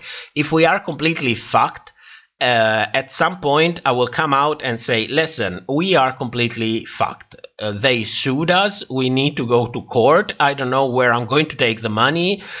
If you ever can spare something, please give it. I will plead my case if we are completely fucked. There was a time in my life in which I would never ask for help because that's the way I was raised, but that time is long gone. So don't worry. If I need, I ask. Okay, I just have this thing of not self-promoting enough, not going to people enough and say, hey, join the Patreon. Better equipment also means better videos. You know, at some point, I also would like to give something to the patrons. I don't like the idea, for example, of hiding content only on Patreon because it feels that way to every other one. You know, it feels like, oh, you need to, that's behind a paywall.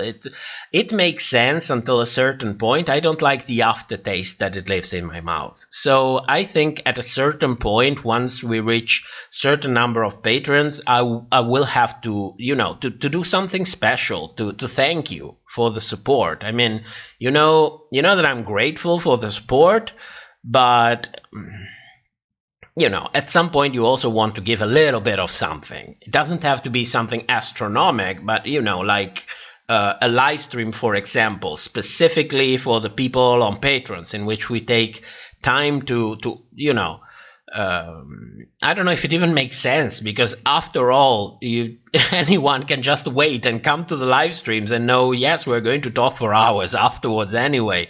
But, you know, a little bit of something. I need to think about it. Valentine, I like Tamisha because she's real and doesn't have all the fancy professional stuff like some people automatically have.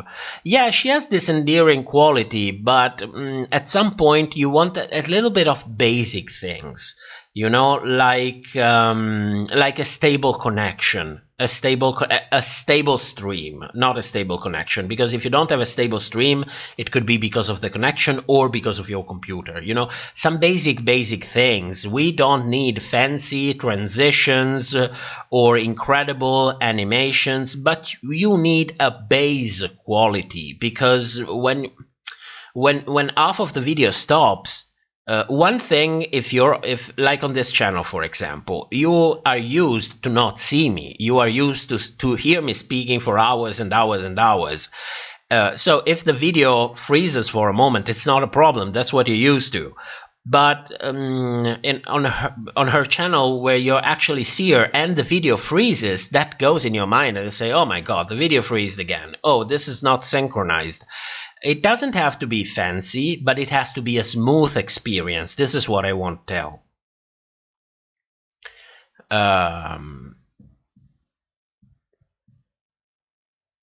Coffee says, I've literally been giggling to myself like a loon for hours. Dixie, just remember, I love to be a mama bear. I can't control myself. Control yourself a little bit, because we all love the idea of being helpful. We all love the idea of making a difference. And there are a ton of people waiting to exploit this. And I will always repeat this message. I don't care if it's a deterrent. That's the truth. More people should say it, plain and simple. Coffee, Dixie, the world needs mama bears. Groover, the US Gen Z have Facebook but never use it, but we know how Facebook works. Lena, imagine the day we have to band together to save the channel like it's the local community center in an 80s movies. I hope it never comes. I really hope it never comes. You know, I know that if I start publishing some videos, we will get copyright claims and I will fight them. I hope that they won't go as far as making a case out of it, knowing that they would achieve basically nothing, because we would fight it, we would 99% win it, and we would get a ton of publicity in what we do on this channel, which is not a good thing for World of Wonder, VH1, or the Viacom Corporation when it's related to RuPaul's Drag Race. So it's one of those cases in which you have a Streisand effect. So let's cross our fingers and hope that things continue to go smoothly. Coffee, the more reports I crush, the more coins I'll have. And you bet I got my eye on that Patreon. Well, thank you. In that case, thank you so much. As usually, as I said, survival of the channel does not depend on Patreon, but better quality sure does. So I welcome everything. Thank you so much.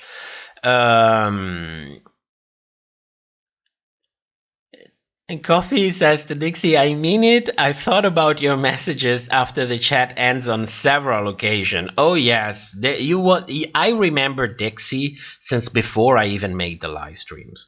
You know, she was the only one who would actually take the time to write, to express an opinion and a thought in the comments. So, you know, I never remember anything. So I know that she is there. I remember her. Like Amateur Season. She was like really one of the first people who supported us by coming on the live stream, commenting, sharing our videos. You know, it's just...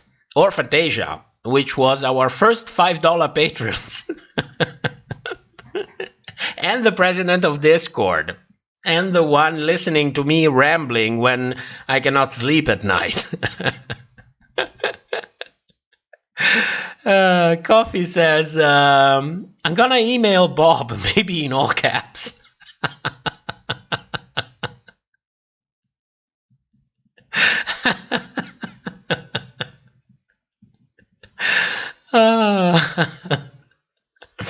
Coffee, control yourself a little bit if I had a nickel. Stan Dixie for clear skin. I still don't understand the meaning of that joke, Groover. I still don't understand it. Is it like is it an idiom? Because, you know, my English is like, it's like learned from TV and YouTube, and, you know, the most important things like idioms or how to create verbal forms. I'm kind of oblivious to all of that stuff. I know the important is that you get your message across. But oh, Groover, it's basically support someone. Okay. Oh, Coffee. My skin just became so soft and supple. I cannot do the whistle. I cannot do the whistle. Dixie says, Mama Bear do need to be watched over, so thank you. We think our hearts even knowing better. We think with our hearts even when knowing better. Absolutely.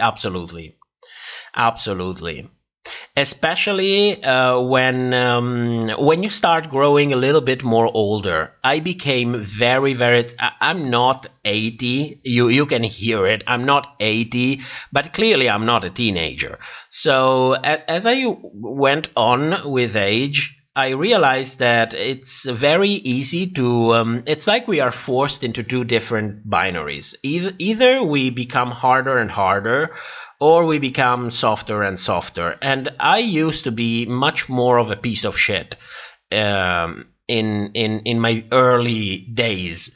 And then I realized as time went by that you start becoming more, acknowledging more different points of view, different perspective, seeing more things through somebody else's eyes, and starting thinking about that even before it becomes evident that someone else comes from a different perspective. I became softer. That's all to say that with age I became softer, and there will be drawbacks before of it, but it's not that bad.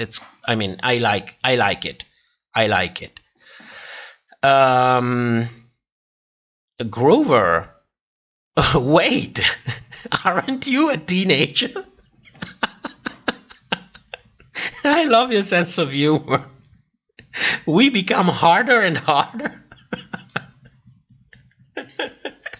You know, when I made a video for the chop, I don't remember which episode was, but my partner was away for like a week, so you can understand.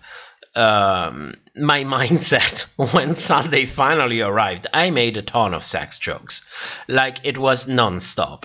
And I remember a lot of people in the comments were like, yes, I like the review, it's a great job, thanks for the video, but wasn't it a little bit too much sex jokes? It started making a little bit uncomfortable. And I was like, well, if you were uncomfortable, think about me. Fantasia, I made it back home, so I'm back with you guys. Where were you? What? Oh yes, I forgot. You are from the U.S. It's probably, what is it there? Like 10 p.m., 9 p.m., something like that. It's much earlier. And we have little Vilma running on the wheel. Little Vilma is one of the aggressive mice, one of the ones who bit all the other ones. She and Spot are actually living in the big cage right now, and she's feeling her oats on the wood wheel. Good for her. Good for her. Fantasia, 9:30 p.m. Okay. Okay, great time of the day. Let me tell you. Great time of the day. Let me give it a little bit of a check. Okay, Biscuit is eating, which is a good thing. Fill up your stomach. You need to get the antibiotic. 40 minutes. Coffee, the aggressive queen running the biggest cage. Oh yeah, because we had to move everybody else in our former living room table reversed with nets around and towels, because Velvet has an open wound that's healing by second intention, which means secondary intention.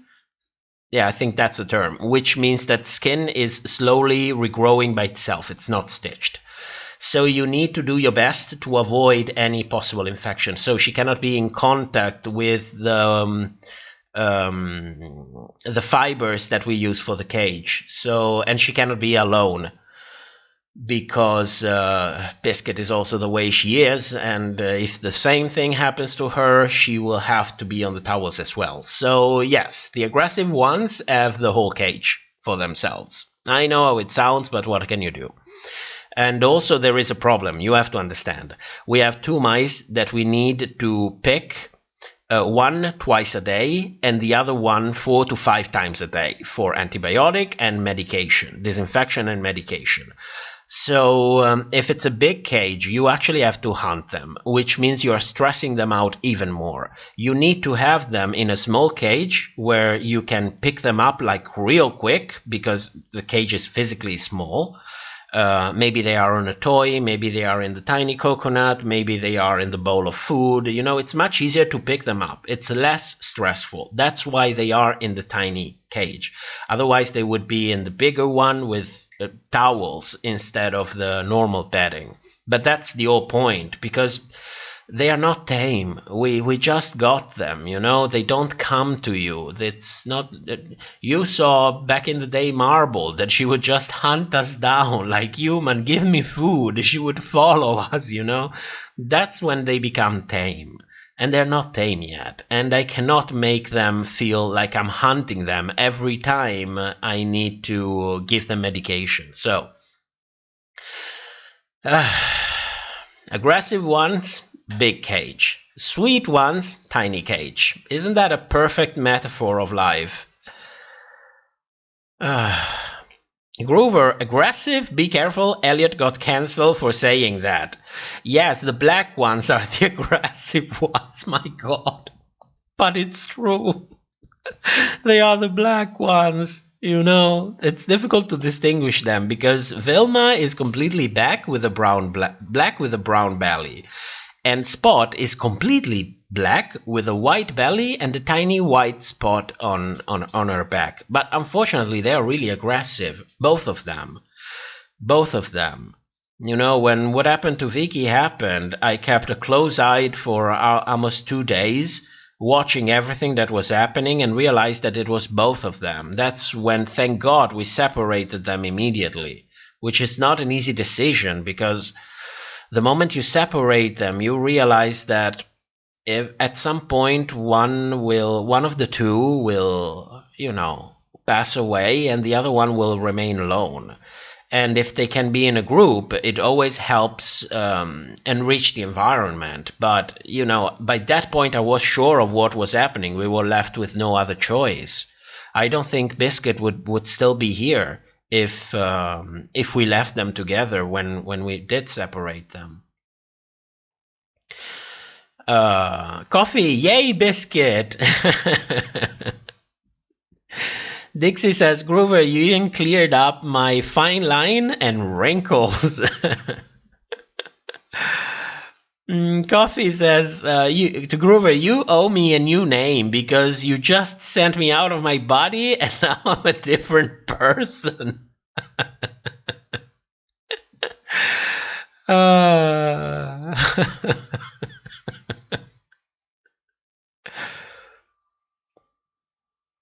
Groover says, have you all seen Jordan T.S. videos? They are amazing. No, I don't know them. Him, or however he identifies with. No, I haven't seen it. Coffee says, these mice replicate in drag. Fantasia, y'all are funny. Yes, it's that time of the night where any jokes go, you know, because it's really like the five of us, and we know what's going on. So I thought it was a great joke. Coffee, we're all born velvet and the rest is Biscuit. Biscuit is so cute, you won't believe it. When I moved her in the reverse table, she became a glue mouse because I was putting the toys inside the tiny cage, and she was desperately trying to escape. She was like, I don't want to be here. I want the big cage. And she was running on my hand. And then that wasn't enough. It would run over my arm and go behind my neck, like desperately trying to escape. I never saw an untamed mouse becoming suddenly so unafraid of humans. She was really saying, take me the fuck out. I don't want to be in this tiny ass cage. Bring me back to the big mansion. So, Groover, does that mean top is wow? What do you mean by that? Beatrice, you have to change that name. Vilma is the sweetest lady of YouTube. I know, that's who I thought, because she was the biggest mouse, and I thought, oh look, she's just like the mother. I actually called her mother for almost 2 weeks, before I settled on Vilma. And then the moment I settled on the name, it wasn't even 2 or 3 days, and we had to separate them. So to me, she was, Vilma. She is sweet. She's a sweet mouse, She is much sweeter than Spot. But the problem is she's very territorial. Very territorial. So what can you do about it? Marble was the same. She was very, very... That's why she basically was alone for almost a year of her life. Because she was very, very territorial, but very sweet. Very sweet. It's just their instinct, I guess. Coffee said, hello, my new name is T on Z. Tele via at Groover. Am I stroking already? It's me, Huffles. I'm new here and I have no idea what's happening, everyone. Sounds off of their mind. Well, Huffles, welcome to the shop. You are 4 hours and a half late for the review. It's just a tiny bit late. It's just, a tiny bit late. But no, this is the after show. There usually is a review.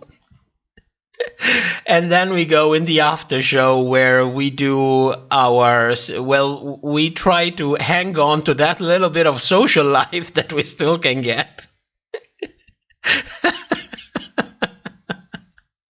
But welcome. You're very welcome.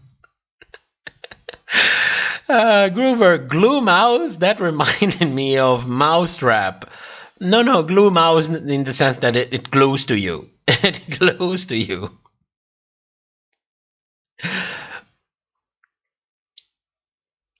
Fantasia, I love the new name of Coffee and Groover. Coffee, Apples, very the pink one so terrify. We gave up on speaking proper English. Groover, we are out of our minds. Absolutely. Kitty Glitter, I love food names for pets. I have a cat called Pudding and a python called Linguini. Oh my god. I love food names as well. I love them. I just cannot help it. They are just so cute. They are just so cute. Fantasia says, Mommy dearest. Groover, if I had the dog, I would name it Cat. That's a choice. Melanie, guess who's back with a mouse? Guess who's back with a mouse? Freak frack freaking about. Whatever it goes. Groover, or if it was black and white, I would name it Cow because I love cows. I saw some live cows. I don't live in the country, but at some point we visited. I think I really found out like 2 years ago where my parents-in-law lives. Very close. They are raising cows like in the open, and I tried to pet them. They showed me the middle finger, even though they don't have one. But I can assure you, the cows were like, fuck you. I don't want to have anything to do with you.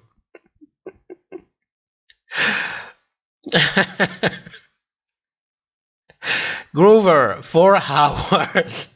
Oh, yes. Dixie, I love the humor and the empowerment portion of the chat. I love it as well. That's definitely one of the best parts of these live streams. Fantasia says, hey, Huffles, fashionably late like a housewife of Atlanta. I don't think we made a good impression, guys. I think Huffles disappeared. Coffee, I just fully threw back my head with laughters. Who needs words? San, my dog's name was Mocha because I thought Mocha or Mocha. How is it pronounced? Because I thought it was a girl until it was a boy, but we kept the name. That happened to me. The same thing with a cat. I found a teeny tiny kitten in the street. I was still in high school at the time. And when they are so small, cats, it's very difficult to tell the difference. So I thought it was a female kitty, and I named her a female kitty. Then she was adopted by one of my friends, and she kept the female kitty until the female kitty dropped a pair of balls. So, I understand the struggle. Groover, oh my god, I love cows that actually live and aren't going to my belly. Oh yeah, they are such smart animals. I don't eat cows, I refuse. Coffee, my dog's name was Hershey. Isn't there like a sweet Hershey Kisses? Like, not a sweet, yes, a sweet. Coffee, not cows flipping mad off. Yes. Yes. Groover asks me, how are you? Are you schizophrenic? Cow? Shouldn't say fuck you. Yes, I had a little bit of a psychotic attack because I swear to you, the cow told me to go fuck myself.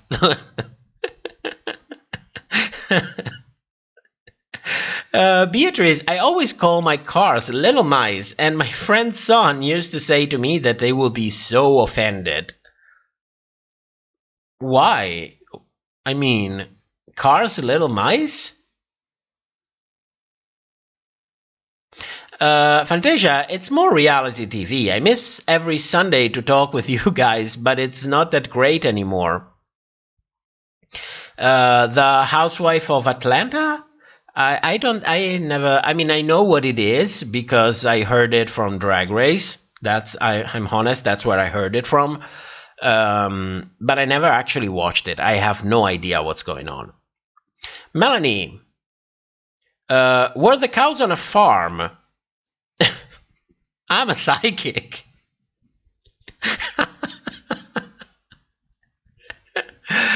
Apples, there you go. If you milked a cow as a child, it definitely helped give you that Gluck Gluck 3000, and I have not left because I finally found people as psychotic as me. Then you're welcome.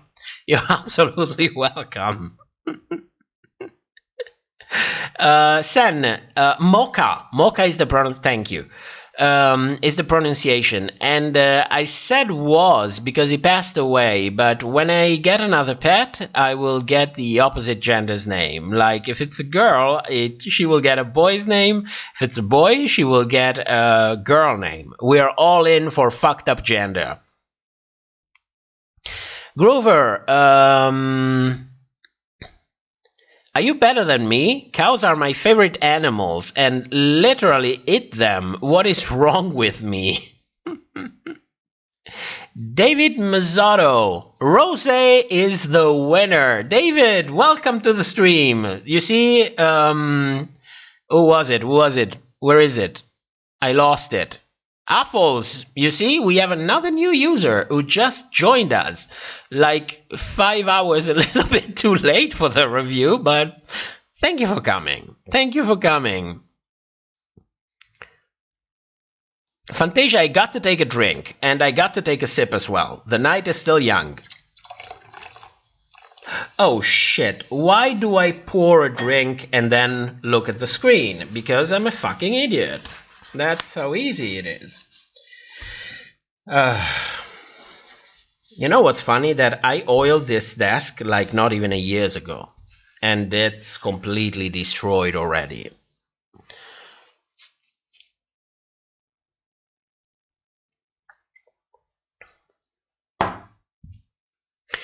Groover, was Clara the cow there?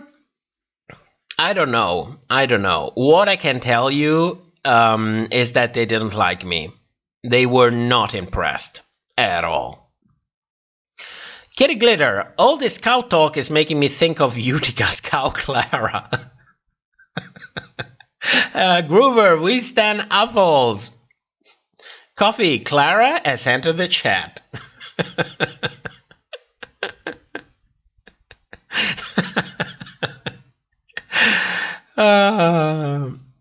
Dixie, by the sound of apples, he is a perfect fit.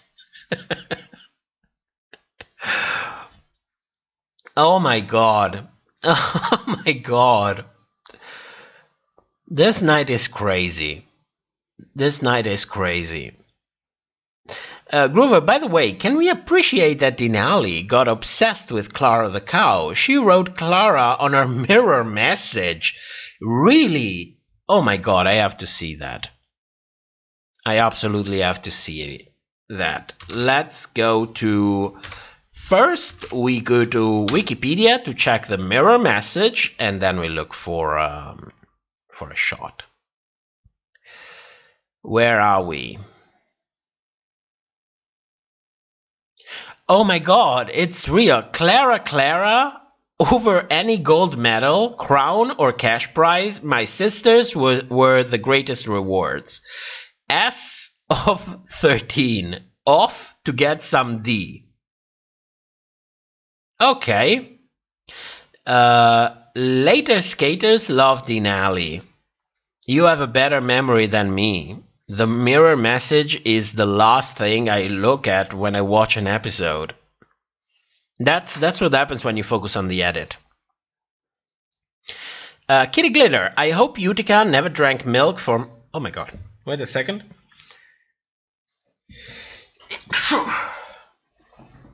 Okay. Where was I? Oh, Kitty Glitter. I hope Utica never drank milk from her like she did in the advert. My god. It was so over the top and I lived for every second of it. We need more fucked up in the drag community. You know, as long as it's not abusing. But, you know, I'm not the one saying we shouldn't push boundaries. It's better to push and then apologize if you pushed in the wrong direction than be too afraid to push. Groover, how did we begin to talk about cows? Because I was having a psychotic attack and talk about the time that a cow told me to fuck off and showed me the middle finger. That's about that. Fantasia, where in the hell did Drag Race get a cow?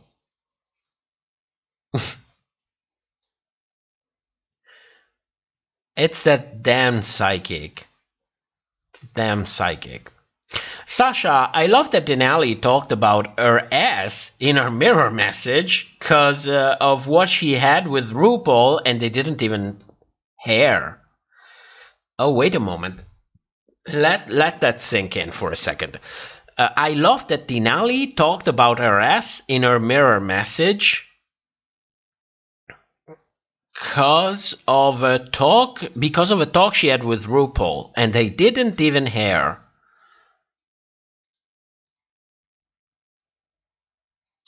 Oh, the S of season 13, off to get some D. Oh my god, oh my god. It's like, sorry, it's like 4 in the morning and I had 6 hours of sleep in the morning. Like literally in the morning. I skipped lunch. So pass me that. But yes, I finally got it. Thank you, Sasha. Groover, that's the most important question.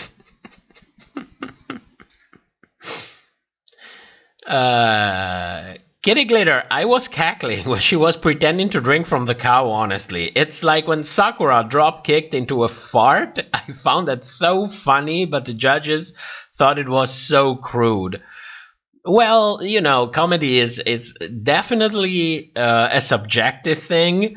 I'm not that much into fart jokes, but I was definitely into fucked up comedy, like Utica going directly on the titty of the cow. You know, it was so in your face, and I'm absolutely up for it.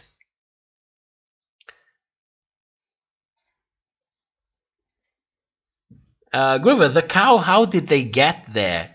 Denali said on a live that Ru came up to her and said she had a great fat ass. Denali has been spilling too much tea. Too much from her live. Every other week, I get a message somewhere saying, listen, Denali said this and Denali said that. And I'm like, please don't sue her.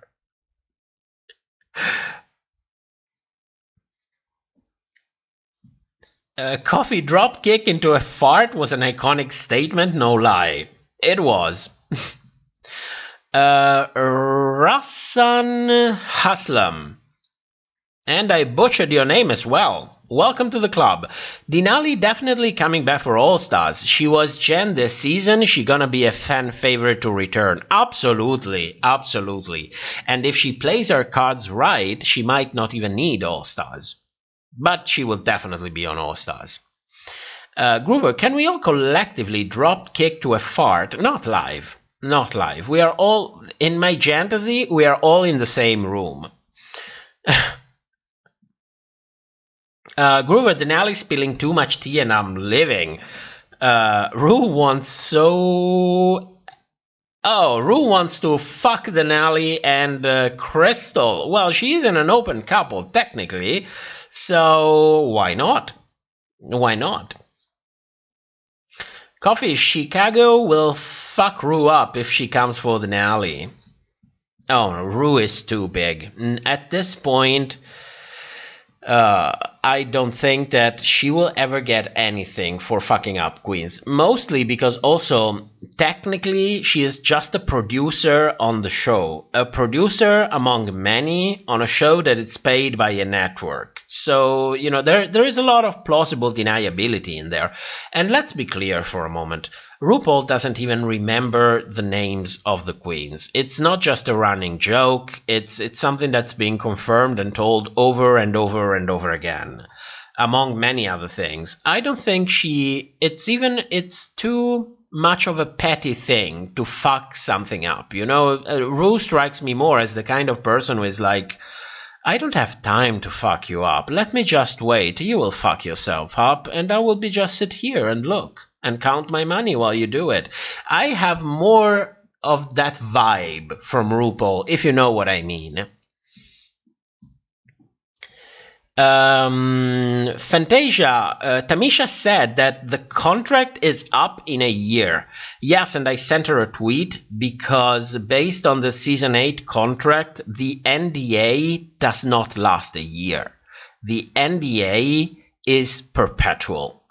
What's not perpetual is the exclusivity period. So I sent her a tweet and told her, be real careful that you're not confusing the non-disclosure agreement part of the contract with the exclusivity period, which is usually 18 to 24 months after the last episode airs.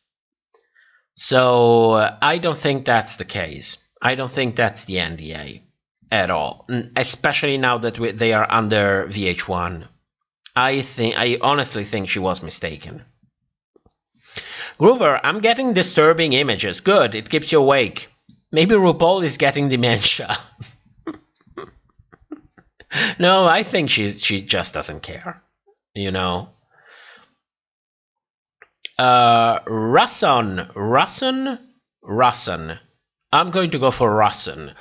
Sorry, I know it's butchered. Sorry. I'm sorry.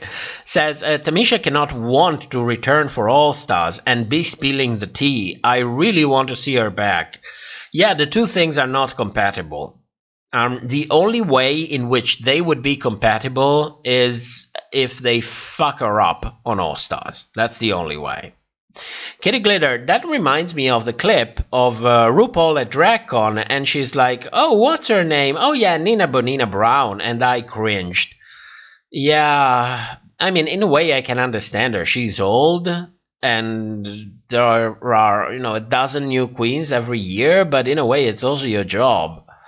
Sen, are people fueled by greed or by love? A little bit of this and a little bit of that. And the older you get, the less important love is and the more important money becomes, on average. On average. On average? No, that's bullshit. It's not on average. It's on average when you consider public figures. That's I believe, more that. Groover, I have a theory that they want to end the show by having the NDA short and letting the queens destroy the show and get them bad press. But Denali said her contract is over in a year. Yes, guys, it's the exclusivity period. It cannot be the NDA. Viacom would never allow that. It's their image as well. Don't forget that. You know, there are many different clauses with very different expiration dates in a contract. The fact that somebody comes to me and said, oh, my reality TV contract ends up in a year. My first question would be, which clause are you talking about? Serafina, can they renew the contract? That's usually what happens. No, they cannot. They cannot, especially when we are talking about NDAs. You can always do everything if both parties agree. What usually happens is that you create a new contract that renews the exclusivity period.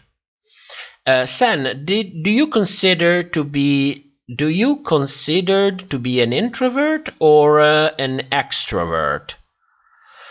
Oh, I wouldn't know about that. With some people, I am really, really silent. Not because I'm afraid to speak, but because I'm too interested in listening. And that can come off as introvert. And I don't really look forward to... Not look forward, I don't look out to expose myself and tell things about myself and so on. I would say more of an healthy midway that depends on the situation.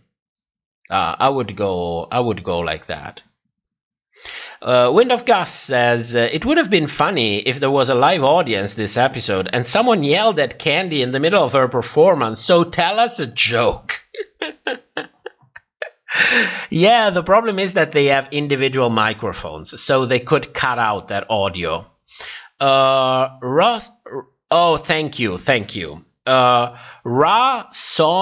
Haslam. Rason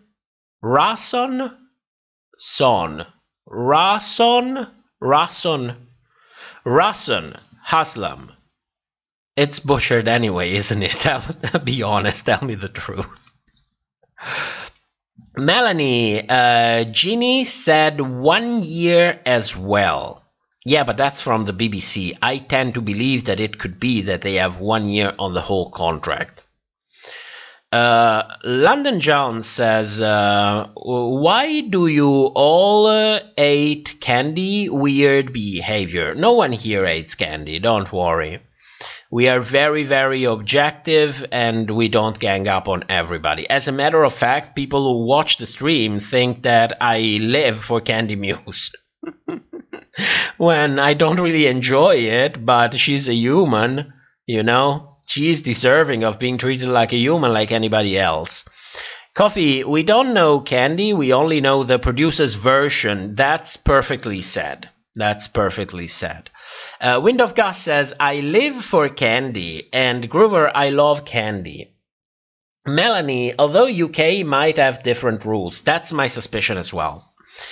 Groover, so you are ambivalent. I prefer the term versatile. Kitty Glitter, I don't think anyone in here said we hate or dislike Candy, just not living for the edit that the show has given her. Personally, I like Candy. That's very well said. Groover, oh, people have said they dislike Candy.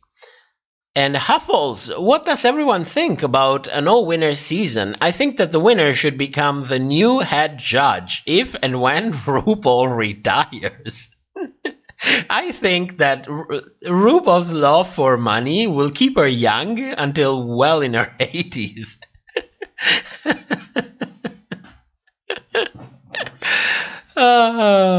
Groover, you're getting tired.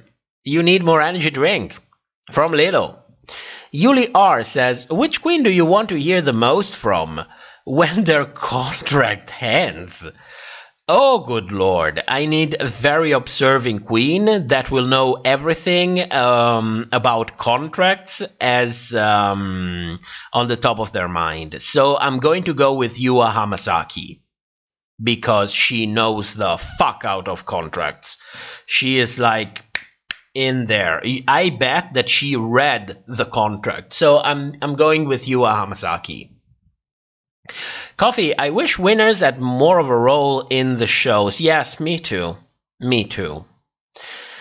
But it makes everything more complicated and more paychecks. Because you know that RuPaul is not giving up her money. I mean, she is used to get how much she is getting, and I bet she wants a raise every season, and she won't get any less so that they can pay special guests. Wind of Gust, sorry, I really like Candy. It's just that the thought of that happening made me giggle. No, don't worry, we are reasonable people. I mean, sometimes I do talk shit mostly about Candy's edit, but that's the same for everyone. Everyone gets the same treatments in here. Kitty, me too. I thought that they might have brought Bob in for the purse runway. Well, this year we also had the global thing going on. So the less people you bring in, the higher the chances that you don't have any problems. So I do understand. Still, we had Stuart Beaver, so that was a choice. Sen, I really dislike Candy within the edit. Maybe outside it's different, but I am not so sure. I found Candy's on social media a little bit too abrasive to my taste, so I don't follow her. Not even for the channel, but you know, she's doing her thing. Groover, no, it said ambivert, not ambivalent. Oh, okay.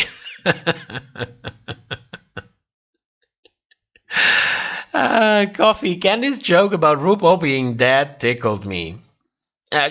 She could have done better. She could have done. It's a roast, you know. It has to be like really, you know. It's a roast. Groover, I said it's getting tired of the Candy hate, and yes, you need an energy drink. Yes, I'm having it. I'm gonna make the actor A joke Candy made towards Ru to my old English teacher. Coffee, RuPaul's paycheck, gentlemen, and she won't share them. Well, why would you? I mean, if you hustled your way the way RuPaul did, I would probably do the same thing. I'm like, what the fuck do you want? You know, I am the name of the show. You pay me how much? 100,000 an episode, 120, 80. I'm not letting my check go down to bring what? A queen that we can make come for free? No, absolutely not. So I understand it. Melanie, oh, talking about the roast, like bring back the old lady knitting. Yeah, that was surreal. I saw an interview when they said that they actually gave out the knitting equipment, the knitting stuff for the audience to get that kind of shot. I forgot how to pronounce the name. Oh shit. Let me go back. I will get it. I'm not getting it. Come on. Oh, here it is. Rason Haslam. Hopefully. Where's the... Now I lost the comment. Oh, there we go. I'd love to see Bob take over if RuPaul ever has to leave. I would prefer Bianca. Bob is more direct and down to earth in a way, because Bianca has her shtick, she is funny, but when she is not being Bianca, when she's being a person, then she is really direct. Bob is more of a healthy mix of the two, the person and the drag persona. So I can understand. I'm still for Bianca. I prefer over Bob, which is telling a lot. Coffee, I like to remake songs when I'm full. What do you mean by that? Megan, I would love to go on the show. Well, if you do, send me a copy of the contract. Coffee, Stuart Beaver defining choices. Oh, it did. Kitty Glitter, me too. I think Bob is a perfect queen to host the show. Yeah, I'm not saying Bob would be bad, because it would be also a huge improvement compared to RuPaul. because it doesn't look like she's really invested in the show anymore. But still, maybe both of them. Yes, with a dash of Lady Bunny. That would be perfect. Groover, I made a presentation of RuPaul on my English classes because we needed to talk about a revolutionary person, and I mentioned the fracking and said to my teacher, RuPaul is like 3,000 years old. Like you. Stop drinking. Coffee, she could have done better. Of candy at a nickel. Well, you know what I think about it. We talk about it every single time. Huffles! I think Bianca would be an amazing ghost, or even Jinx. Oh my god, yes. Yes, have them take turns. Have them come in for different episodes. It would be incredible. Groover, I'm getting it. I'm getting it. I'm not getting it. Oh yes, that was me before. Coffee. Roshan Beyond.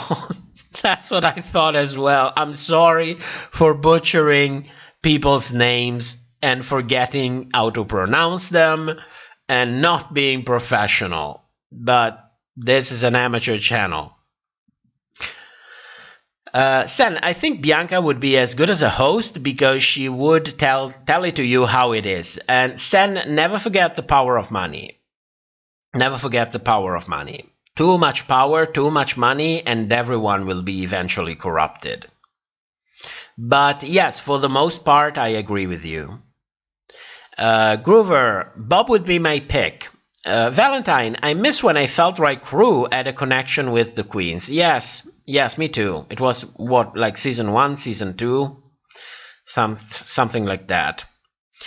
Rasson says, Bianca or Bob, I'm sure I'd live for either. It would be sure an improvement. That's no doubt about it. I mean, Rue is really like... I mean, she didn't stand up. These queens are in drag and standing up for hours, and she puts on pajama when she judges. Come on, you're doing that for 3 hours. Well, you never know. Maybe she has an issue. Coffee, RuPaul's Drag Drive. Gentlemen, start your engines. I remade that in the tiny chat to RuPaul's Paychecks. Gentlemen, she won't share them. In the tune of the intro song. Here lies my joke she did. Sam says, that is me when I deal with school. I'm getting it. I'm not getting it. Rasson says, 2 hosts can be overbearing.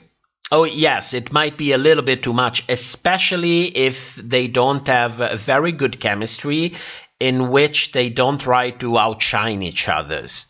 So maybe revolving hosts could be a great idea. Groover, my English teacher is amazing and so shady. Mine was a bitch back in the day. Beatrice, Bob was Stuart Beaver testimonial after season 8 for real. San, the winners would not be so good at being the host, since we were discussing about who would be good. I think, well, I cannot say that. It would be unfair. I think, well, I can see Violet. Maybe her shtick would become hold, like, real quick, but I would definitely enjoy 3 or 4 episodes of Violet. Who else?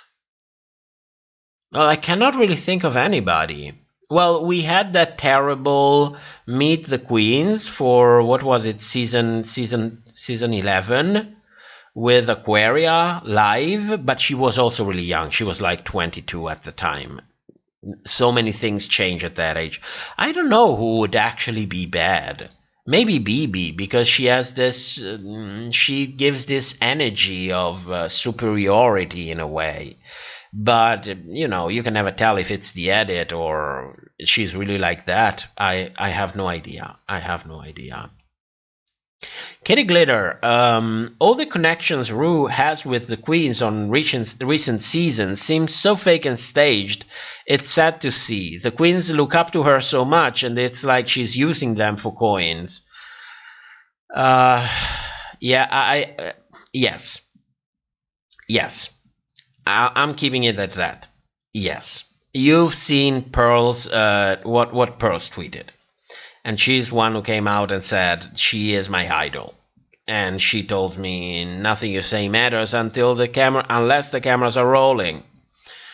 And Pearl looks like she's still triggered about it. I mean, it's been what, 6 years, 7 years, and still she's coming for, I mean, I live that she's coming for Ru, but we should also acknowledge that. Beatrice, come on, guys. If Ru retires, Raven will be the host. No improvement is possible. Oh my god, Raven.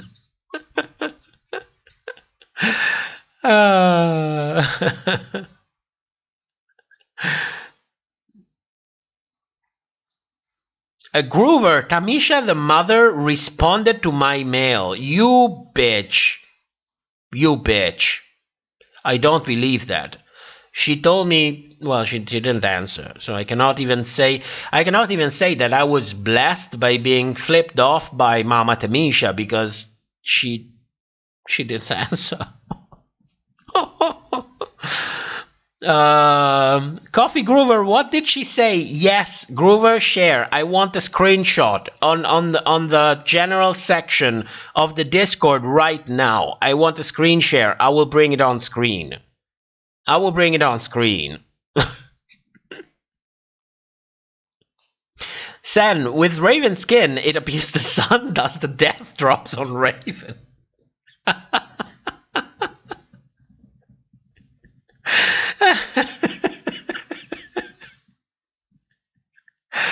Groover, she wants to see some of my work, but it's on my computer, so I'll mail her later. Screen share or it didn't happen. Screen share or it didn't happen.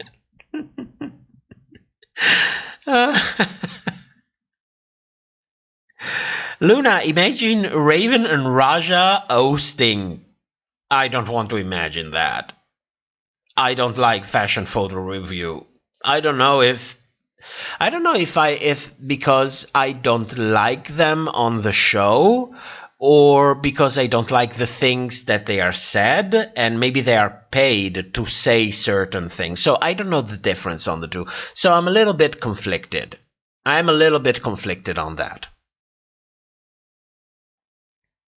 Fantasia, where are the receipts? Where are the receipts? That's what I'm saying. I'm waiting.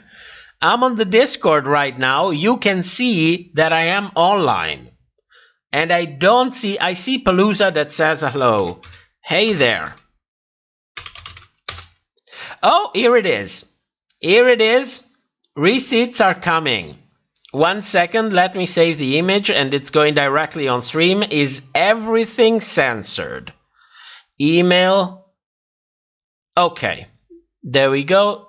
I see still a name. Wait a moment. I need to, because I think this is your name. So I will have to censor it. Wait a moment. Or maybe it's just a different language. Oh, yes, maybe it's just a well, it's better not to take any chances with that. Okay, there we go. Where is it? Where did I put it? Where did it go? Oh, here it is. There we go. No, here we are. There we go. Amazing. That would be great. Do you have any pictures of your work?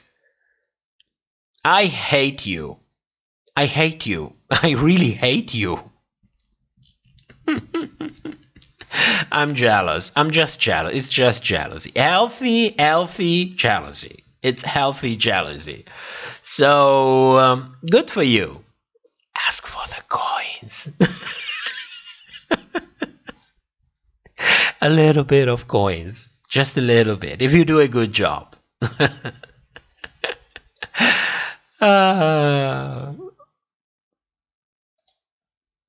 Where am I? Oh, here we go. Luna. Also, about BB, for what I've heard from other queens, mainly Bob and Monet, a bit on siblings rivalry, she really is like that. Well, Bob and Monet, I don't believe anything until proven, but let's say that I go for more convincing evidence. Let's say it like this. I tend to believe Bob and Monet.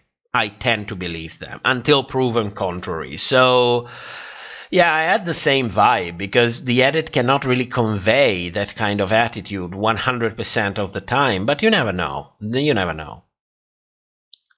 Luna, you really photoshopped that real fast, Grover.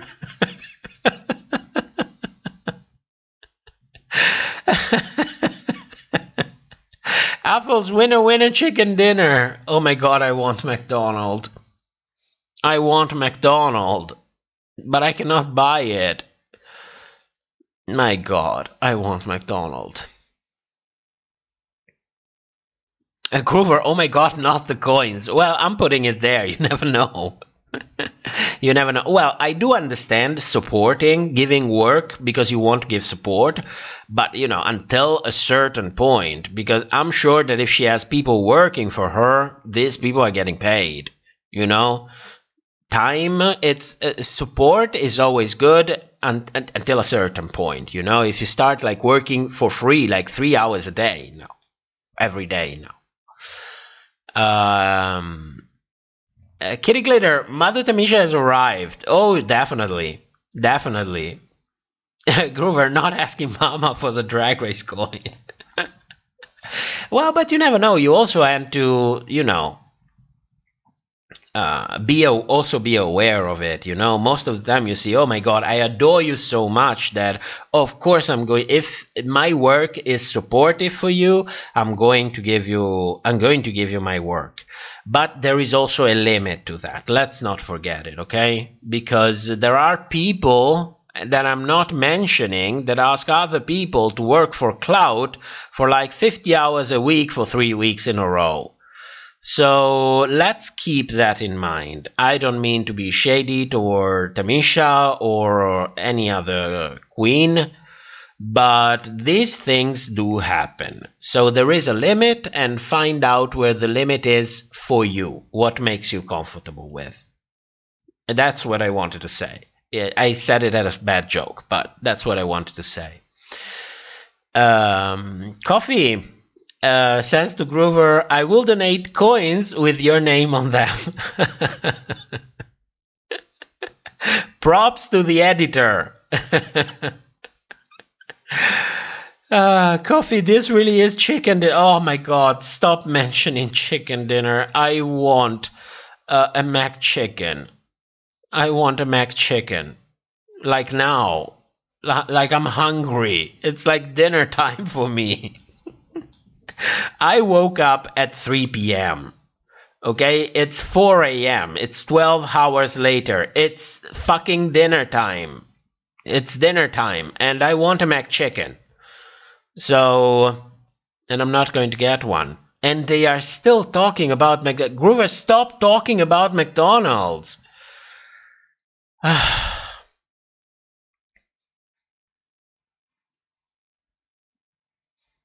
Grover says, I don't know what to send. It needs to look amazing and not crispy. Don't overshoot it. This is the best advice that I can give you. Because if you, when somebody asks for a sample of your work, you should send a set that represents the average of your work and then one outstanding thing, so that you are giving a representative image. This is what I do on average, and this is what I do when I really put myself to it. Because otherwise you're giving a wrong impression of who you are, and maybe people might be asking too much of you, thinking that that's the level at which you are. So I would be very clear and say, this is my average work, and this is work where I really put a ton of effort, so that it's clear the difference, okay?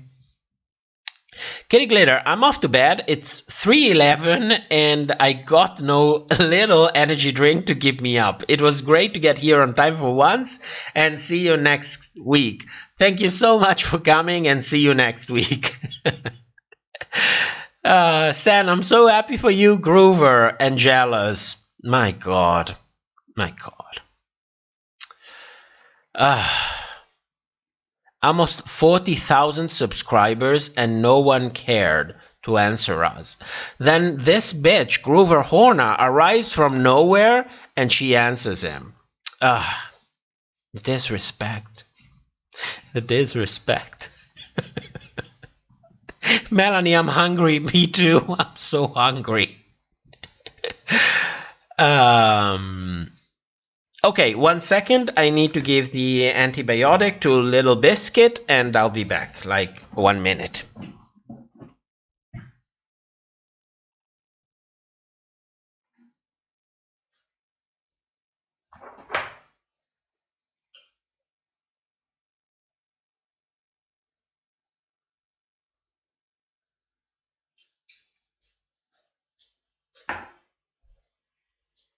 Biscuit. Hey, why are you alone? Where is everyone? Come on.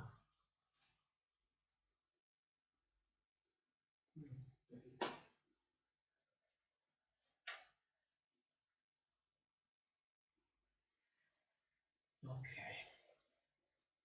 1 second. Okay. 1. It's okay. Where is everyone? Are you there? Who's down there? Oh, that worked. Okay. Come on.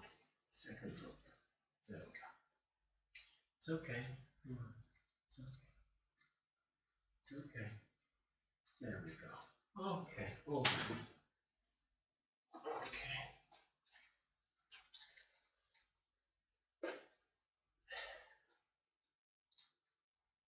Girl? Girl? Oh, ho, ho, ho, ho, ho.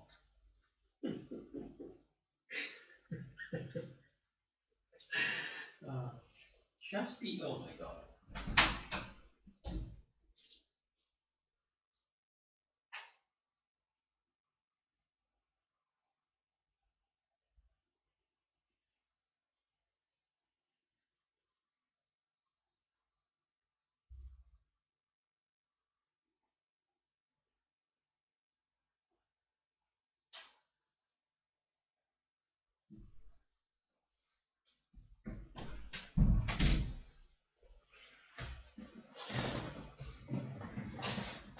Oh my God, I didn't even put you music.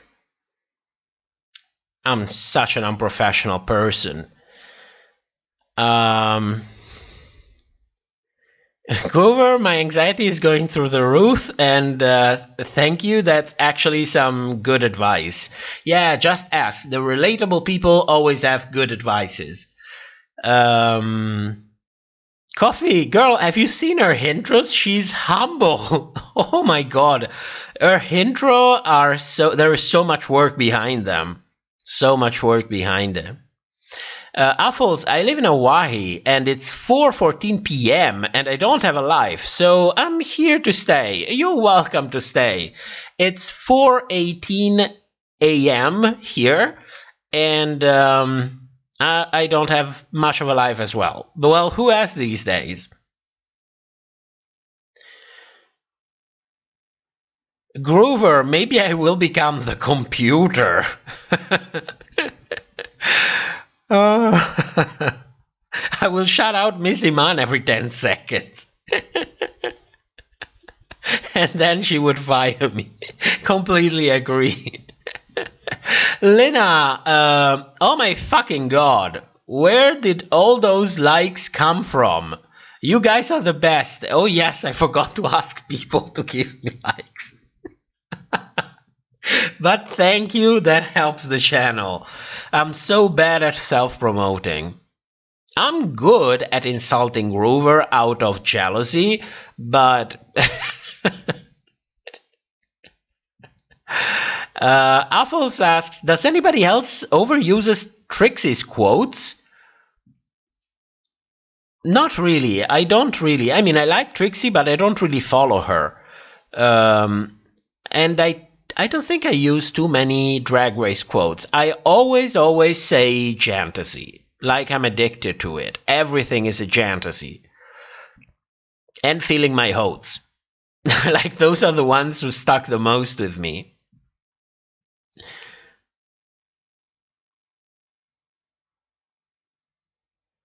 Coffee, we love you, Biscuit. Thank you for the love. She needs it. She needs it. She was really good. She just took the antibiotic like real quick. Unfortunately, I don't trust her to actually drink it. So I have to actually.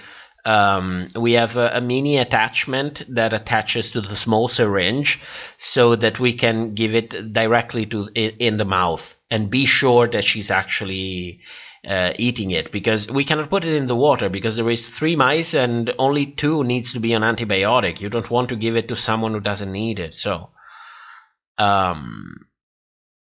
Nora, sometimes I forget that there are non-Europeans watching this during normal hours, but I'm kind of glad it's night for me, so I'm almost never busy.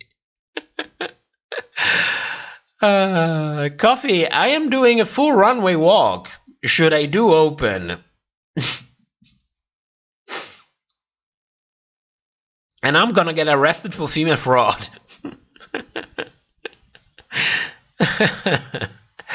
Cobblestone, I thought I've noticed that YouTube had unsubscribed me from the channel. No way I would have done it manually. That's weird. Oh, good God. You know, I hear it online that sometimes YouTube unsubscribes people randomly. I didn't want to believe it, but fuck. Fuck. Oh God, fuck. Let's not think about it. Phoenix Rising, delusion on the runway still sends me.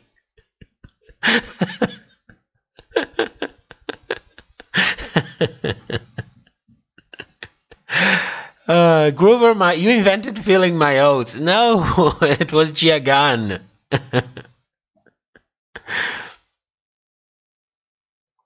Fantasia, I shared something from our backup channel, BitChute. Yeah, we have videos there. Some that we never even published on YouTube. So if you want to take a look, there is a link in the Discord. There is a link on the front page of the Patreon, or you can just Google BitChute top RPDR videos. Fantasia, is that okay? Yeah, it's okay, don't worry. It's public. It's not like if I wanted it private, it would be private. Coffee, yes, I credit top RPDR videos with Jantasy and filling my oats, and no one can tell me nothing different. Oh my God. Rachel Chapman, it's 1:20 p.m. in Australia, and this whole live session is making my day. We are breaking every record. It's like 5 hours and a half. At around 6 a.m., I will get my change for watching over Little Biscuit. And thank God the cage, it's like on the other side of the screen, so I can keep an eye on there, see who is eating, who is moving. I know how it sounds, but unfortunately this is what you have to stay prepared for, so that my partner can keep an eye on her. At least we're going to check her 24 hours a day for the next still couple days, until we can. I hope she feels good enough on Monday or Tuesday so that we can go to the vet. It won't make any difference. She will still be on antibiotics. She won't do anything. It's more for, feeling good, saying I did everything that I can, that was possible for me. But I have to be sure that she's strong enough to not stress her too much. Dixie just had a little power nap. No, I'm back. Glad you're still here. Oh, yeah. We still have 1 hour and a half. This is going to be the longest stream we've ever been on. Phoenix, delusion on the runway. Yes. Coffee, welcome, Mama Bear. Yeah, Dixie's our Mama Bear. Melanie, so many viewers tonight. Awesome sauce. Are you talking about McDonald's sauce on McNuggets? Oh my god, I'm so hungry. I'm so hungry. I could settle for a sandwich. The problem is that we are a household where we cook everything. We are more for like, okay, get on Sunday and cook a specific meal for like 10 meals and freeze everything. And you do that every Sunday. And then you are left with a big freezer with a ton of different home-cooked meals that you can pick from time to time. And it costs less. You save a ton of money and it's extremely more healthy. The problem is we don't have quick food in the house. We don't have it. Sometimes I do buy like fries or other stuff for emergency, but it's more the exception than the rules. So, it is how it is. What can we do? Sen, delusion, convince yourself. Yes, I just had a Mac menu. A super-sized Mac menu. I just had it. It filled me up so well. I feel so good. I'm ready for smoking a cigarette. But first have a coffee and everything will be just fine. I am convincing myself. If you hear strange noises, it's my stomach.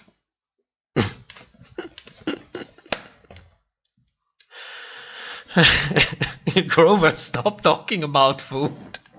I'm trying. I'm desperately trying. It's too late for that. You're completely right. It's too late for that. But at around 6:30 in the morning, the bakery will be opened. So I could get something for breakfast, which would not really be breakfast. It would be more like a midnight snack. But I just have to push through for the next hour and a half. Yes. Coffee. So, is Olivia getting cut next episode? Is that why we found out about her date with Utica? I don't... Coffee, what are you talking about? She's getting cut because her edit is going down. But, I respect your fantasy. Kim's Lies, welcome to the stream. Utica was my favorite. She was one of my favorite as well. Jonathan Flores, what would be a perfect drag race season? Season 7 pretty much had it all. Kim's Lies, Simone to win now. I'm actually rooting a little bit more for Gottmik, but I wouldn't be displeased with Simone. In my fantasy, we have Gottmik, Simone, Rosé, and that's it. Coffee, Slice, I have seen her sleeping bag coat like 1,600 times in fashion. That was incredible. He's talking about Utica's dress. That was really incredible. Groover, top, I'm not gonna talk about food also. 5 seconds later, bread. Huffles, when I want a snack, I make a PB&J and drink a Barbie Girl. If don't know what it is, it's a Malibu rum. A little vodka and different fruit juices because gay. When I'm hungry and I have nothing to eat, I smoke. Coffee, no offense, but Gottmik. But if she wins, I'll have to demand receipts more than top RPDR videos did to Grover Horner. Respect my fantasy. Always respect people's fantasy. I like to say, a lot of people say fantasy, but I like to really put emphasis on the J and go like fantasy, if you know what I mean, like fantasy, my fantasy. And possibly omit the T, like fantasy. Yes, that sounds much better. It's my fantasy. Luna, Olivia's letter to Utica in Untucked said, like, remember about our date. Oh, yes, I was too much triggered when I watched Untucked that I actually didn't follow it. Thank you for reminding it. Now that you say it, I remember. Yes. Jonathan, Season 7 added all? That's weird. A lot of people don't like... Did I say Season 7? I meant Season 6. You are right to be skeptical. I meant Season 6. Coffee, Huffles, B because gay. Yes, I know. Fantasia, I heard vodka.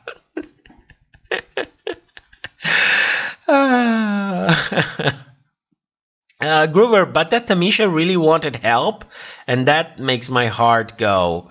Yeah, I'm so jealous. Let us know what happens. Without going too much into details, if it's not something that she would like to be shared, if it's a surprise or whatever it is, I won't encourage you to share.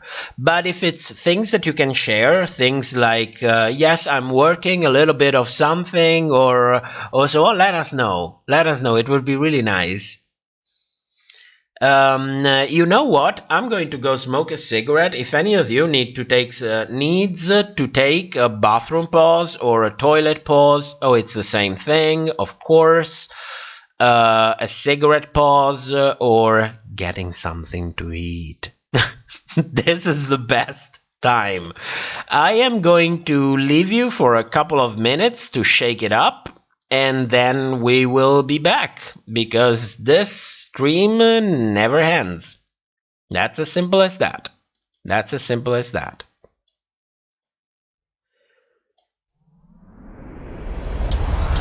Shake it up.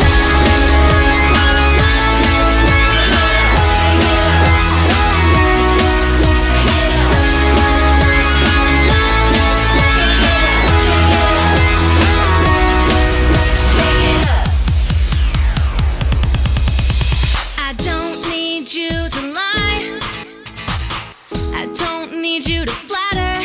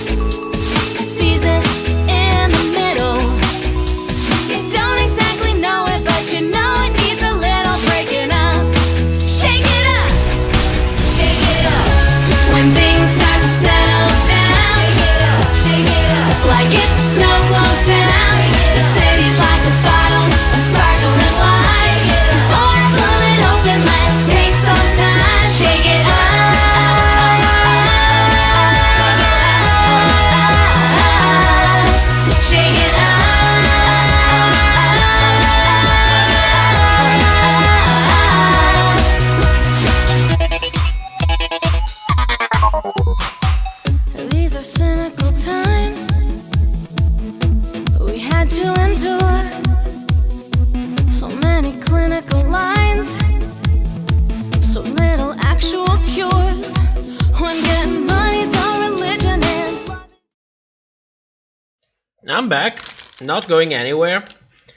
I did a little bit of a number in the fridge. I found good ham, chicken ham, and cherry tomatoes, which is a fantastic combination. But you know, at this point in the night, anything goes. Oh, but tomatoes are acid. I shouldn't have them. Well, goes with the ham. Where are we? I lost some comments. Groover, I can't write good, it's too late. It's okay, I can't think straight. We're basically there. Kim's like, Tamisha was lovely, she always is. She always is. Apples, when I'm hungry and I have nothing to eat, I smoke. That has to be a Katya quote. Well, if it is, I'm proud that we have something in common.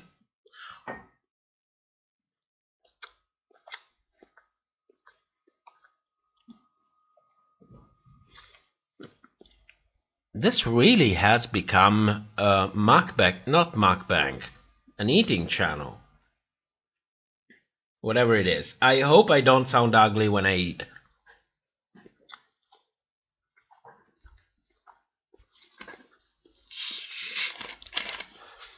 Fantasia, I did watch Untucked. Yeah, me too, but I cannot remember anything from it. Groover, I'm gonna write what bank account Tamisha shares her money from, her security number, my address, her address. Oh my god. Ask her for an anonymous copy of the contract. Please. Please.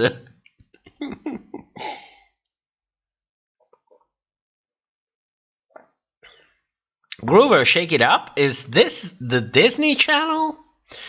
No, it's a song that I actually like that doesn't have copyright here on YouTube. Jonathan Flores, in your opinion, what has been your favorite edit in the All-Stars season? Oh my god, the edit was so fucked up in every All-Stars season, including season 1 when they threw Pandora Box under the bus. So it's not really about my favorite edit, it's about the best of the worst. I would have to go for maybe season 3, All Stars 3, maybe.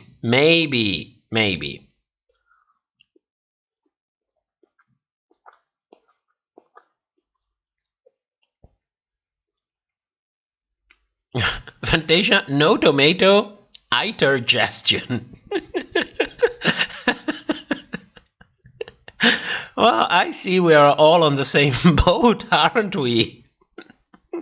Coffee, my phone battery is my inner saboteur. Groover, don't make a joke out of it. ASMR, yes. Tonight on the top RPDR channel, we're having the longest stream in history, featuring chicken ham. Because if you don't want to eat pigs, you can always have chicken.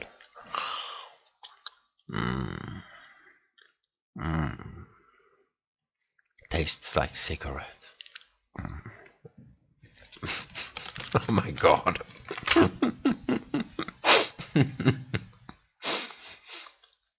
Groover, the contract, that would be amazing. That would be amazing. You have no idea the amount of time that I'm willing to spend to dissect every single sentence in that contract. You have no idea. We would have a whole series on the contract. Coffee, my phone died as I was typing out, believe in yourself, Tamisha really needs you, and what your English professor say if she heard you doubting yourself? I might be half asleep, or that sentence was a little bit fucked up, but it's good either way. Groover, wonder if Tamisha would give me her sneakers?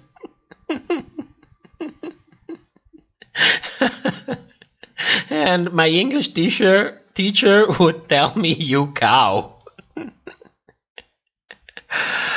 Coffee, I was not ready for how sexual this ASMR is for me.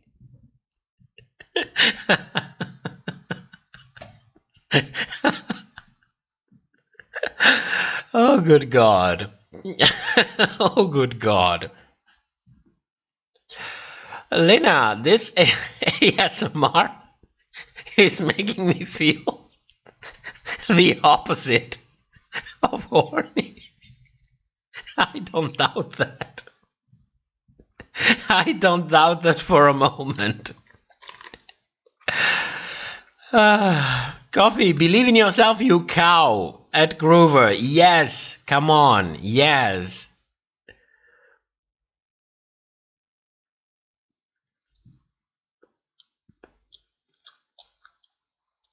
Fantasia, I would like to make a complaint about that sexy voice. Yes, that's not my thing. A coffee, I'm giving you that ooh-aha sensation. I take that as a compliment.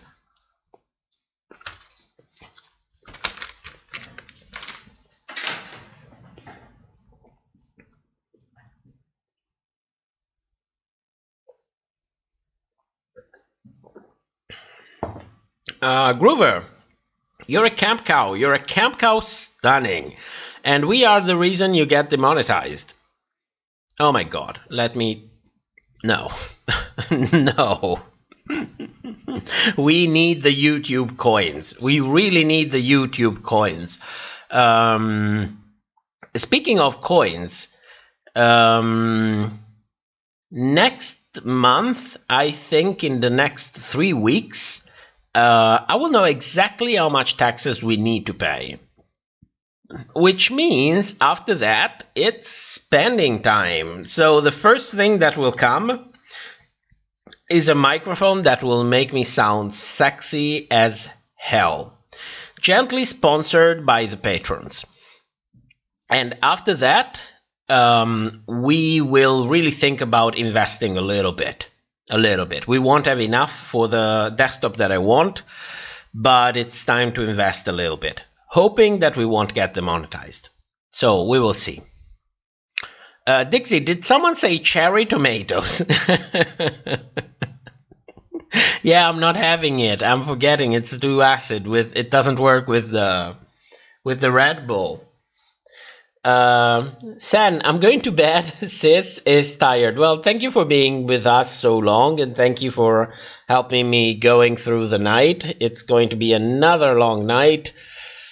So it is how it is. But thank you for coming. Thank you for coming and for supporting. Dixie, someone called 911. Matt has become a feeder due to lack of sleep. Sen, good night, guys. I will see you next week. Sure, we will be here every week, at least me and Fantasia. Groover will be busy with his new drag career with Tamisha Iman as his or her or their drag mother. Bitches. Coffee, I can't wait for this sexy microphone.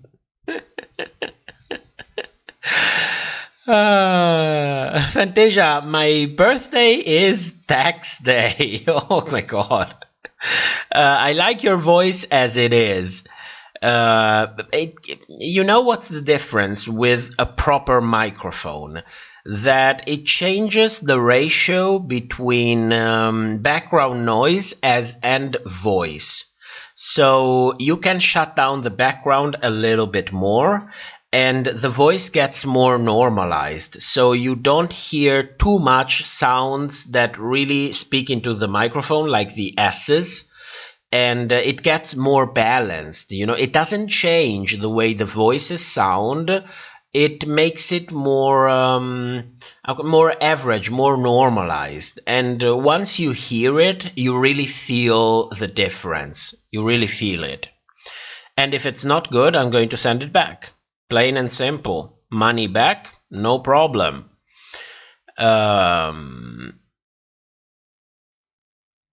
Coffee at Fantasia, thank you for giving me a reason to celebrate that day.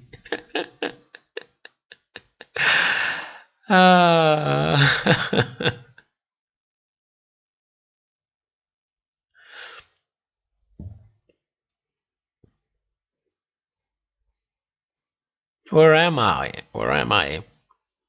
Fantasia says karaoke on Discord. It's going to be hilarious. It's going to be hilarious. Let's do it. Let's do it. Coffee from Wi-Fi brought to computer, brought everywhere you go, you're snatching 5G. Okay. Groover. Mama take the crown. Just wait and I'll show you slaying the UK from the Shetlands to Dover. Oh, is this part of the... I don't remember lyrics. I never remember the lyrics when they redo RuPaul's music. Bolivia! Oh my god! Guys! How is this stream still online?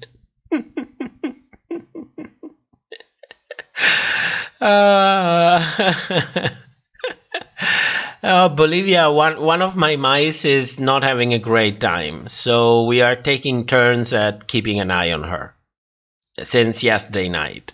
So I do the nights, my partner does the days. So I thought, you know what, since I'm having a stream, we might as well keep each other's company. If I'm grateful to have last time I kept an eye on a mouse during night, I fell asleep, and you know what happened when I woke up. So it's not going to change anything, it just makes me feel better. But it also kind of destroys me, and it's also difficult. So why not? We have a stream, let's go on. Let's carry on. Groover Iman. Oh, you bitch. You bitch. I'm going to silence you for a minute. Out of spite.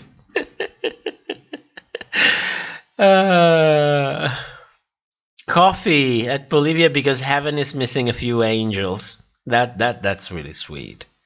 That's really sweet. Fantasia, I love the pouring. I can give you some more of that. My glass is empty. It's just water. I cannot get any more energy drink. My stomach is really empty. And I think I had enough to stay awake like until 7 in the morning tonight. Dixie, I wish they sold Ooh-Aha Sensation in a bottle. It's called energy drink, I think. It's called energy drink. Groover, I will become Majesty in this YouTube channel if I was an Iman. Oh yes, we would use you for publicity. Say, give us publicity. Bolivia says, true, but Lidl really should be a sponsor. I don't think they need that, but I will be writing them. I will definitely be writing them. Dixie, gently sponsored by Patreon. Yes. Yes. For the moment, that's the only sponsors we have. Groover, I'm coming for the contract. Oh, yes, but don't be too direct about it, you know? Be cool about it. Be like, well, if I could take a look at the contract, you know, I know some people, they're cool, they would like to, you know, go through it, nobody will know where it's coming from, I can trust them, I know them, you know, be cool about it. Maybe we will get it.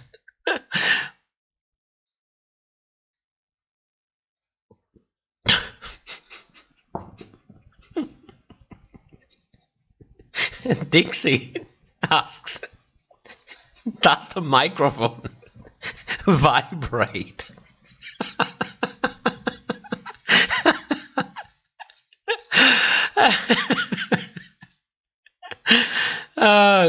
We really reached that time in the stream, didn't we?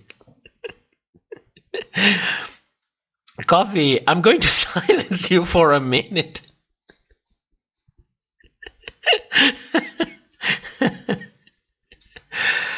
No, I didn't silence any. It was a joke. Fantasia, Dixie, it's called vodka.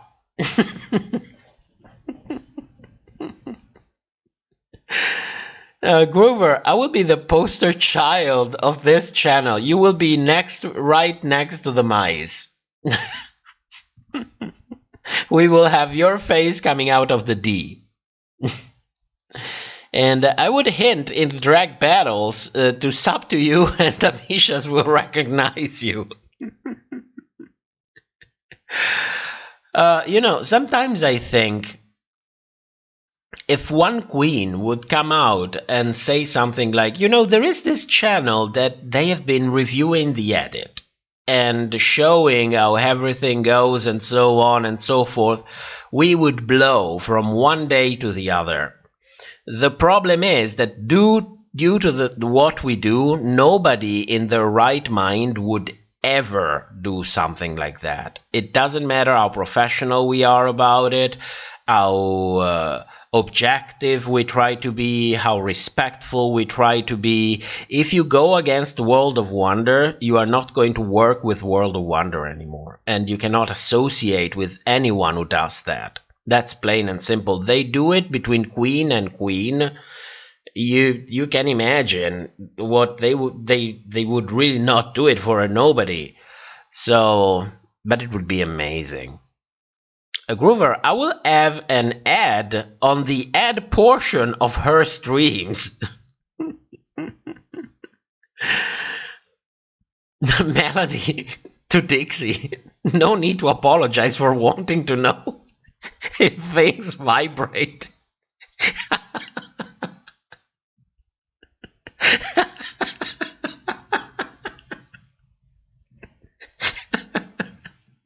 I second that.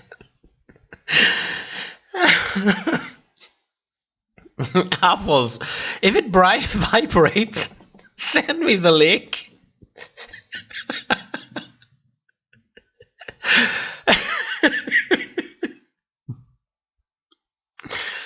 Oh my god.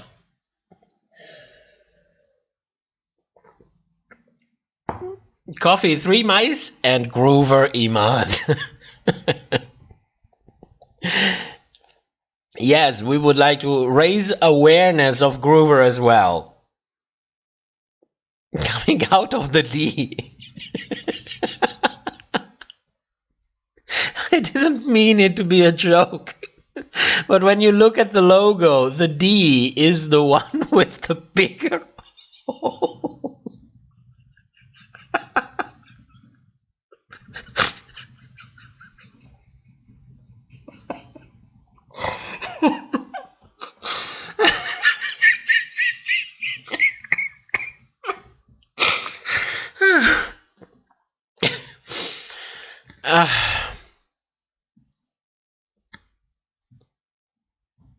Dixie, thank you for your relatableness, Melanie. We all can relate to that. I can attest you.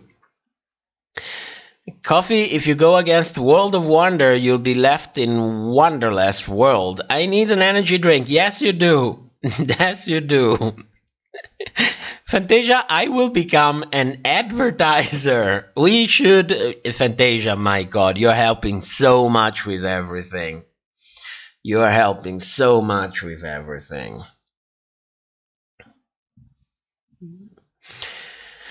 I mean, I'm happy about it. I'm really happy about it. But,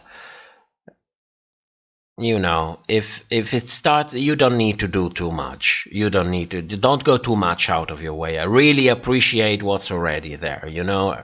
Really appreciate what's going on the Discord and you managing it and really carrying it all together. I really appreciate that. Rachel Chapman, what do we think will finish first, this stream or season 13?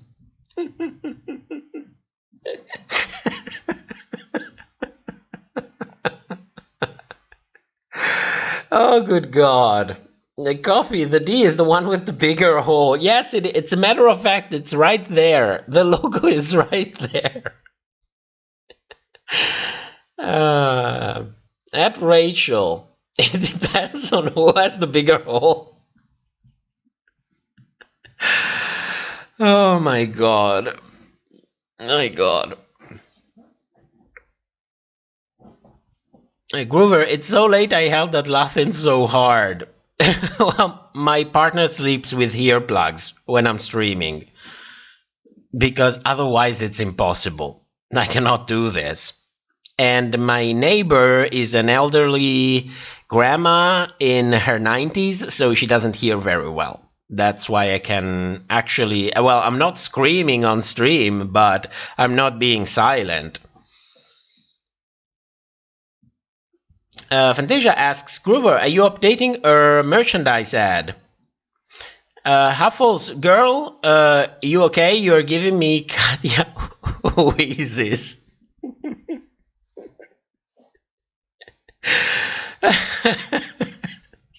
You know, the problem is that I'm naturally stupid. Sometimes, you know, I laugh about really stupid shit. But when I get tired, I kind of lose the ability to contain myself. So, good thing that it's just, you know, the most intimate ones in the stream. Can you imagine if someone would tune in like right now? Like right now, they would think, what the fuck is this? Why is there an half-asleep faggot talking on a microphone about holes with a logo and mice on it? What the fuck is this?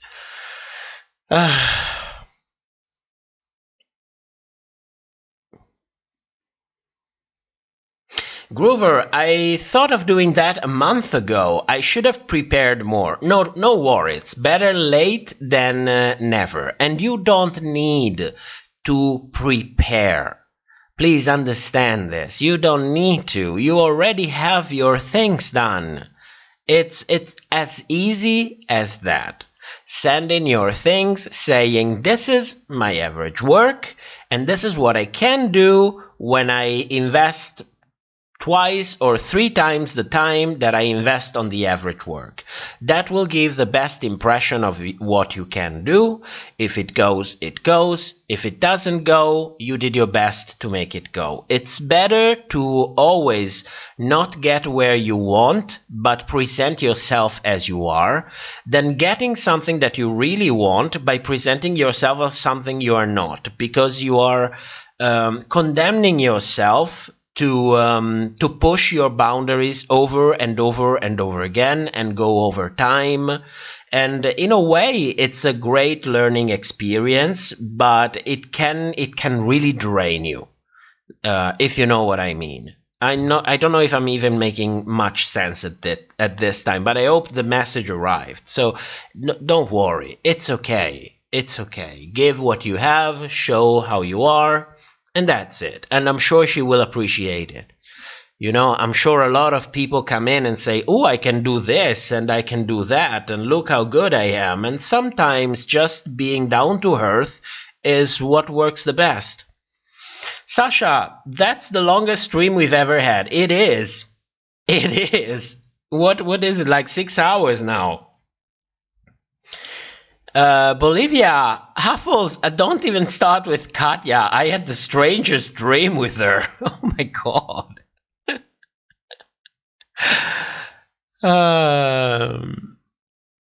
Fantasia, shout out to Red in the Discord. Yes, shout out to Red. She is the one who is actually managing game night on Thursday.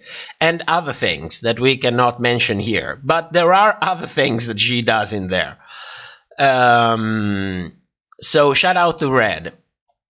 Dixie, you people are fabulous. Yes, I have the best people coming to this channel. I don't know how I managed to attract all of you, but I am so proud.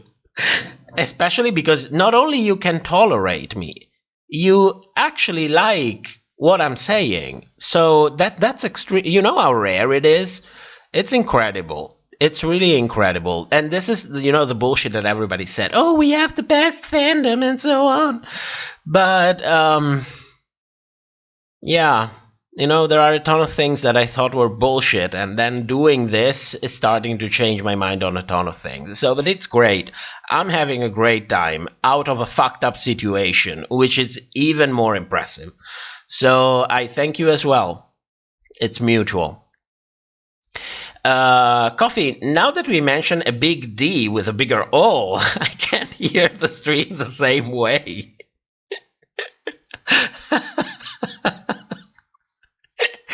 Apples to Bolivia, I need the rundown of the dream, please. Sasha, the way I went to see Big Brother and came back, and the stream is still going. Yes, we are. We are. Groover, how can you not laugh at coming out of the D? I know.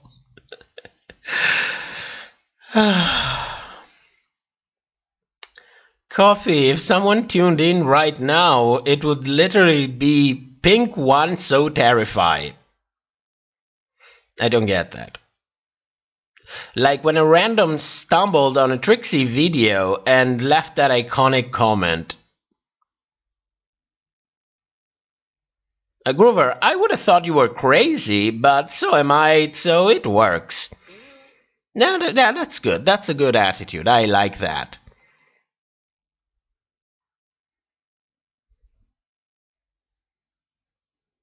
Bolivia, he was this amazing potato-using proof, as he was in Hurricane Bianca too, and we became best friends, gone to a road movie trip, and the rest is like the situation with the Hare Krishna soundtrack in Hair.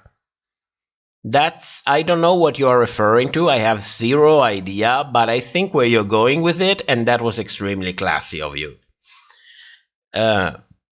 Fantasia, all free help is probably appreciated. Yes, absolutely, and Mama needs it. Mama needs it. Bolivia, but without details, I want to keep the stream on this platform without getting banned. Thank you. Fantasia, and you still have 45 people in the live. I think that a good 90% of that fell asleep by this point. And they were like, you know what? I will keep being on the stream because I appreciate what you do and I don't want you to feel alone. But if you don't mind, I'm going to sleep.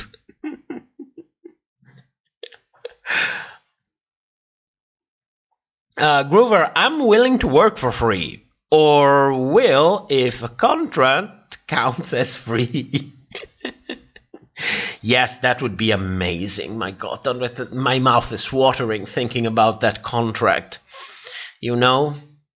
Printing it out like on real paper, leaving it on a desk with a McChicken on the side.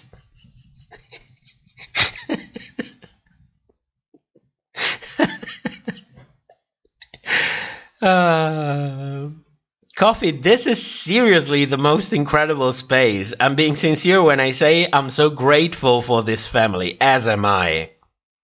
As am I. Fantasia Midnight in the Library attached me. We really need to bring that video back.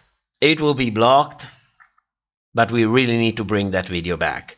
When we will have less work for the chop, which means when this season ends, I'm going to bring it back. Alongside the damn 10 Commandments, which I had it finished, what was it, like at the end of January, first day of February? I am unprofessional. I'm unprofessional.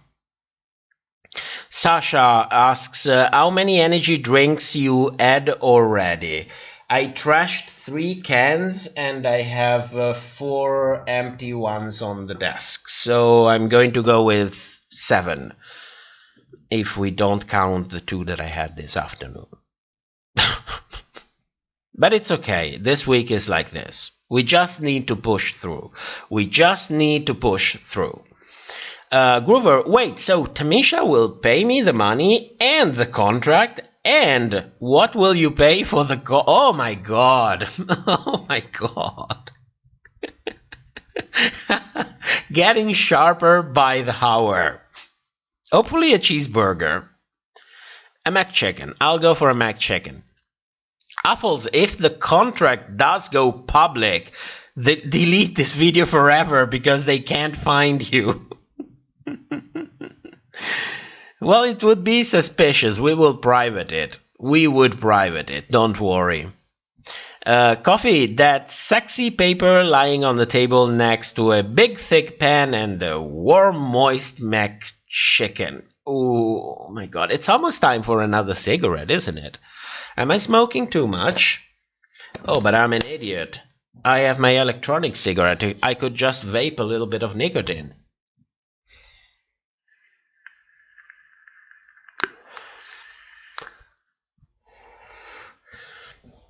Fantasia says, cloud, cloud, cloud, you better work for exposure.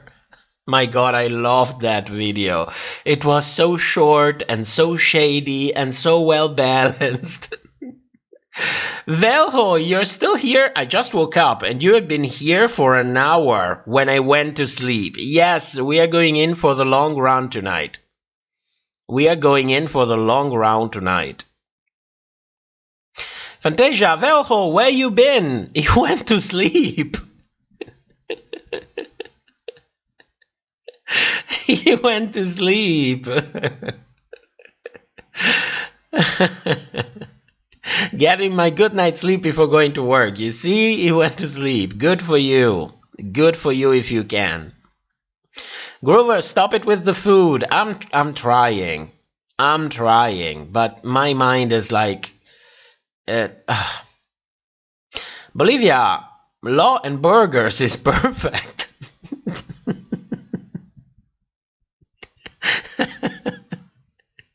Never know. I wanted to hear this, but here we go. Coffee, that vape sounds delicious. It is delicious. The problem is it's not a cigarette.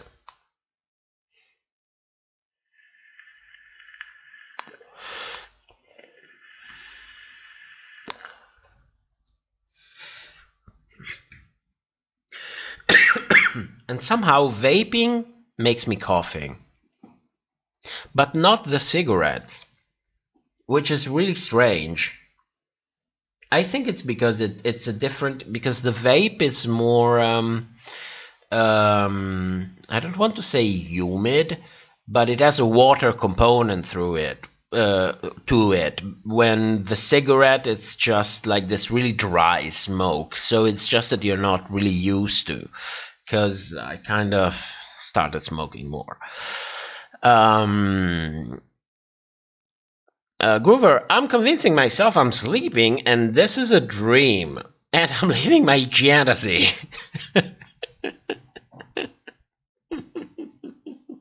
I'm always wearing a robe, living my Iman life. Oh God. Coffee, but are you wearing the robe? That's a nice question. That's a nice question. Because she's a woman. Fantasia, I'm going to make something for the channel, like socks or a mug. What shall it be? You're talking merchandise. You know, I don't know how I feel about merchandise. I always feel like it's a little bit of a robbery. Because you need to put it at a very high price, because the shop that makes the merchandise takes like 50 or 60% of it, so you need to go much higher with the price if you actually want to get something out of it. You know, you don't want people to think that they're buying something for $20 and then you are getting 4. And a lot of people are like, let me put it at $30, then I will get 8. I don't know. I feel very contrived? No. Conflicted about merchandise. That's how I feel about it. Robin, I haven't typed a lot, but I'm glad this is here. I have no idea what you're talking about, but I am also half asleep. Fantasia, make a robe. I'll wear a robe with mice making the Jan face in the Jan wig. I think that would be a little bit of copyright infringement, maybe. Bolivia, the robery. Oh, that's a good play on words.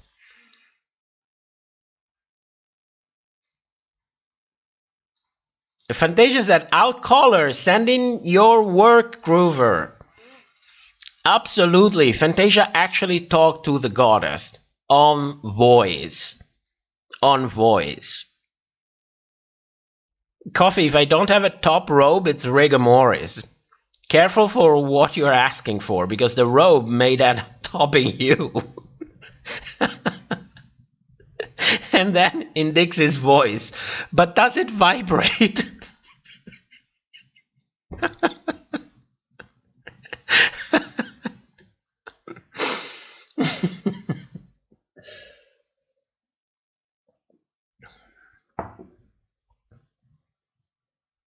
Velho, I mean, I have not been on this live for a while since I have to wake up early for work, but if you always do 6+ hour streams, I can always share my thoughts in the morning. In my time zones, it's 6 a.m. In mine, it's 5 a.m. No, this is an exception. This is more of an exception because I have a sick mouse and I'm keeping an eye on her throughout the night, at least until she's shown a little bit of improvement, you know? Something that I can go to bed and say, yes, it's okay, it's going to be fine, I'm going to wake up, she's going to be there. So we're keeping an eye on her. Groover, me and Tamisha have been recognized by the queens. Also, I said my age to Tamisha and I thought she was gonna be like, little boy, and call me stupid and young and dumb, and I would respond with thank you. Sasha says, in 1 week, I came out to my brother, had a major fight with my mom, quit one of my majors, so I'm really happy by just chilling with you guys. You had a lot going on in 1 fucking week. You need an energy drink. And some vodka. I'm sure Fantasia can tell you which brand is the best, because, you know, she knows. Wink, wink. Luna, a vibrating robe sounds delicious. Let's go smoke a cigarette. What do you think? Do you guys want music? Should I put on some more copyright-free music while I take my 2 minutes to suck on this cigarette like there's no tomorrow?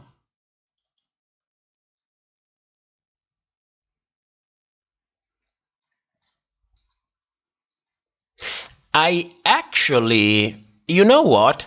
When I'm coming back after this cigarette, I don't know if you know, but I actually finished part of the music parody that you heard in the intro, the If You Dream of Exploiting Everything. And I never published it. It's there. So if you want to listen to it, since we are basically chilling out, just let me know when I come back. I can play it for you. Music. What do we have that we didn't listen to? Let's go with Up Above, Marble Song.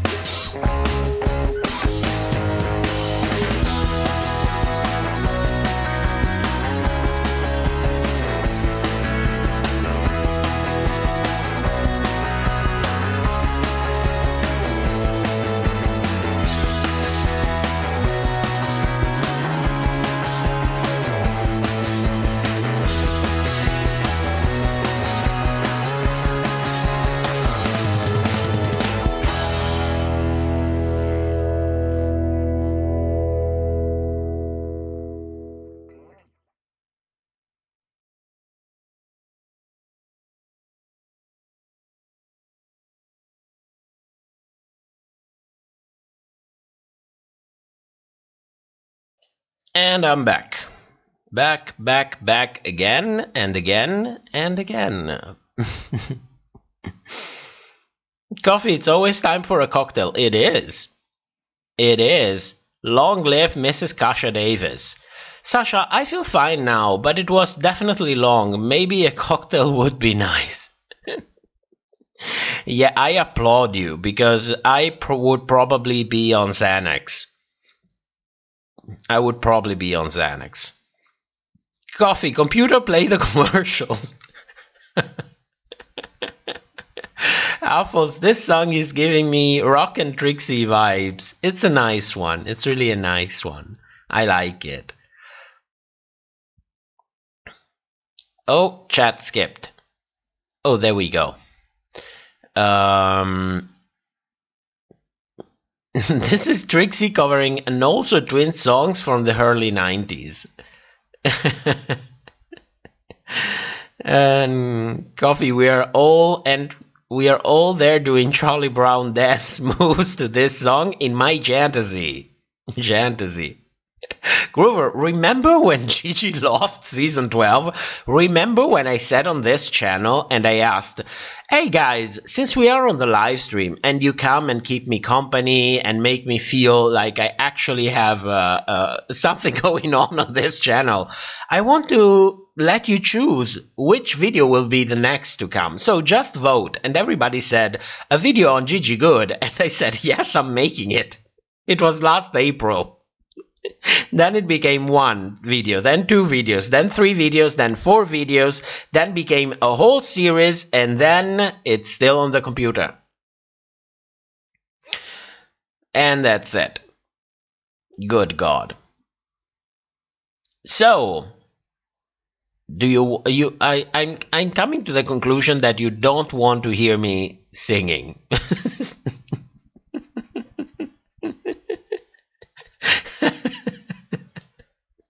I understand it.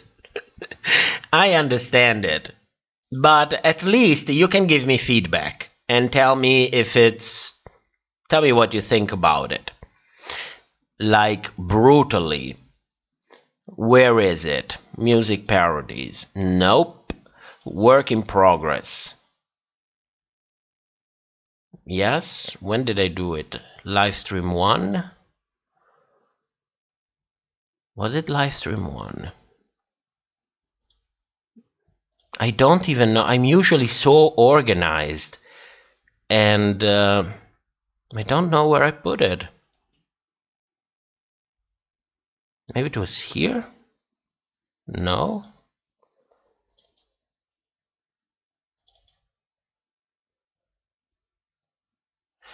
It could be this one. Let's see. Let me see. I have to mute the microphone a little bit because with Mr. Invisible we actually tried to sing it like in real voice and it sounded terrible. So I have to be sure I'm not giving you that version. Wait a second. Where's the streaming software? Here it is.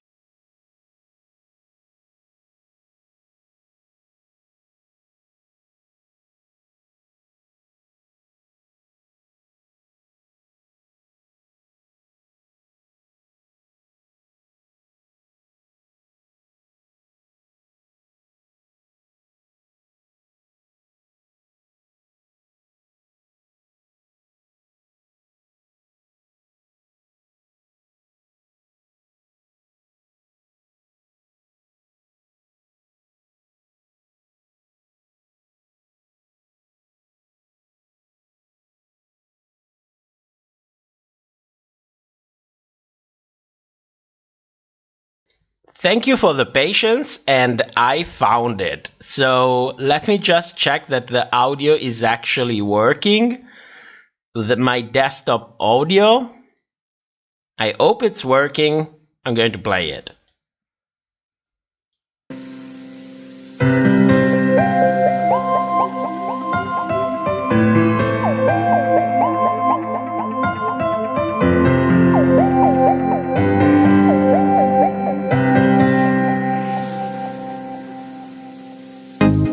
Not a after night, I check my account and try my best to make it rise.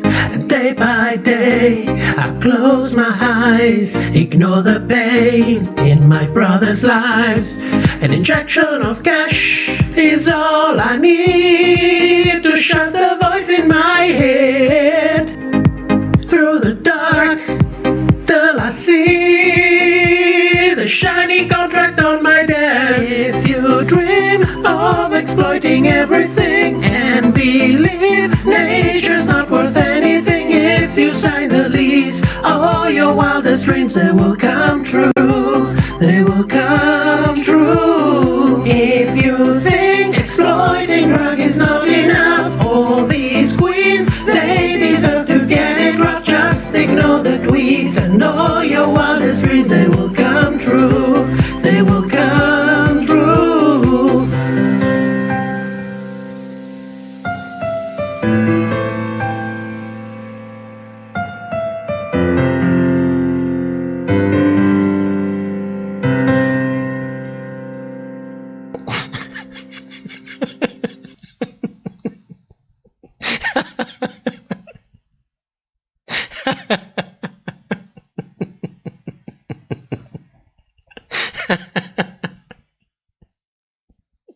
I mean, I lived for it. I lived for it.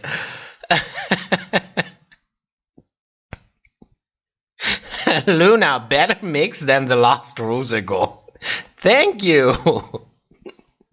Groover, I feel like you were feeling your oats while singing. Oh, absolutely. Absolutely. I was feeling everything. Groover, I don't know if it's that fierce or tragic. It's a little bit of both. It's a little bit of both. Lena, I want to do a drag number to this, dressed as an 80 glam heartthrob performing on MTV.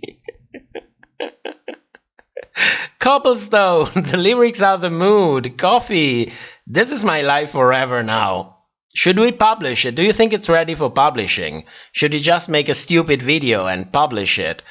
Because it's just, you know, the beginning and then 2 choruses and that's it. Because I lost a little bit of inspiration after that. Dixie, how can you be organized, so organized at this time in the morning? I can tell you my secret. I thank Past Me, because Past Me organized everything. And now that I am half asleep, I can take advantage of that. That's it.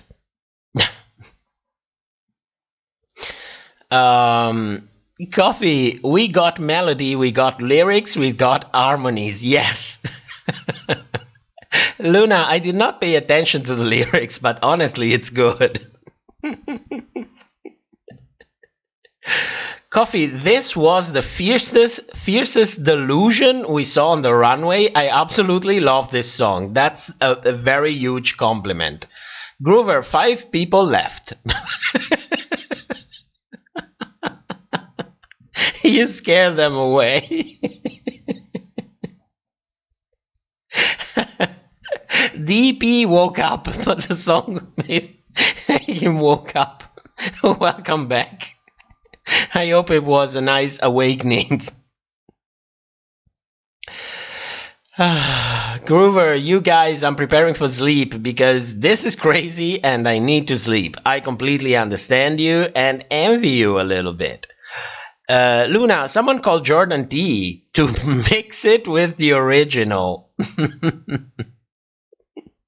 Coffee, I see 46 people here and I'm losing it. I have lost it. Did I ever have it? That's a great question. Fantasia, here come the muses. You ready? I'm not sure. Dixie Fantabulous. Fantasia, I love the words and Groover lying, one person join. Oh, Groover.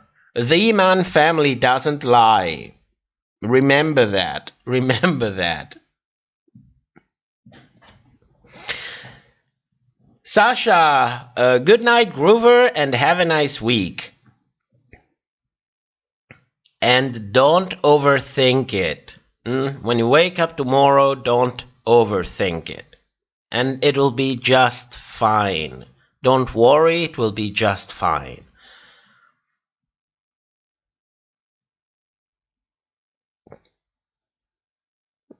Coffee says, Groover, the ultimate troll Iman. Come on. Groover, the Candy Muses. Beatrice, I'm half asleep, but it was good. Surely deserves a video. Velho next tried to sing Congratulation and Phenomenon, imitating all the Queen's voices. That's... I hate Phenomenon. I hate it. I hate that song so much. So much.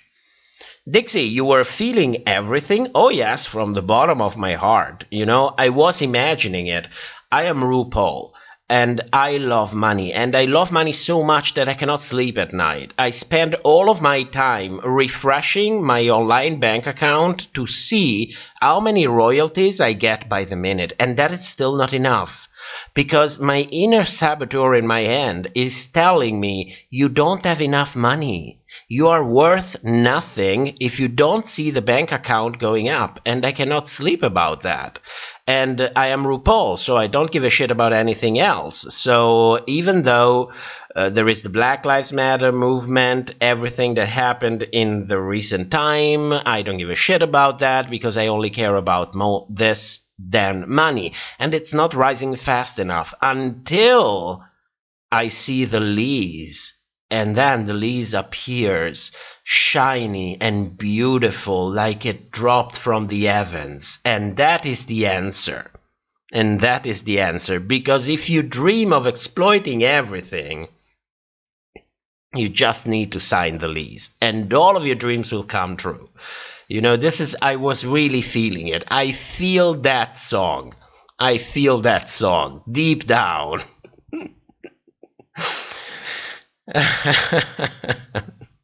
That was my mindset. Groover, I'm gonna wake up at 9 because I have to write an assignment. You better get a coffee and calm down. Don't worry about it. It will be fine. And let us know on the Discord. Let us know on the Discord.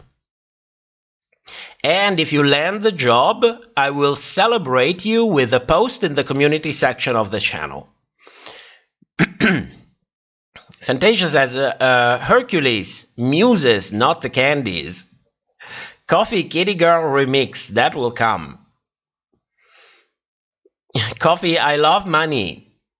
Groover, I thought we were 50 people. I see 43, now it's 46. Nobody knows. Nobody really knows. Coffee, not your inner saboteur calling you broke. Fantasia, congratulations, you got it all. Now, let's see what all that fracking has done. Oh, good God. My God. I still cannot believe there are people out there who really think she has nothing to do with it. Whatever. Dixie, I think you should go for it. And you have everything you need here. The lyrics are hilarious. They are going to skin us alive. We are going to make the front page of the RuPaul's Drag Race cringe Reddit page.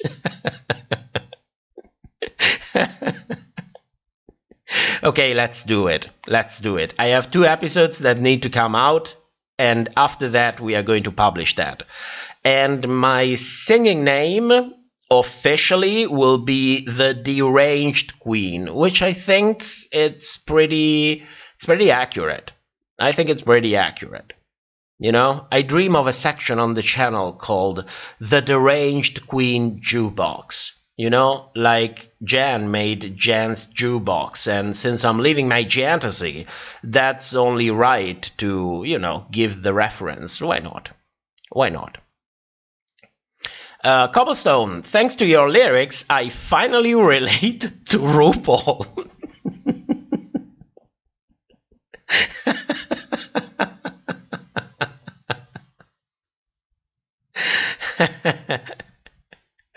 Fantasia, no one knows whose hands are these. Did I miss something? Beatrice, in my fantasy, RuPaul as an assistant who tell him every 30 seconds on the earplug how much he earned that day.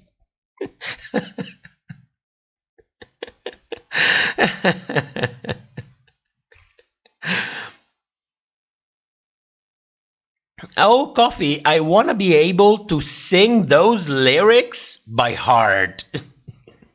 It will be a sing-along. There will be lyrics on the video.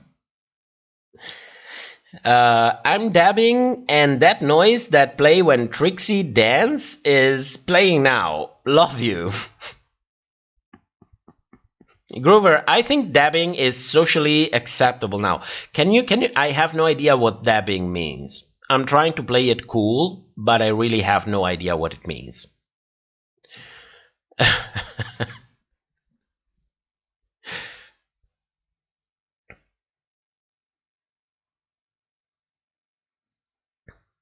I wish I could type the sound that plays when we dab like Trixie or Katya.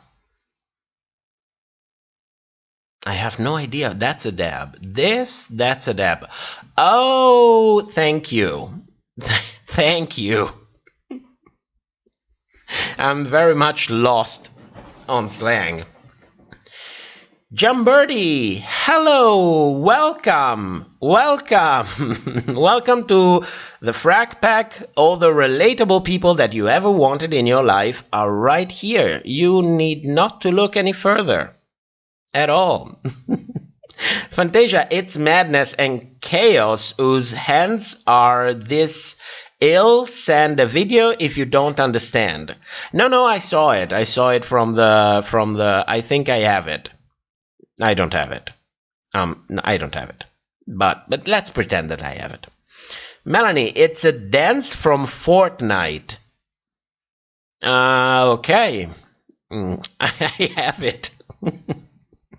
Now I have it. Groover, when you were talking about the lady next door, was it you? In my fantasy, it was me. I have to admit to that. In my fantasy, it was.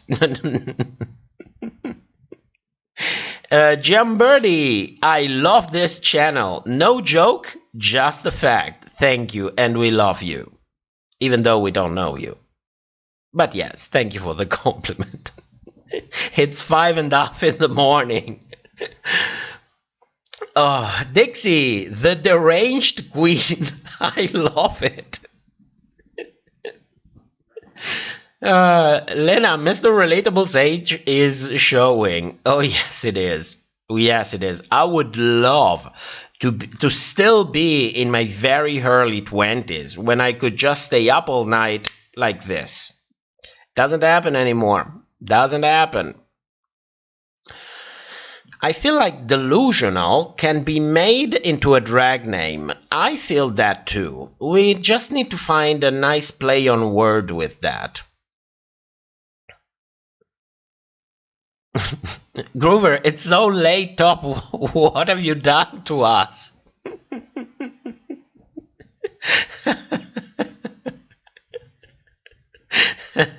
Listen, we are all in this together. It's going to be half an hour. Half an hour, and for tonight, we are done.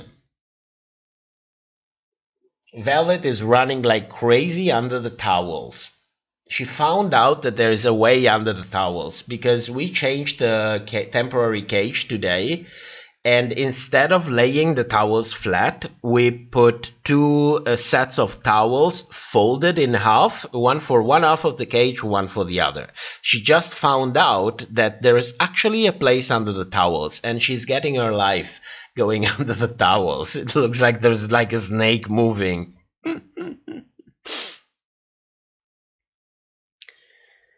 Coffee, D. Chanel. That works, but you can do better. Groover, see loose on all. That's getting better. That's getting better.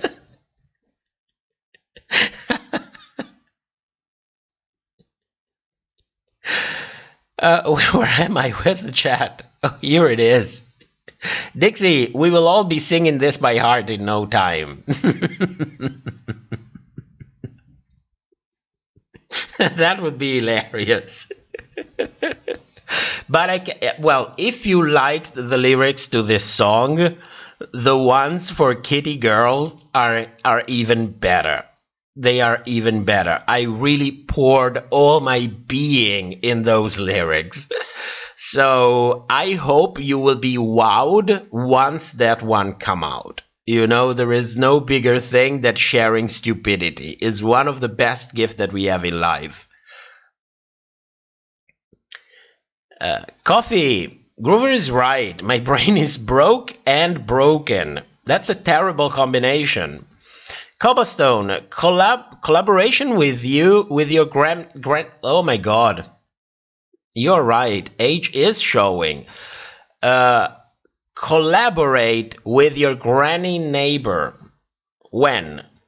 Oh, when am I going to collaborate with her?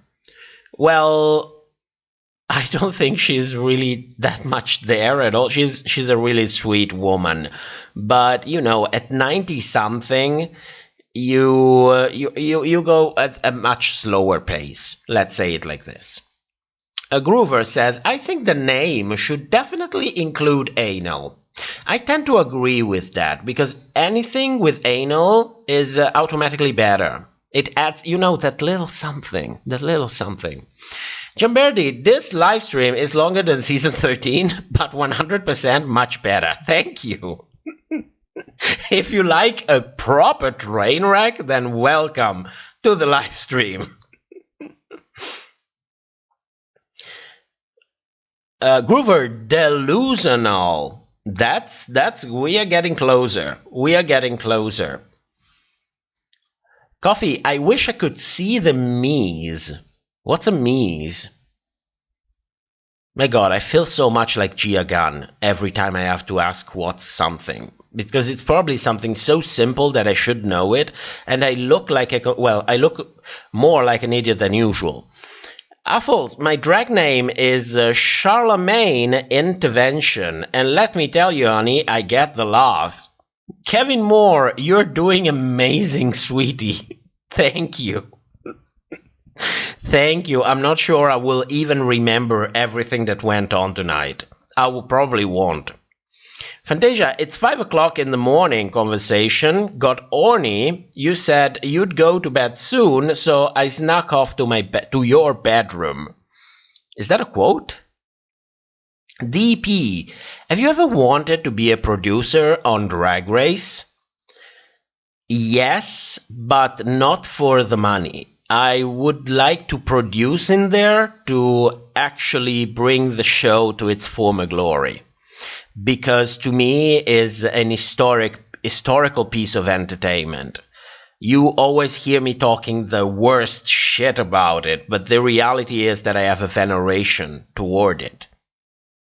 That's plain and simple. That's plain and simple.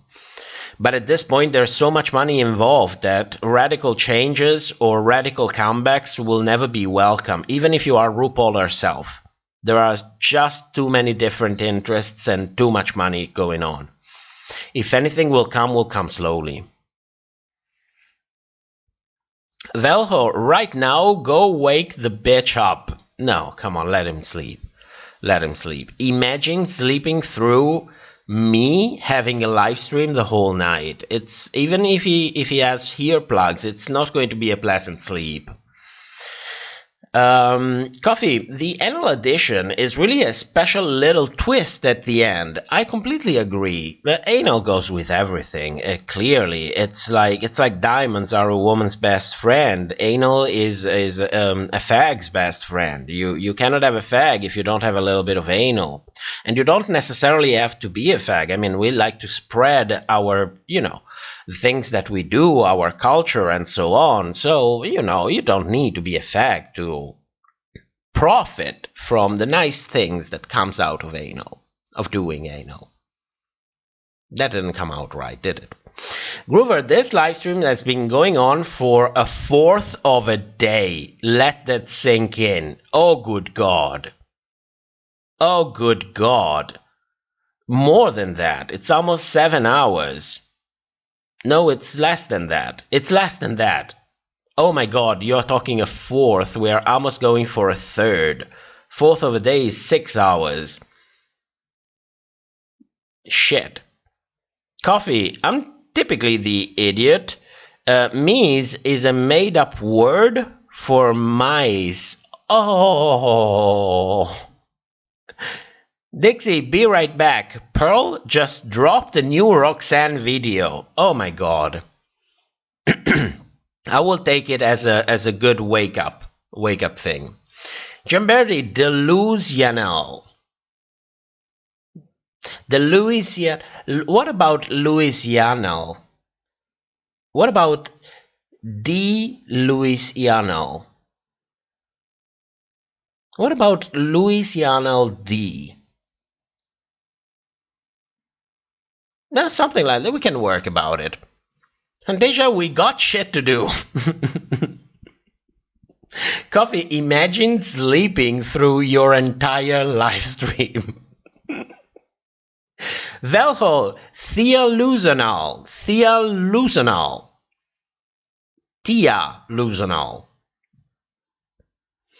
Groover, okay, now I'm going to sleep. Yes, you said that 15 minutes ago. You have to talk to the goddess tomorrow morning. You better be prepared. So go to sleep.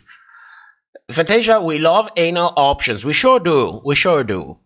Groover, bye, you guys. Bye, Groover. Thank you for coming. Beatrice, you anal tazy? Something like that.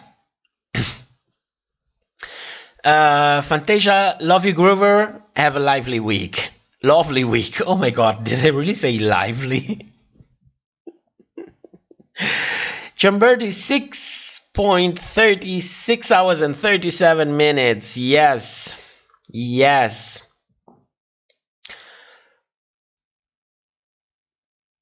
Coffee says Louisa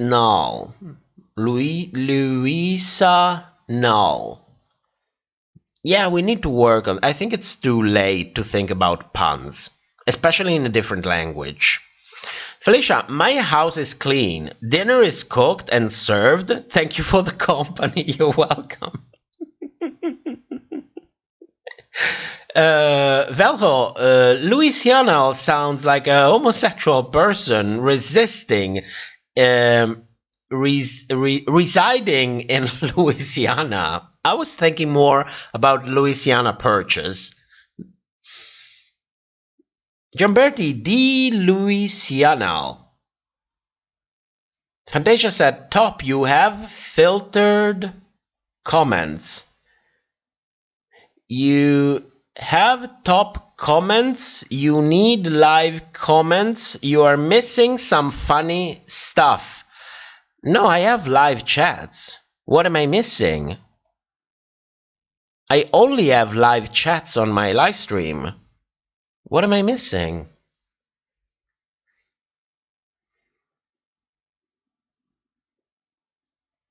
Am I missing something? Let me open. I also have another page. Wait a second.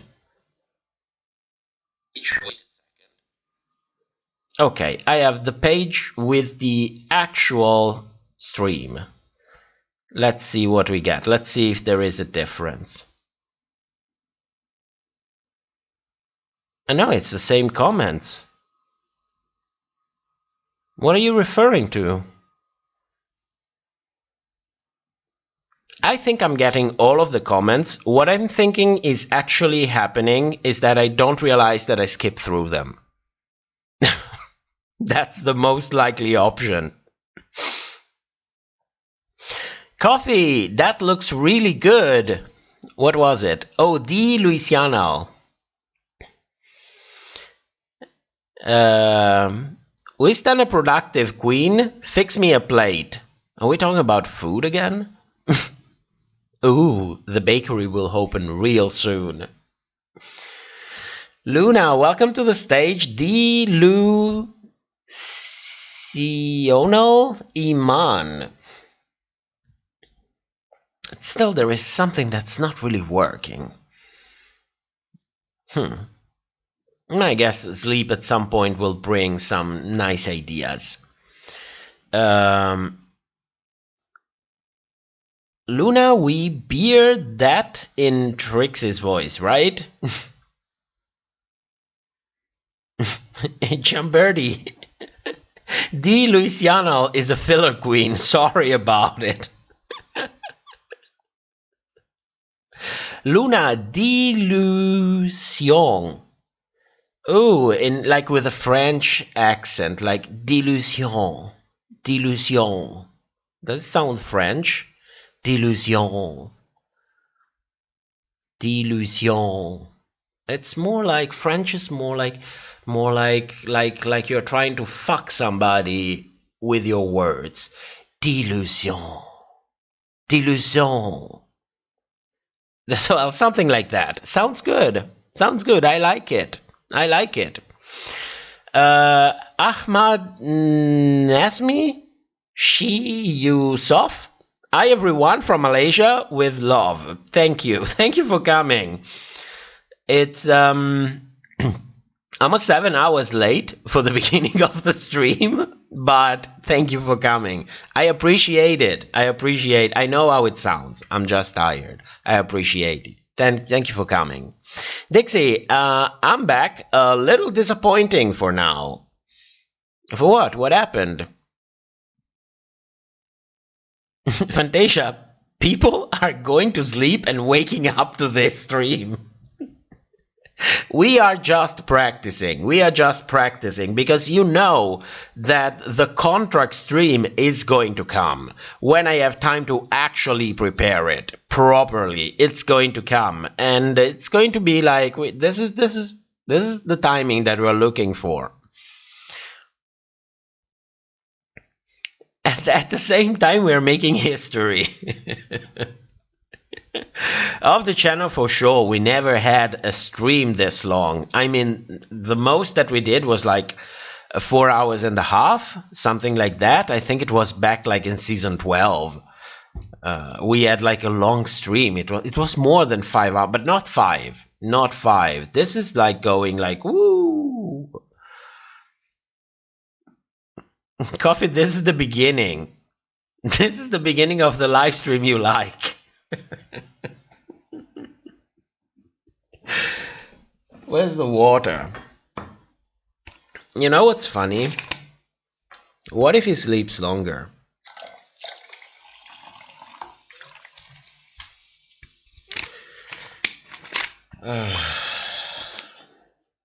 Good God.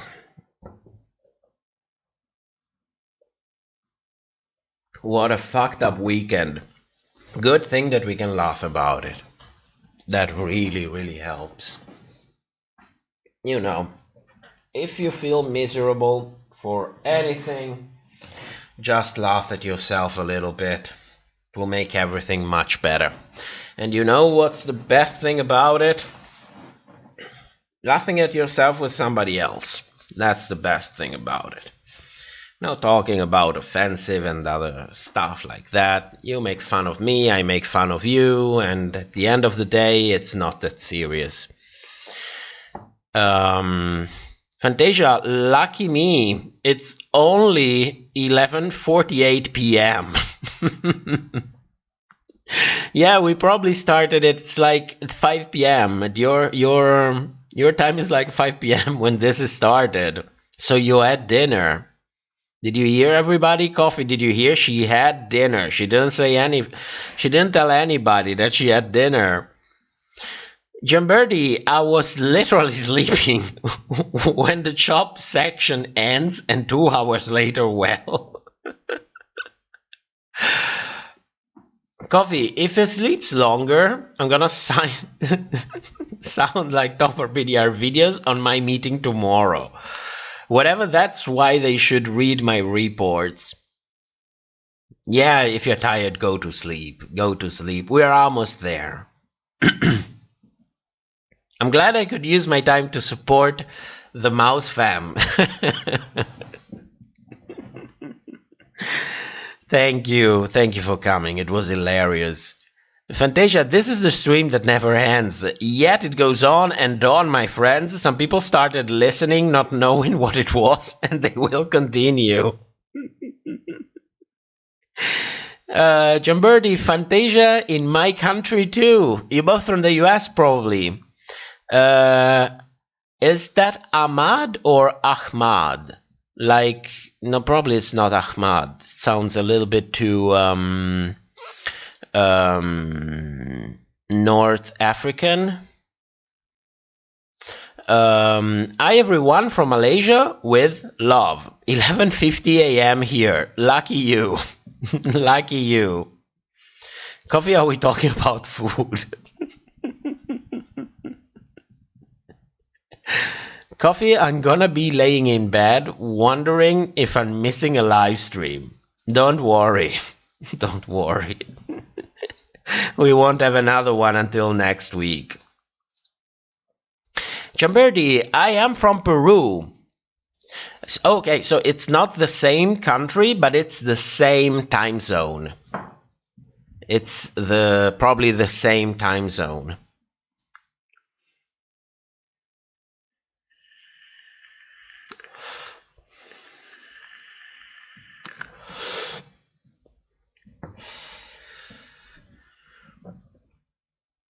Oh my god. You know what I would really want? A coffee. I would really want a coffee. Problem is, if I make one, we have this old coffee machine, which is like, it was an hand-me-down from my parents-in-law. This machine is like, I think, 12 or 13 years old. I lost count of the times I repaired it. My partner would kill me if I keep repairing it. He wants one with more functionalities, you know. But it grinds the coffee beans and makes an espresso out of the fresh grounded coffee beans, which is really good. I mean, sometimes I do like filtered coffee. Sometimes I like an espresso. Right now, I would really love an espresso and a cigarette after it. But the problem is it's loud. I cannot wake him up. When he wakes up and I hear the coffee machine, then I can have a coffee.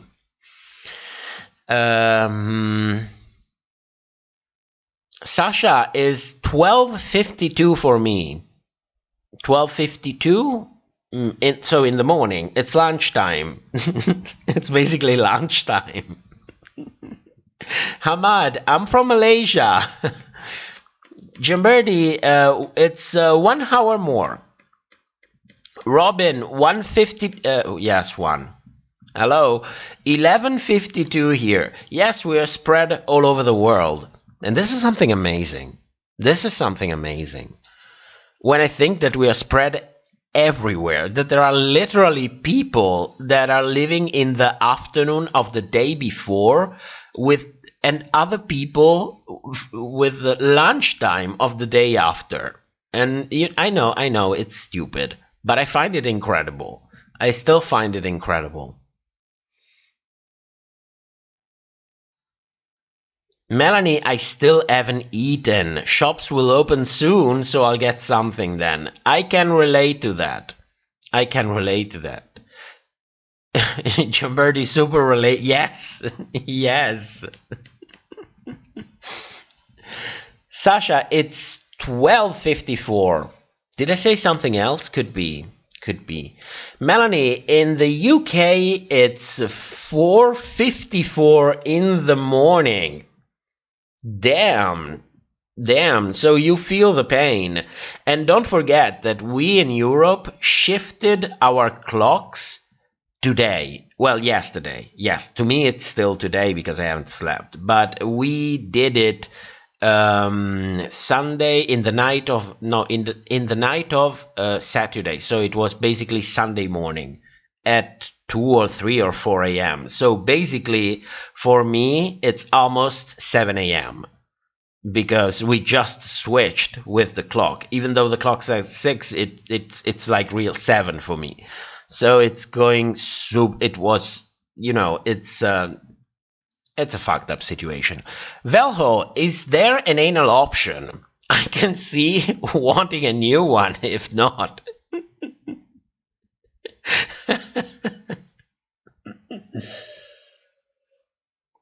There should always be an anal option. Nora, I'm thinking about ordering breakfast in a couple of hours. Lucky you, I'll have to dress up. I feel like RuPaul when she's judging on that panel with my pajama bottoms. Coffee, it's so crazy we're all here at different times on different days and wrong about an anal option.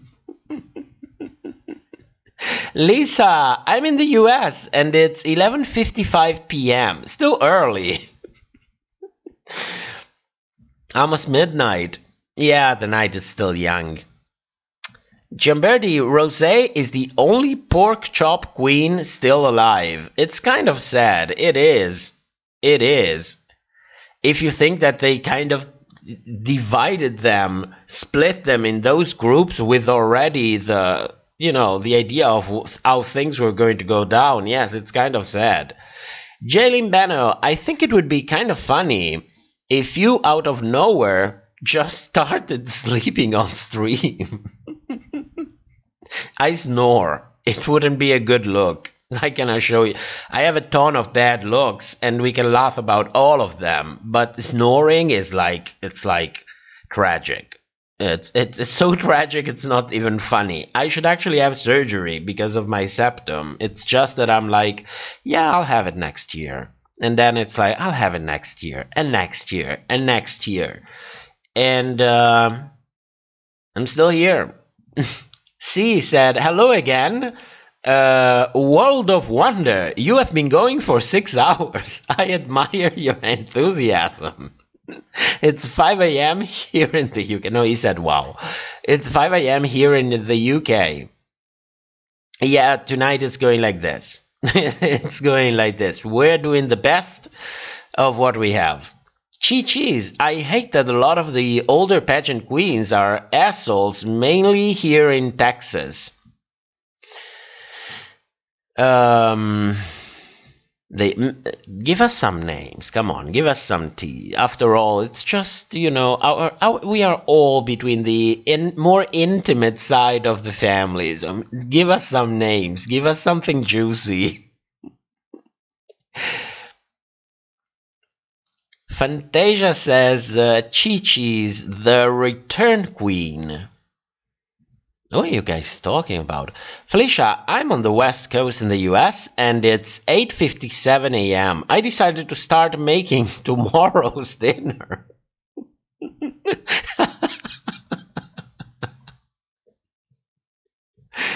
Velho says, Rosé is the only one alive? Damn, Ru straight up killed the host after they cut cameras. Damn, Dragula isn't that far from Drag Race after all. Coffee, say her name. I agree, say her name. See, have you seen the rumored international... Oh, somebody asked that like 5 hours ago.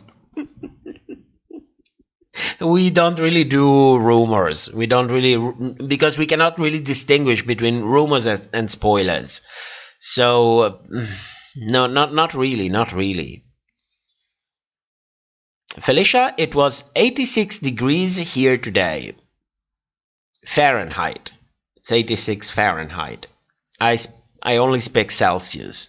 What is it, like 13? 14?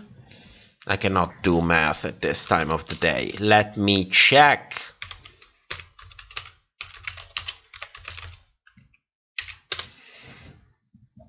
Let's see. 86. 30. It's 30. Fuck. Lucky you. Lucky you.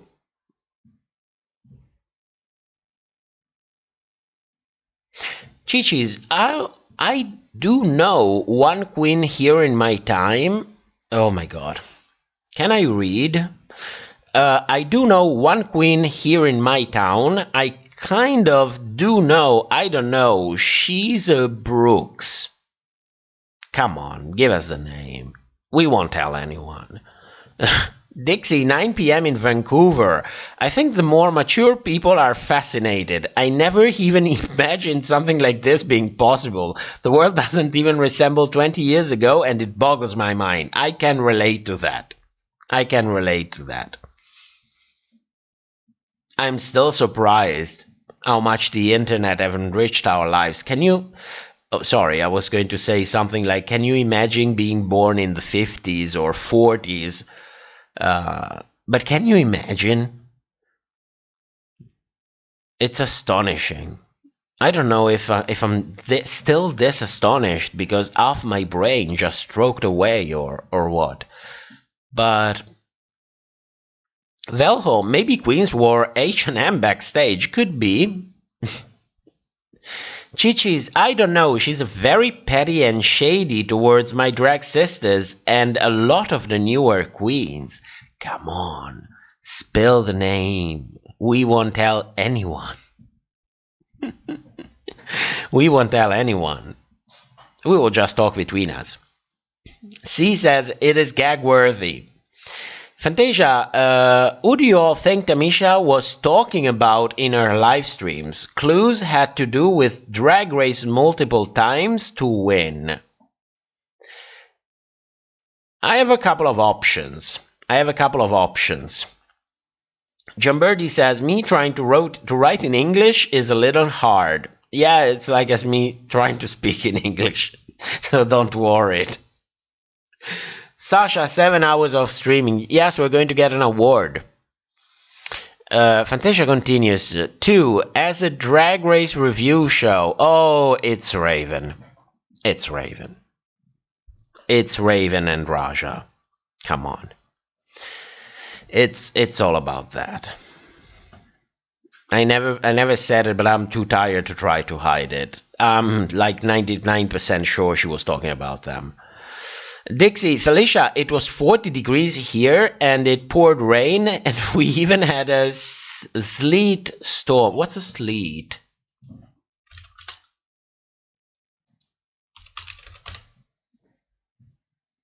Oh, a little bit of snow. Okay. A sleet storm.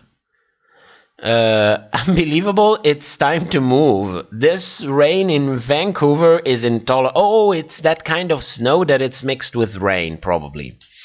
Fantasia continues. 3. Have been tailing shot and Tamisha is ready to fight.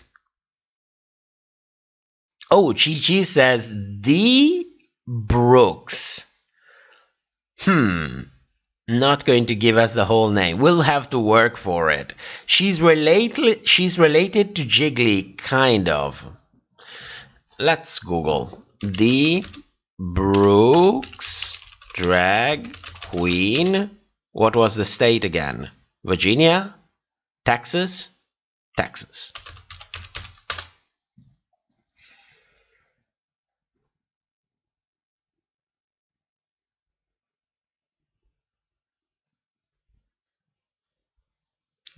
Desiree Brooks. This is what I got here. Desiree Brooks.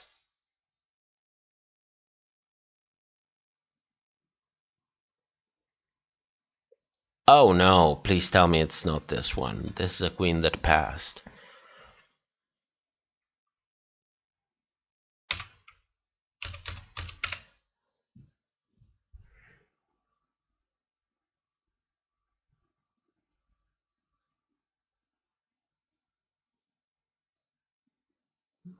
Oh no. Is it she? Is it she? No, I only get Desiree Brooks. Did I get it? Did I not get it? We'll see about that.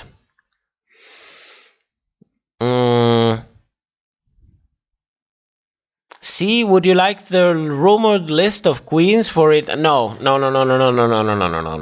Thank you. No spoilers, no rumors, no nothing for the moment. If something airs, I usually give the channel and On the Discord, we have a spoiler section. We usually give like 1 day, 1.5 days, and then it's fair game. If you don't want spoilers, you just do not come. So that's the thing. But other than that, no, please. Velho, we have a word for water is snow in Finnish. Is loska. Yeah, we have a word in our language as well. Jamberdi, Tamisha is pissed. I don't want her to get pearled from VH1. That's something that I never heard. Being pearled. But I'm stealing that. Felicia, Dixie, I really don't like the heat. Right now it's 82 degrees and it's just past 9 p.m. It's going to get hotter. Definitely. Chichi says, yes, it's here. She didn't pass. C said removed sword. No worries, I didn't read it. I'm just thinking about the people in the chat. And mostly our moderator, Fantasia, that has to actually read everything before, deciding if she wants to remove something or, don't worry, it happens. I always forget to repeat and repeat and repeat because there are new people that come in and don't really know how we're doing things in here. So, I understand it. Don't worry. Sasha says, Velho, do you know your name means old in PT, right? Just wondering. What's PT? Portuguese. Is it Portuguese? Let me check. Since we have Google Translate opened.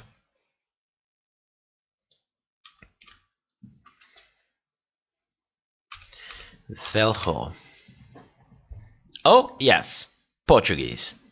Oh my god, I'm so smart at 6 in the morning. I'm feeling my oats. Velho, I had no idea. Are you sure?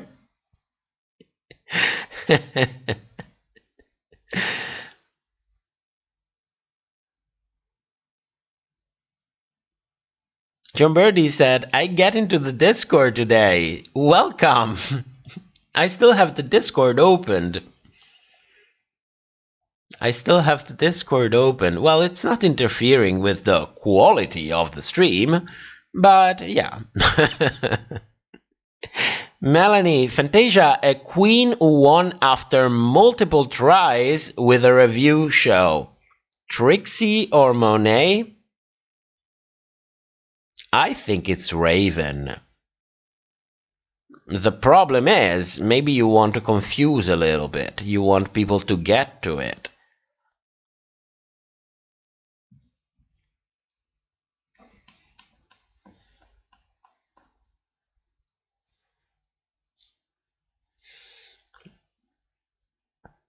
Luna says Monet. The show is here and not VH1. Jamberti, Lalari for Miss Congeniality.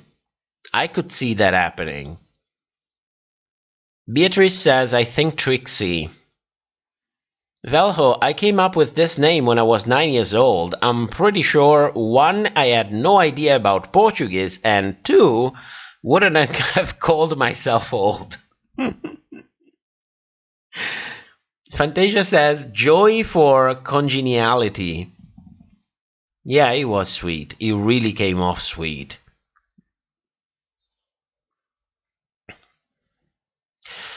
Velho says, also, Velho in Finnish means wizard. Coffee, Monet as a show from the Yahoo Build series. Fantasia, I would say Monet too. You think so? Well, we should really dig that. If we have free time, we should absolutely dig that.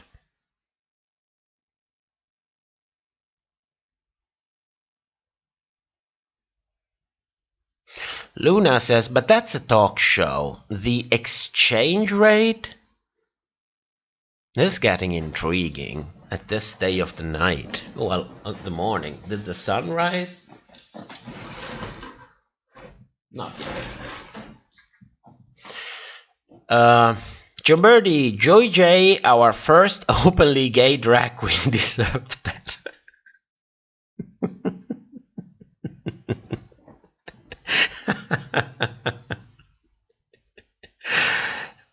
Fantasia, I don't know. I'm waiting for that contract to end so we can see.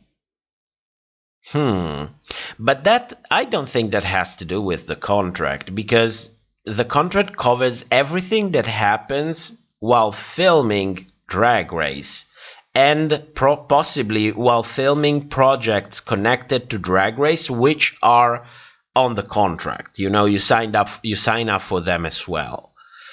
Not, you know, something that could be misconstrued as disrespect toward any random show that has nothing to do with your specific contract. So I don't think we are going to get any more news about that. I think she laid all the clues, we just need to find it. Dixie, I don't like it when it's really hot either, Felicia, but we have on average 9 months of rain a year. Last year was still raining in June. It gets worse every year. Yeah, thanks, RuPaul. Well, she's just the tip of the iceberg. Felicia, RuPaul's Drag Race reminds me of a massive hazing initiation into potential drag stardom.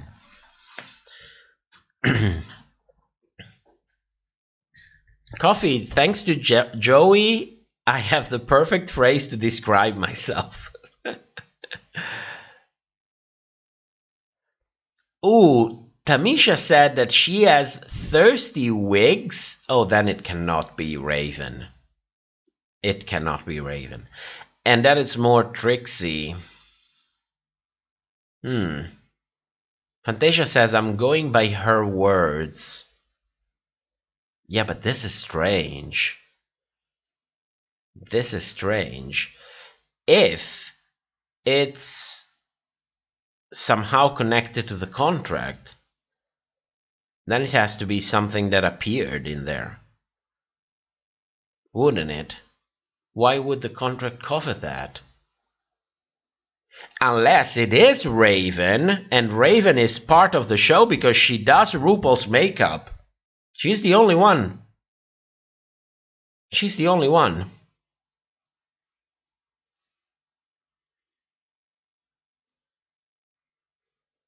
Coffee says, Coffee, tell us about yourself in a few words.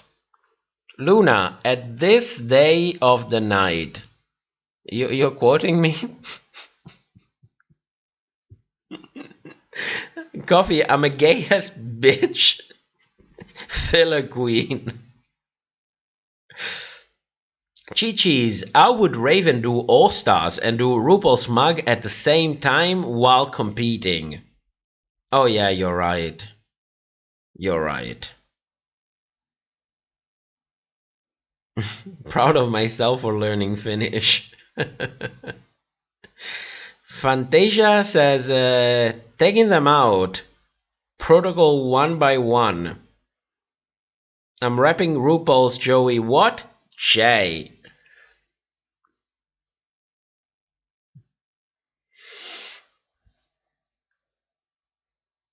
John Birdie says, I'm kind of sad for Tamisha because everything she can say, it's not going to be a shock because of all the shit. Could be. If Joey won Miss Congeniality, Candy would be so happy. Felicia. Beatrice says, Raven didn't win. You are right. Did she say that she won?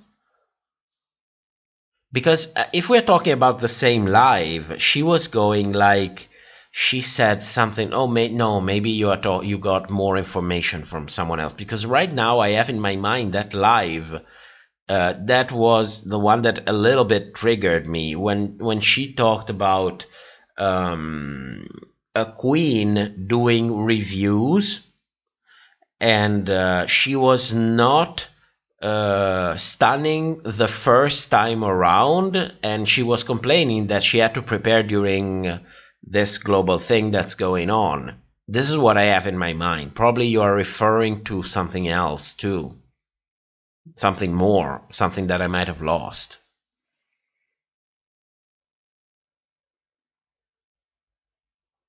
This is getting intriguing.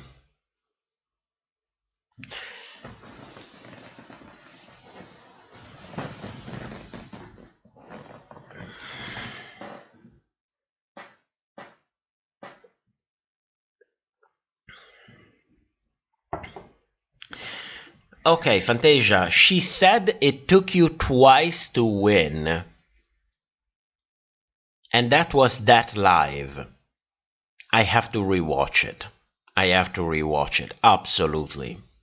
I have to mark down every word. You intrigued me. Because in my mind, I always thought she's talking about Raven. You know, that's what I pictured. But if she said that it took her twice to win, well, then we're not left with many queens, because we're talking about a queen that won All Stars. So it's either going to be Alaska, Trixie, Monet, Trinity, and Shay. No, I don't think so.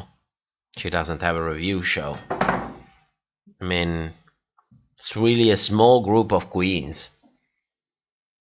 Jumberdi, I don't want Tamisha to be forgotten. Ooh, she wouldn't be forgotten even if she never competed on Drag Race. Don't worry about that.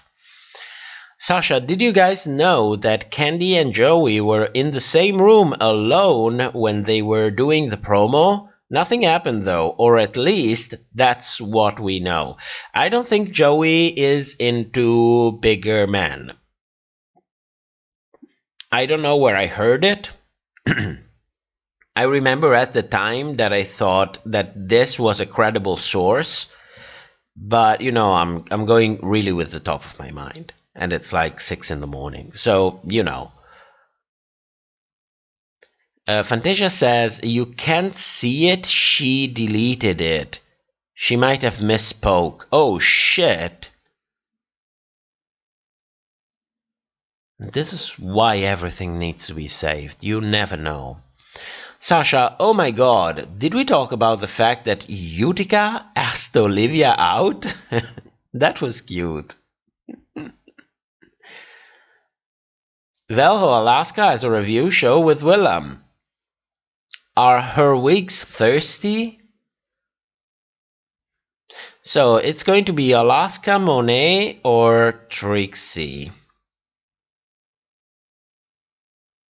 I'm going to exclude Alaska. She's always very poised. She's always very, you know, like trying to be always a little bit in the middle, trying not to be too extreme, trying to be more the voice of reason.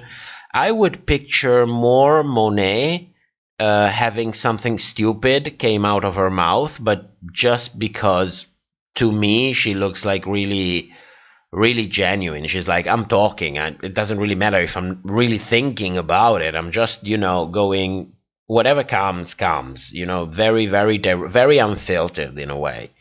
While Trixie simply, she strikes me just as the one that doesn't really give a shit. She's like, I'm here to do a show, so if she read her to filth because she had to do a review for World of Wonder, I have no doubts that Trixie would do it. Felicia, it has to be Trixie. Trixie lost in Drag Race and then she won All Stars, and she wears double and triple wigs.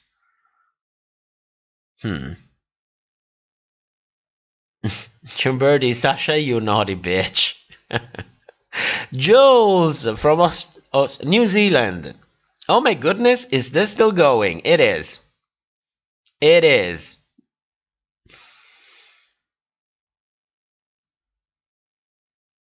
They probably won't pick Alaska because she's with Willem. Ringo Kirit, can someone fill me up with the convo? I am late. Yes, like 7 hours and a half late. But yes. We were speculating about who Tamisha was referring to when she complained about a queen that was being shady to her, even though she was not the best her first time around on Drag Race. We were speculating about that. Jules, New Zealand, you see? I remembered. I was lucky.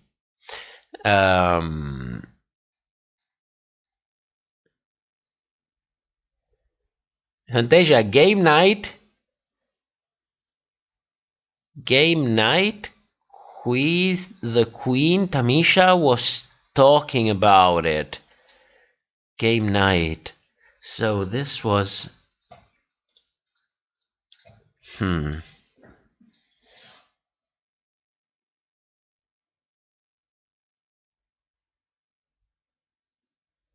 How could she be talking about? She went live on Friday night. Well, it's Friday night for me, so it's Friday... No, Saturday morning for me and Friday night for you. Where's the notification? YouTube? There we go. Part 5.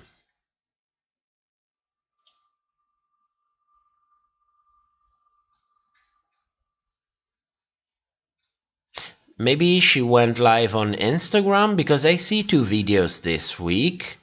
One was the part 1 of week 5 that I was actually there, and the other one is part 2 of week 5, which I haven't watched yet, but is still on the channel.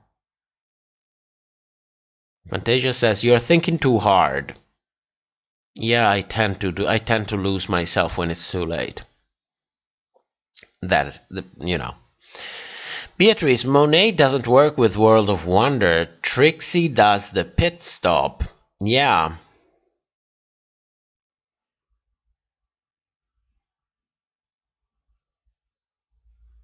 Jamberti, I need a sticker of Jasmine saying RuPaul's Drag Race fucked up drag.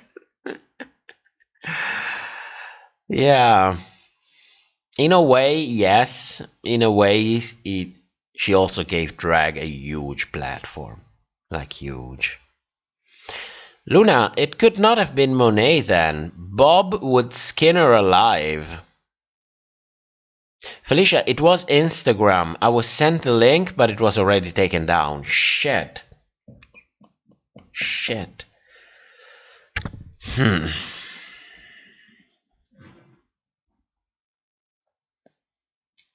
Keeping track of all of these things is a full-time job. I can guarantee you it's a full-time job. You know what I would need? I would need I should write a program to check some links that's I don't have the time for that. Make it automatic. Every time they go live on Instagram, automatically downloads it. That's the only way you're going through this. You know, even if I don't have time to actually watch this stuff, when somebody comes out and says, well, have you seen Tamisha, that live, it was deleted, I was like, I could be like, just, okay, give me the time. I will find it, you know? But I would also need a server to do that. I cannot afford a server. I'm thinking too hard. Okay, let's cut it down. Luna, I read this. Felicia, it was Instagram. I was sent the link, but I read this as well. Jamberti, love the show, ate the producers. Absolutely agree. Coffee, there are applications for that. You mean applications that you can use to track somebody's Instagram lives and automatically download them? Sounds a little bit like stalking. I mean, maybe we could get away with it saying that, well, we have a channel, we cover this kind of things. but it's kind of creepy, isn't it? If you have a link, I am all ears. Like, all ears.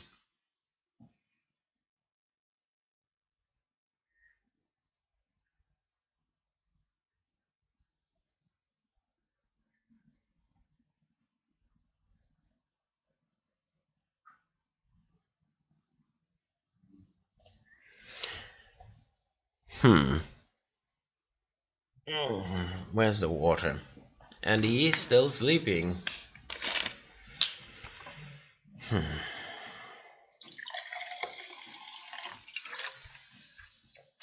Well, it's been a long day for him as well.